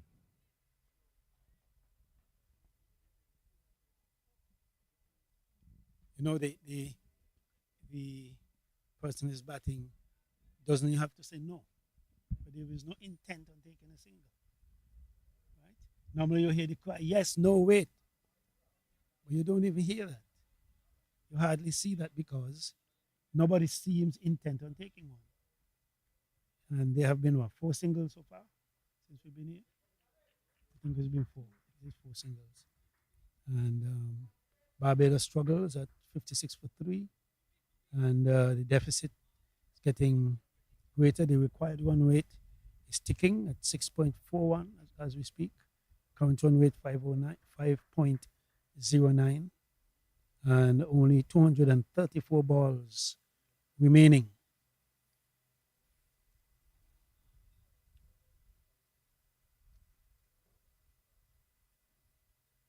We must do some work on our cricket, Al. The mindset of our players must change.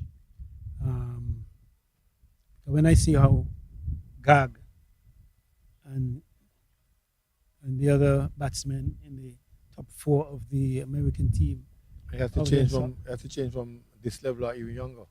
well, we have to go younger. In fact, my view is this level should not be playing any limited overs, anything. They should be encouraged to bat all day. But 50 overs is a chance to bat all day, and they're still not showing the propensity.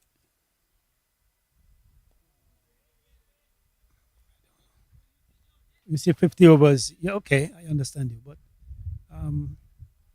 the mindset is not there to apply yourself and stick around. The mindset is there apparently to hit out or get out. See, Edged and caught.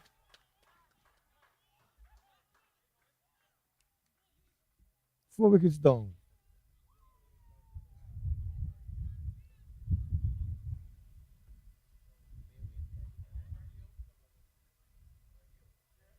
The young man stands his ground. He stays his ground. The umpires are now conferring. Now he walks away. Only now he walks away. Yes. There was a clear deflection, Al. A clear deflection. I think he was square whether the ball touched the ground. The deflection was no question. The ball came off the bat. His query was if the ball was taken cleanly. And the square leg umpire, Prasad, came and confirmed that.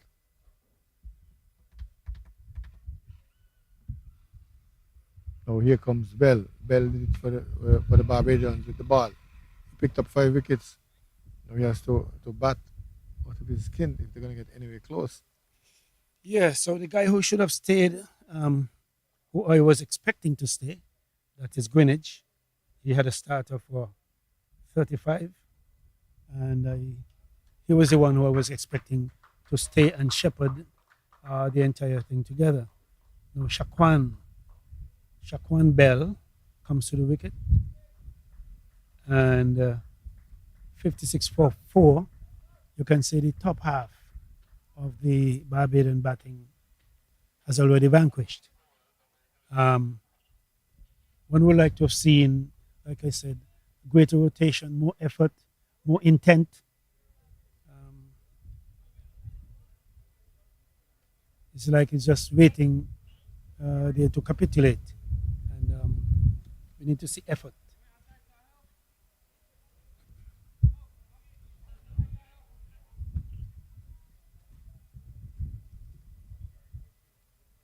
So we have seen this player too often, and one would like to see coaching staff get together and determine what could be the way forward for our Caribbean cricketers and their mindset, attitude. How do you do when you're facing 300 runs? What sort of attitude must we adapt? How do we go about? Okay. How will you go about setting the tone for a game like this one? And that to my mind, is the whole question. It's no secret.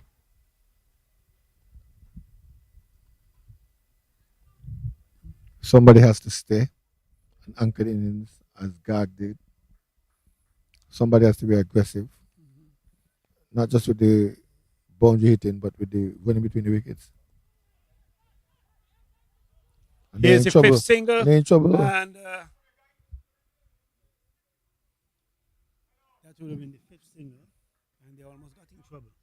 Yep. The Turn ball into was the played- onside. Yes, you describe that. Immediately, Bell set off. Bowen responded, and then Bell changed his mind. So they were both almost in one crease. Yes, they were both like down a creek without a paddle. But the Bhatia and Prasad messed it up. And by the time the ball came in, Bowen was able to recover.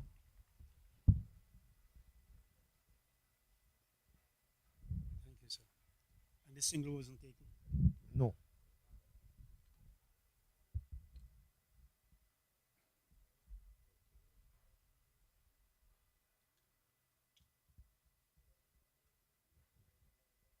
Prasad has 1 for 1.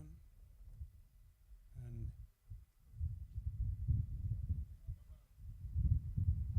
the current bowler has 1. And that's This is Prasad to bowl to Prasad. Bowen. Slaps it into the offside. There's a man outside there doing the sweeping duties. Comes off the mark. 57 over 4.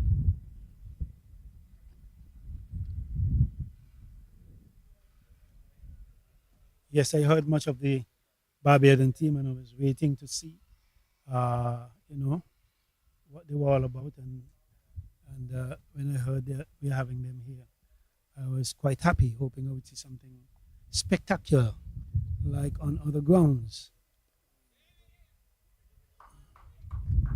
I wasn't happy at all because I like to go to the beach. I understand. And I hope I thought that a game like this would go all the way down to the wire. But it's going down to the wires, I don't think. in terms of being a competitive score right now with the Not Barbados. not really competitive, but I think we will have the 50 overs bowled. Doesn't seem possible, no? In a case like that, they'll be playing for a draw.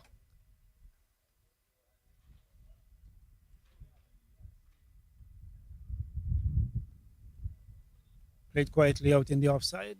Ball is relayed back to Prasad. Uh,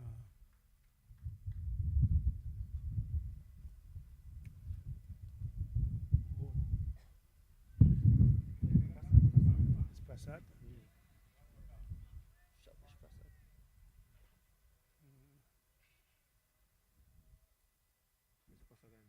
Okay. Pass out to Bowen. Blocks it into the offside. No run. Still 58 for 4.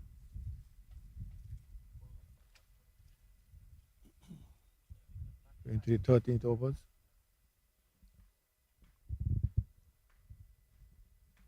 Who is the Hercules of the Barbados team? Easy down into the slips. No run. End of the over. Now there's a change of bat that is being taken out to the batsman. I'm sure maybe that's a change of bat. I thought it might have been a message. At this stage, Maybe the number 16 finds his bat a bit light. Maybe going for something heavier. his favorite bat is Lucky Bat. He's on one, having faced 5 balls. And Shivastava is going to bowl from the pavilion end. He's bowling to Bowen. No, he's bowling to Bell. Bowling to Bell. That is. Okay. I think I need to refresh more often. Yes, bowling to Bell is the bigger guy. Not only that, he's right hand up. Okay. Flicked away to short backward of square. No runs. 58 it is for 4. The Barbadian team. Short back, chopped away to point, or to cover, and no runs resulting. I think for some reason they have already accepted their fate. Oh, there was a big swish. It took an edge, went just past the slip, and it ran all the way down to the boundary. Is it 4? No. Okay. So the man runs away from third man and effect the save. They were 2 runs had. And from 58, they've moved to 60 for 4. That was an intelligent edge. Well, that's so required at this time. So Bell moves on to 3. And let's go to 60 for 4.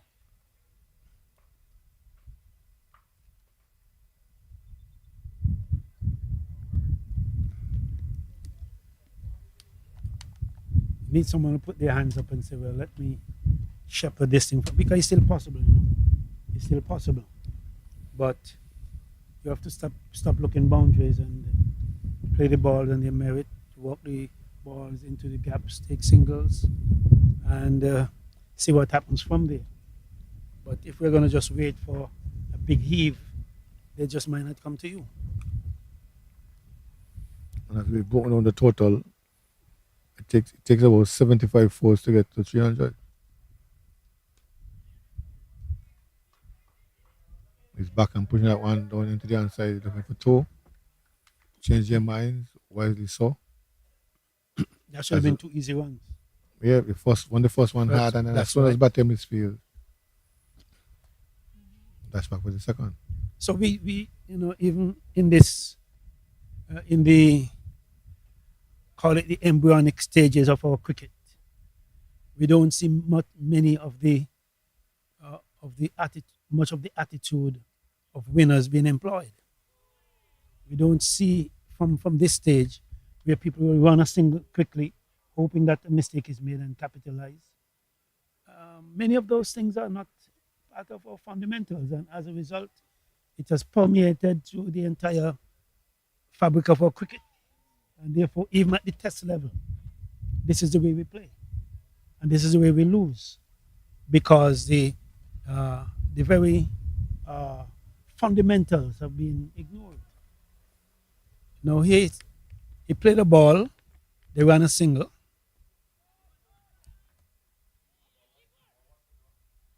The single wasn't taken quickly enough, so when there was a misfield or a mistake, they couldn't capitalize. And These as are we the things say, that need to in address. primary school coaching, we say, when the first one fast, when the first one hard. Yes. Even if you're getting 1-1, driven down to mid on, one bounce, no one. You know, and our players play with such hard hands. Uh, we are not adept at dropping balls or in the spaces and running singles hard. There's an incident there that happened where the Bell was trying to get off for the single, and Prasad was trying to come around. was coming around, and there was a slight collision. There seemed to be some concern, so he's bending over. Apparently, he's okay. And no, I don't need to mention what happened to our cricket yesterday, because I prefer to speak about the weather than to speak about what happened yesterday. So I'm speaking about what I see on the field here. And I can see a reflection of West Indies cricket right there as we look at this game. This is a typical West. So the attitude has permeated every level of our cricket. I'm sorry to get off on that, but so the score as we see it is 60, I think 60, 63 for 4. 63 for 4. Shiva style. Pitch outside the off stump going further wide. Left alone. Ill advised. Here are some under 19 cricketers from the US of A. They came here and they compiled 300 runs. Guided to the slips. You get one and only one as they keep jogging the first one. Simple rotation of the strike, put away the bad deliveries, applying certain fundamentals. And here are the West Indian folks who have been playing cricket for generations and not applying the fundamentals. I think these have been playing for generations. Yeah, maybe they have been, because they're not really Yes. okay. If you look at the names mirror Indians and Pakistanis. Agreed. But that doesn't take it away from the fact that we should have been mastering the fundamentals, teaching them to our youth. When I play cricket, my coach used to tell me, back and across. From that back and across position, you can cut, pull, drive, do anything. Many of our cricketers today, they stretch from leg stump. They're defending off stump, but their foot is anchored on the leg stump and they're pushing across. So the ball is coming at one angle and you're approaching the ball at a different angle. All you get is an edge. Well, when VJ comes back, I'll let him talk about those things. We'll be beginning now as there's a break, and you're coming right after the break.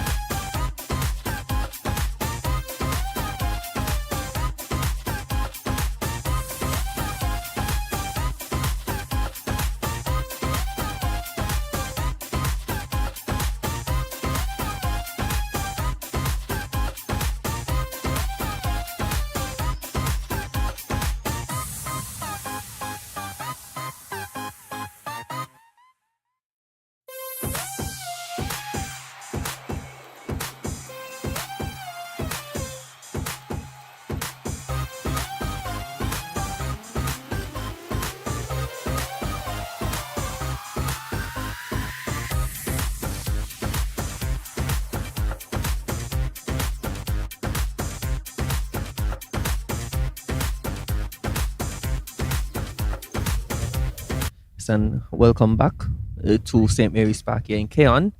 We've just had a brief break in play for drinks. Barbados, they're 64 for 4 in 16 overs, chasing 306 for victory.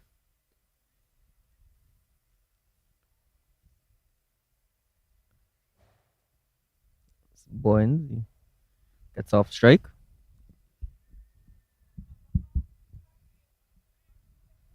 So Barbados, they require now 241 runs from 203 deliveries.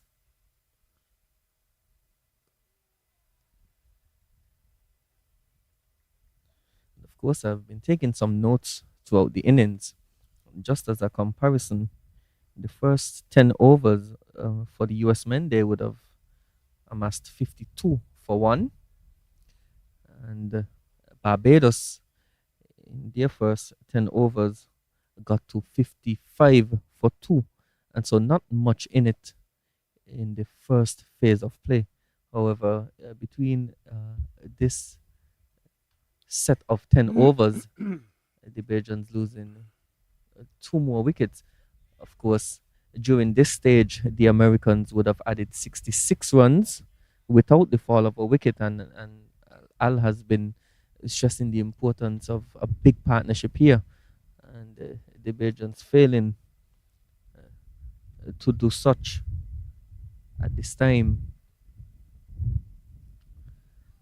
So Yeah, normally during this time when the spinners come on, there is a lull, a slowing down of the scoring rate, especially against the Americans. They do know how to slow things down and get a whole heap of dot balls in.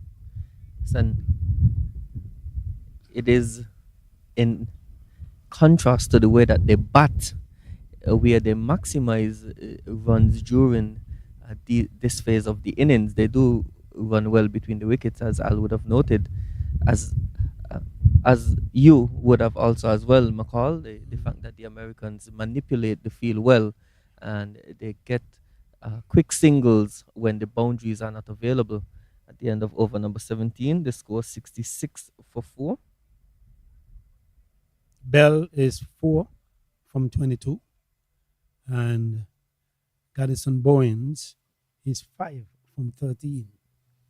So this could be the big partnership that Al has been waiting on.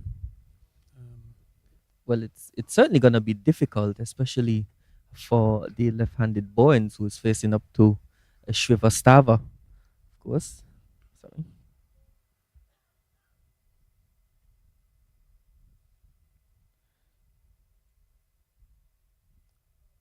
Ooh, and this one, he's looking to cut this one just on middle stump. It looks like Shivastava. He's getting some good turn out there, and there was an edge that flew to second slip. We are now seeing that man in the cordon,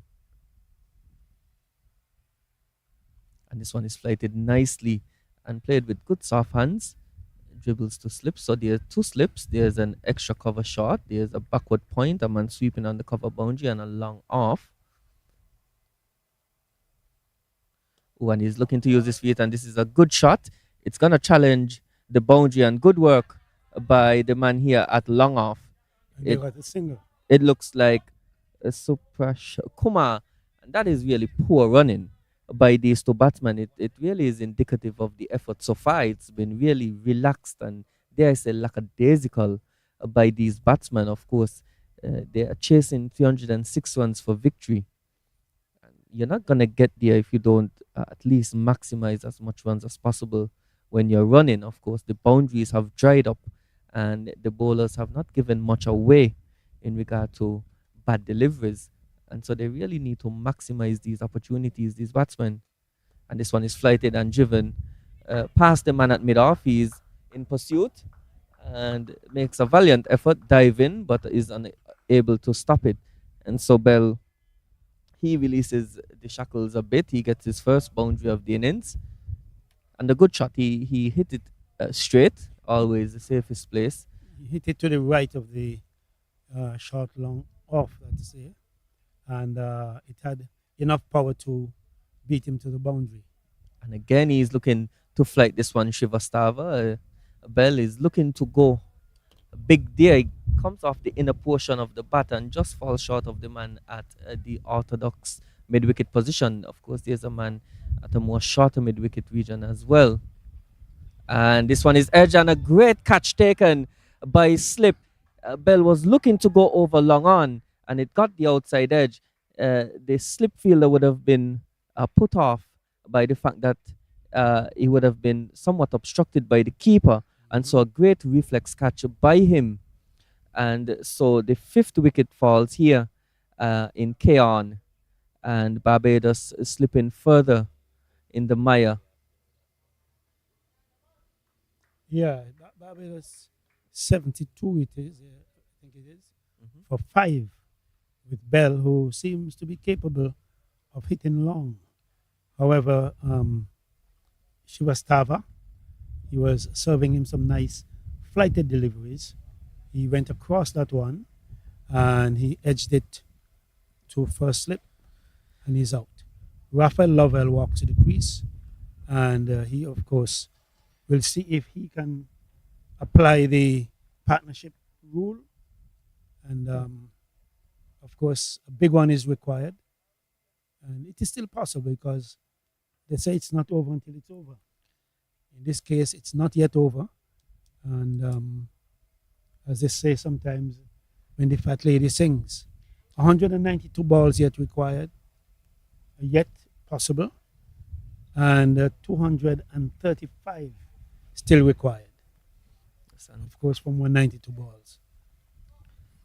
Son, So the disparity begins to widen between balls and runs required. The man who took that catch, it was Arminder Gill, the opening batsman. And, you know, normally the opening batsman usually field that slip. They're normally the better fielders in the team. And Gill, well, would have approved that train of thought. It is a really good catch by him. It was a reflex catch. And now Yes. Bowens is looking to go over mid on. He skies it. And really a poor shot there. After losing a wicket, you're looking to go over the top. And he only succeeds in skying it too long on. So Barbados imploding here a bit. They've lost their sixth wicket with the score now 172. And seemingly it would be difficult for them to get to 100. One would thought that he would settle down and play and see what his partner has in store, but he didn't wait. Bowen made 6 from 16 deliveries, according to my calculation, and he was out caught. And of course, he helped the cause of the Americans by his lack of discipline. And in my view, it's getting to a point of no return. Yes, it was a really an ill-advised shot, considering the match state. You've just lost a wicket. You need some form of consolidation. And granted that it hasn't been the best time for run scoring so far, but we've noted that it is important for the batsman to try to rotate the strike, try to get some singles. He was looking to free the team from the shackles being put on by the men from the USA. The new batsman is Zandre Baptiste, the right arm off break bowler. He's a left-handed batsman. And these are all things that we have to consider in terms of the match state and how to go about pacing an innings. And a quick single taken here. And I also wanted to point out that for the most part, the fielding by the men from the USA has been really sharp. There has been the one chance put down by the man Jab, at mid on, but their catching has been really good outside of that. And I say that as this one is struck just past the man at extra cover for a single. I say that as we compare the innings when Barbados was in the field, and there were a few half chances that went a begging. And of course, at that time, with the US men on top, you needed something special in the field. And these things are important. I talk a lot about momentum because that is an important part of the game, the psychological aspect of these things and how it weighs on the players. Now, when you approach the game with intent and confidence that you want to win, it shows in the way that you The feel. approach, Yeah, you play in a way that you want to win, and based on what we've seen so far, the Americans have applied themselves better and had a much better approach to this game, and it has shown throughout the tournament as the over now concludes over number 19, 73 for 6. And I say that to say that this is a new, probably a new position for Barbados to be in. They've, over the course of this tournament, relied heavily on their top order batsmen to get the majority of runs for them. And so, really, the middle order and maybe the lower order batsmen should have looked at this as an opportunity to get some time in the middle and get some form. Of course, this is a top of the table clash. You wouldn't think that it is, considering the state of the game and what we've seen so far. Well, I believe, like you said, this is unfamiliar territory for Barbados. They have virtually overwhelmed everyone with their top order batting and their nice, consistent bowling, and that is why Ooh. no, that's not out. That's why it was disappointing to see how they approached even when they were fielding. I'd expected a lot more. Well, I forgot the fact that these guys are under 19. To say the most of it, but just the approach was not as I expected. Now the batting is going awry as well. 73 for 6. The I- batting is also going even worse than the feeling was.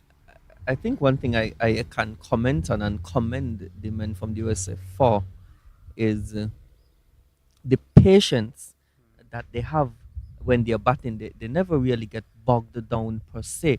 And that in part has to do with the positive approach that they have. They're not big boundary scorers, yet they're still able to, at least so far, put consecutive scores of 250 in the last 3 games.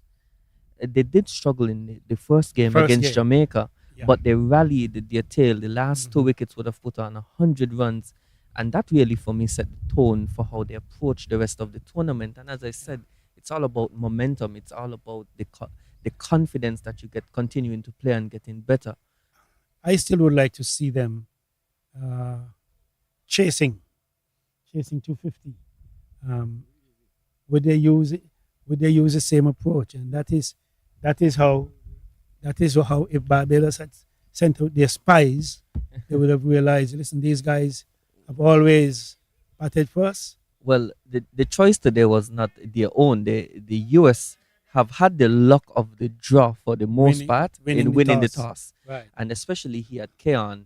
And as I said, the advantage for them as the over number 20 concludes with the score on 75.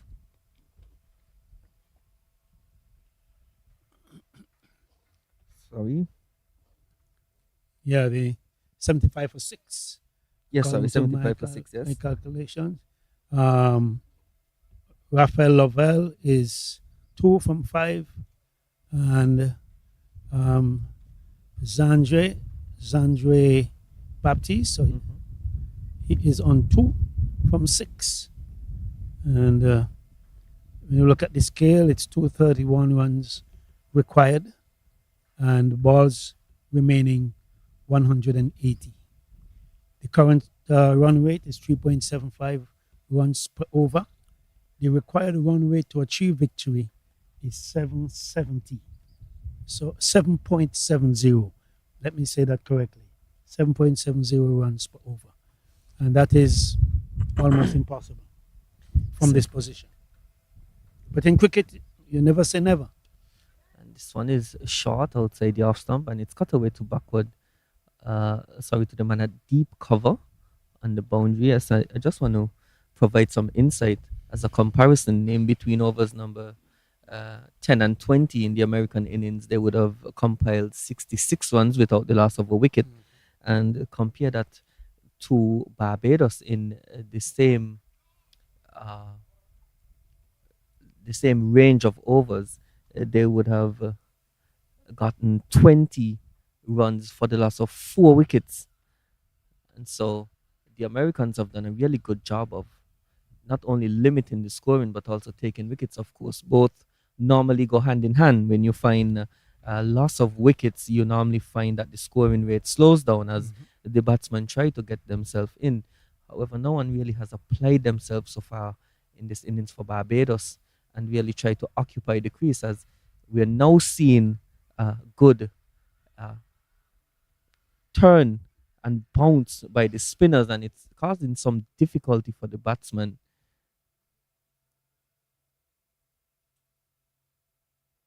And this one again, Sparring at it. good bounce on it. The batsman, the Lovell, is trying to punch that one into the offside. As we see now a change, there's a man at more of a short gully region. He moves to second slip, and this one is faster and it's uh, lobbed to uh, mid on. The bowler was coming around trying to take a catch there, but was unable to do so. Yeah, he was trying to do a sort of pull. Ball was short. It made some height. He tried to pull, got high on the bat, and it flew where the bowler ran around hoping to take a return catch, but that did not happen. One run resulting. 8 for 6. 78 for 6 is the score here in over number 21. Number 21 just completed. And of course, the Barbadians are struggling, as it were. The Americans are in the ascendancy, and they were chirping quite a bit earlier, but no need to chirp. They have everything under control. And of course, Shivastava continues from the pavilion and bowling to Lavelle. When this one is just edged past the man, they are diving at second slip. Shivastava has been really good from this pavilion, and he's got good turn and bounce, especially to the left-handers.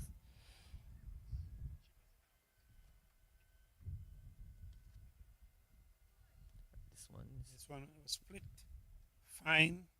That one passed the keeper, and they have returned for 2. Let me see what the umpire would say. Leg byes.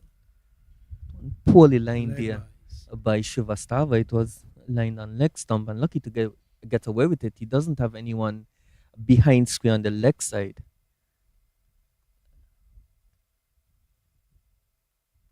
Shivastava, I think he's looking to pitch and middle and leg and turn it across the batsman. With 2 slips in place, there is possibility of an edge.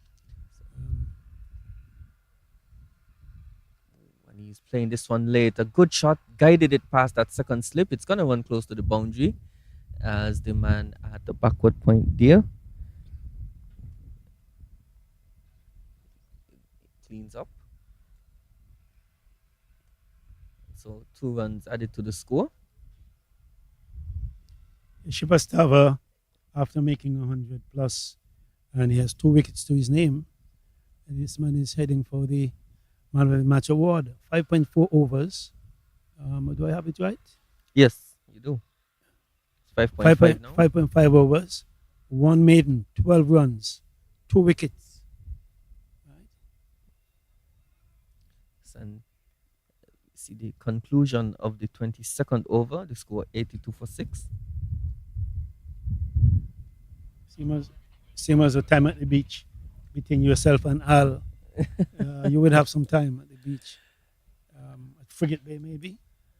Well, I wasn't really looking to go to the beach today. I was really looking forward to this encounter, and Yes. we really, I I was was really looking forward. hyped for it's a top of the table encounter, and you Yes. expect at least the competition to be a bit more tighter, especially considering the what these two teams have accomplished so far, and in particular, I would have touched on the not just the victories that Barbados would have had, but the comprehensive manner in which they have completed their games and gotten results.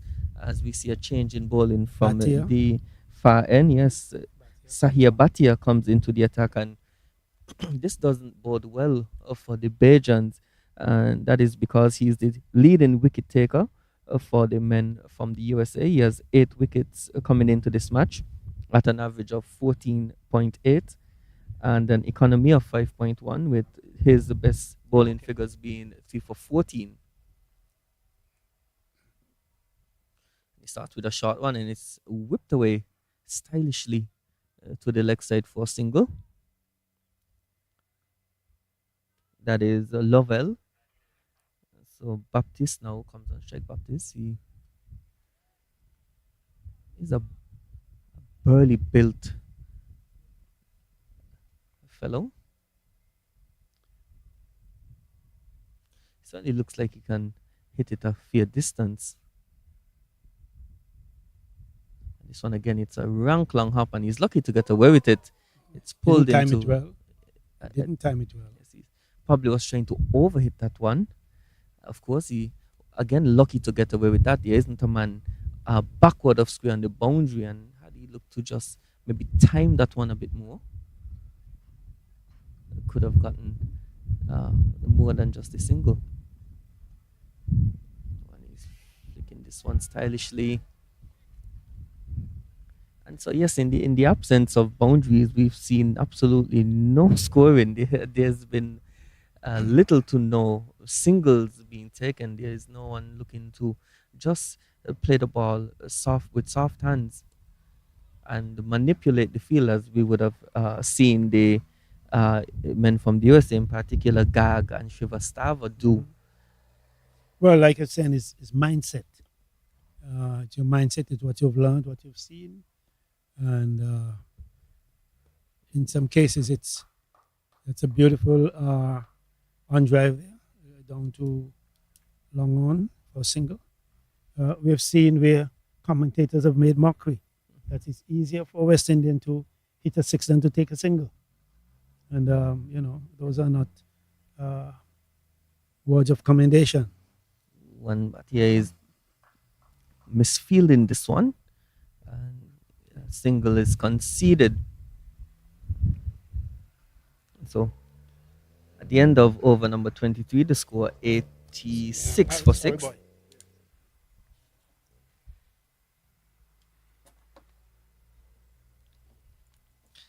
As I welcome back Al to the commentary position. So Barbados under 19, they require 220 runs in all of 162 deliveries to do it in. Legal deliveries, I might add. As we see a change in bowling from the pavilion end, it looks like uh, Sabrish Prasad, and he's gonna be coming from the pavilion end.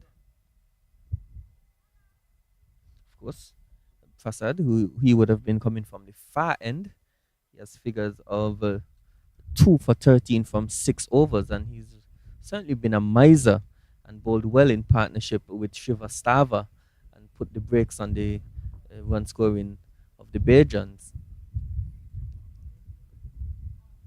This one is called wide.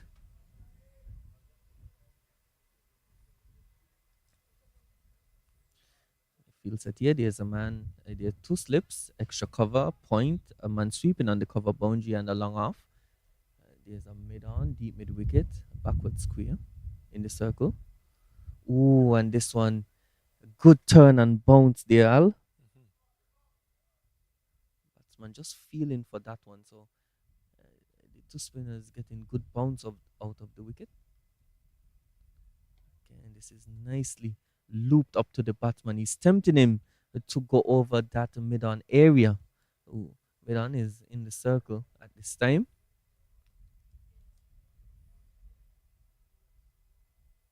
Ooh, and this one is cut in the ear, and that is a soft dismissal. It was short outside the off stump, and he just tapped that one to the man there at backward point. And so Barbados now losing their seventh wicket. They're 87 for 7 with 3 deliveries left in this the 24th over. How would you describe that, Al? I want to get out shot, which was obliged. He needed any venom, no force. Just tapped it into the area. And there were two men out there lurking. Batty was one of them. Batty came across and took the catch. The high five, the high five his partner, and I think he collided with his eyes.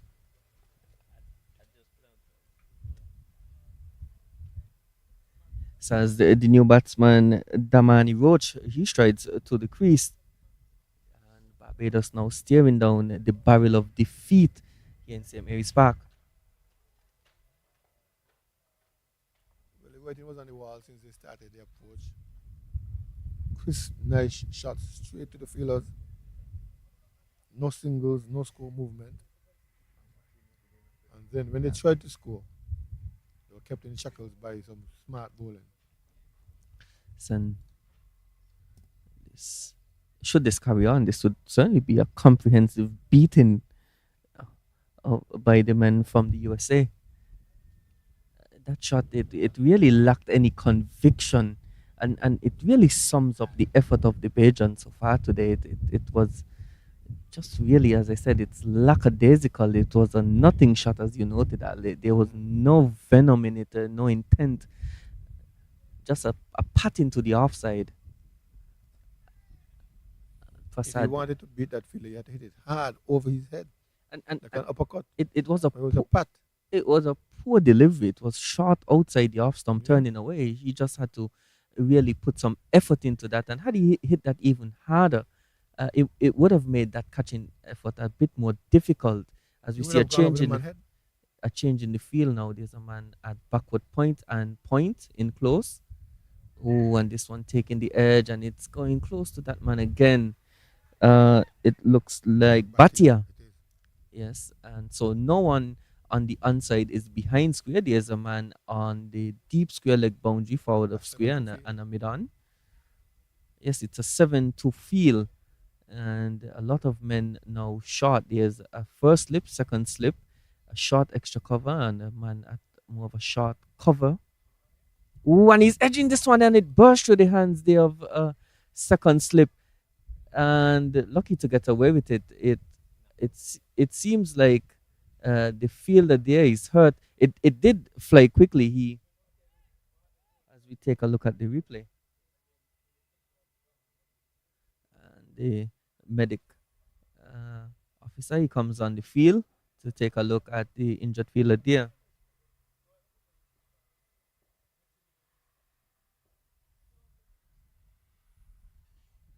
I think what would have happened is the fielders themselves would have clashed and caused some damage. He was close, and what happened was because the batsman would have put some effort into that, it flew off the edge, and he reacted though quickly enough. But I Well, think because they were too close, they would have collided with each other, and that well, two is things happened. They collided with each other, and the ball broke the hand of the second slip. And before he could get the hands to protect it, it struck him somewhere in the face. So I'm sure there might be a little bit of blood or swelling somewhere there, which the physio is dealing with right now. and It could be a gill based on numbering that we've seen. well, It looks like he's going to stretch it off. The umpires are giving some sort of signal which is looking for more assistance. yes, and certainly the fielder is in a spot of bother. So apart from the collision, the physical collision with the thing, Yes, the yes, ball penetrated the hands of the second slip and into the upper torso area of the. and we should mention that he really was in close. That man in particular at second slip. So because of the intent of the batsman, it would have flew to him, and he didn't have really much time to react. It was a great effort on his part. He did get a hand to it. However, the pace on that delivery just burst to his hands, and that led to the sequence of events that led to him now needing treatment. As we see more uh, medical assistants coming onto the field. So we have a short break in play here, and so we'll use it to recap what has happened so far in this innings, if you would What does permit me not to, Al. happen? Yes, so we'll go through the scorecard. We have Michael Greenwich. He is the top scorer so far. He scored 35 from 37 deliveries. Zachary Carter, was dismissed on one from five deliveries, and he was the man, or one of the main men for the Bajans coming into this game. He would have amassed 186 runs, but it wasn't to be for him today. The captain, Joshua Don, batting at three, he is coming into this match was the overall top scorer for the tournament with 196 runs. He was only able to get nine today from 16 deliveries. Kevion Newton, he got two runs from nine deliveries. Gatson Bowen, the wicketkeeper, he got six from 17 deliveries. Shaquan Bell, 8 from 25 deliveries. Raphael Lovell got 7 from 21 deliveries. And the two not out batsmen at the crease, Andre Baptiste, he's 5 from 11 deliveries. And Damani Roach, who's only faced 3 deliveries and he's failed to score. The bowling for the US, they've been really good. The two opening bowlers, sorry, Gag and Kumar. Gag has figures of one wicket for 27 runs in 5 overs. Supransh Kumar, one wicket for 28 runs in 5 overs. Sabrish Prasad, he uh, has got uh, figures of 3 for 14 from 7 overs. Utkarsh Shrivastava, the centurion in this match, has figures of 2 for 12, inclusive of a maiden in 6 overs. And he's certainly the favorite for sure for the man of the match. And Sahia Bhatia, just the 1 over for 4 runs, as we see that the fielder has now been patched up and he seems to have gotten some bandaging around his head. So, yes, that would uh, lend credibility to what you would have uh, relayed there, Al, in regard to the situation as it unfurled. He went for the catch. It seems to have burst through his hands. It hit him on the forehead, and he then subsequently collided with the man at first slip. So he's going to go off the field for some James. treatment. It looks like Gil. Yes, it looks like I'm in the Gil.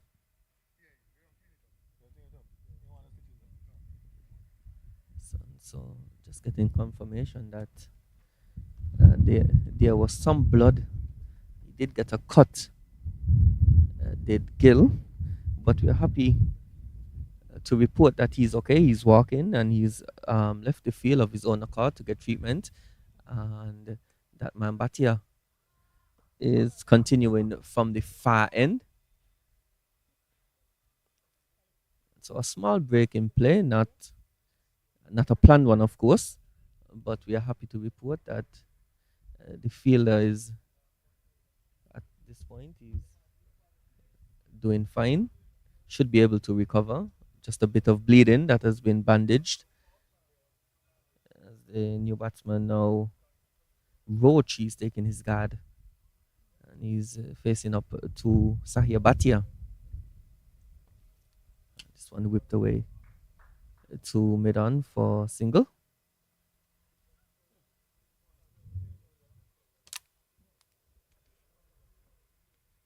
Well, Barbados inching along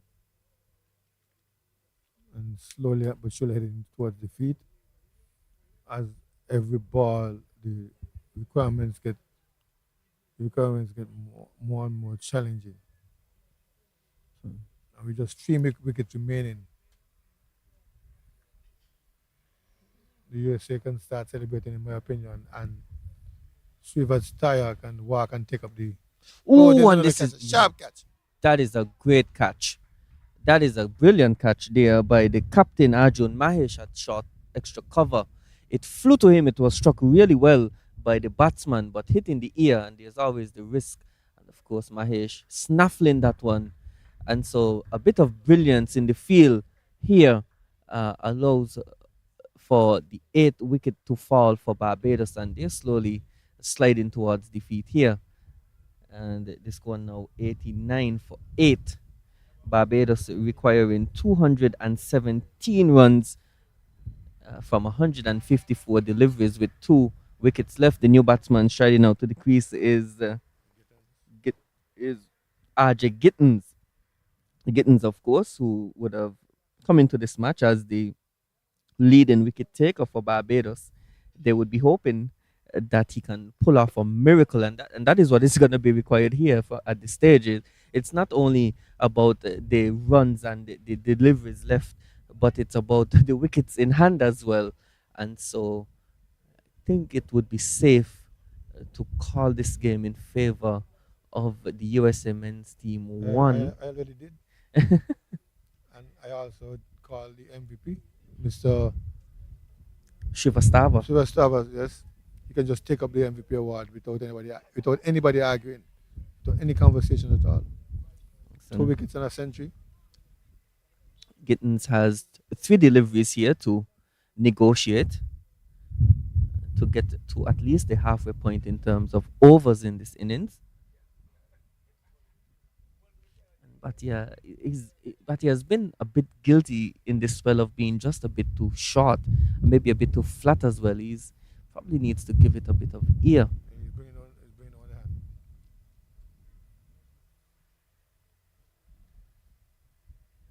Oh, and this one, he's probably heard me. He's giving that one a bit more flight, a bit more.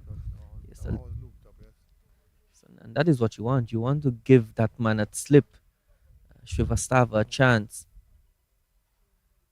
Oh, and this one is played with a nice straight bat. And at the halfway point in terms of overs in this second innings, the score is 89 for 8, Barbados under 19. Well, if they're hoping for a miracle, they should all be on their knees where they're sitting down with their faces forlorn, willing to accept defeat and contemplate what they'll do next. They are, both teams will play the next match in 3 days' time, on the 18th. So, of course, there are 3 teams vying for the top of the table. Of course, that will change after this encounter. But the Windward Islands are also in with a good chance of getting into those top 2 places. And so, and interestingly enough as well, these 2 teams still have to play the Windward Islands, and I believe those results will determine the top of the table. Of course, we're not doing semifinals and finals. It's first against second, third against fourth, fifth against sixth. Yes, 7 against 8. So, depending on the results, these 2 teams may meet again. Yes, depending on the results. But again, they still have to play the Windward Islands, who are in with a hunt for that top position as well. Of course. Oh, and this one is a nice quicker delivery, but well negotiated by the batsman. Yes, the only issue that the Windwards would have faced is that they had a no result in their game, and they were heavy favorites to beat the USA men's second team, who have lost all their games so far. And this one is edge, and a great catch by the fielder there at second slip. It looks like Shrivastava. He was diving to his right and takes an excellent catch. The catching so far has been really good by the men of the US. There's only been that one blemish by Jam at Midan, but for the most part, they've really been sharp. They've taken their chances, and now only 1 wicket left for victory. The USA men, as Roach, he falls for just one from 7 deliveries as the last man, Jackie Pollard, strides to the crease. So it may be over here sooner, much, much, much sooner rather than later, Al. Well, thankfully so. So we could consider which beach we go on the Southeast Peninsula. Take a nice little soak. I don't think. Yeah, so,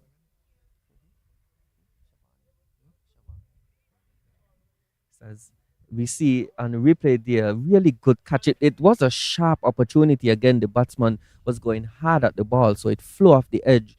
But a sharp catch. He was diving to his right there. I think it's the man Srivastava at second slip. And previously we would have seen another sharp catch being taken by the captain Mahesh in Right. the extra cover region. And so it really speaks well to the work that they've been putting in. They're not just reliant on good batting or good bowling, they're also backing up the work that they do in these two areas, important areas of the game, with good feeling. And And that allows for an overall great performance. no, I'm 100% sure that Tava can just go and take up the MVP award like he bought it from supermarket. One Yes, catch, 2 wickets, and 100 runs. it's certainly going to be a performance you'll remember for a long time. And he's got him Oh, it's again. a second catch. And that is a sharp catch again. It was a quicker ball outside the off stump. And the batsman with a bit of a lazy poke outside the off stump, but it flew to the man there again, Srivastava, who took a sharp catch. I think he was more shocked that he took that catch. And the innings concludes here. Barbados absolutely routed here. They've been bowled out for 89 in the 26th over. And we see, as you were saying, Al, some forlorn faces here in the Barbados camp. But we really need to commend the effort by the men from the USA. It's been a comprehensive victory on their part. They've won by 216 runs. And that is a massive victory. That is probably the biggest victory of the tournament so far. And it's really poetic that the man Srivastava would have had a hand in the final dismissal, considering he's been the talisman for the USA today. As you would have noted, Ali scored 100 earlier. He's gotten 2 wickets and he's snaffled, I believe, 4 catches so far. I can verify that.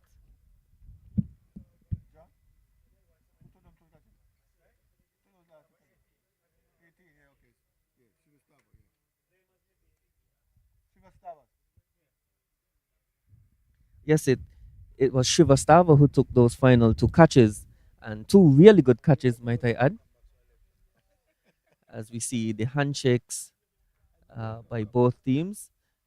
And I'm lost for words here to describe what we've just seen. It was an implosion by the Bajans after the 10th over. Yes, it's such a. I have to say though, I'm a bit. I'm not a bit. I'm a lot disappointed. I really thought that we were in for a close matchup here, but really, the men from the USA were the ones that came with the intention to show up and show out, and that is what they did. They really put on a marvelous performance here, and they've absolutely battered the Barbados team. And so, just to recap what we've seen so far before we leave here, um, Barbados have been dismissed for 89 in this, the 26th over. Michael Greenwich top scoring with 35, and no other batsman was able to get into double figures for this innings. And that is a damning indictment on them.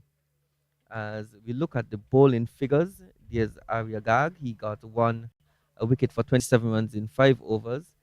There's Supransh Kumar. He got 1 wicket in 20. Sorry, 1 wicket for 28 runs in 5 overs. Sahia Bhatia, he got 1 wicket for 6 runs in 2 overs. The man Srivastava, who I think is the man of the match, he would have gotten 2 wickets for 12 runs in 6 overs, inclusive of a maiden. But the star with the ball is Sabrish Prasad, who got 5 wickets for 14 runs in 7.5 overs. And so, an absolute demolition here. at the St. Mary's Park in Keon. As I turn it over to Al for any final words, but it would be goodbye for me. Well, it's goodbye to the Barbados team too. Still in victory, still in defeat, sorry, straight in the face with a poor approach to chasing and no answer for the way in which the USA constructed the highest total for the tournament so far. Well, this is two beatings in one, we would say, because they might, based on the records, meet again in the finals, as the finals will be one versus two. The Barbados team, once they come back and bounce back, which is expected, they may be able to defeat Windwards, take the second position, and meet this USA team again. But by that time, it will be a demoralizing psychological advantage to Team USA after this victory today by 200 plus runs. Listen, we look at the fact that no partnership would have there's no partnership that got more than 30 runs at any point in the innings.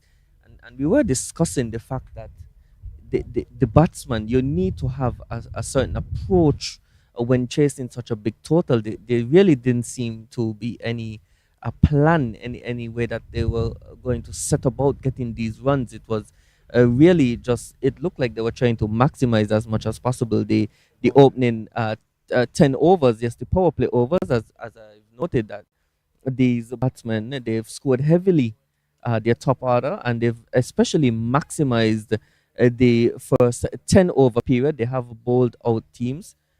And as we conclude here, we wish to thank you for joining us for our coverage of this fifth round game here at Keon. We'll see you on Friday for the sixth round match. And that is going to be all from us here at Keon. Thank you for joining us, and we look forward to seeing you on Friday. Good afternoon and goodbye.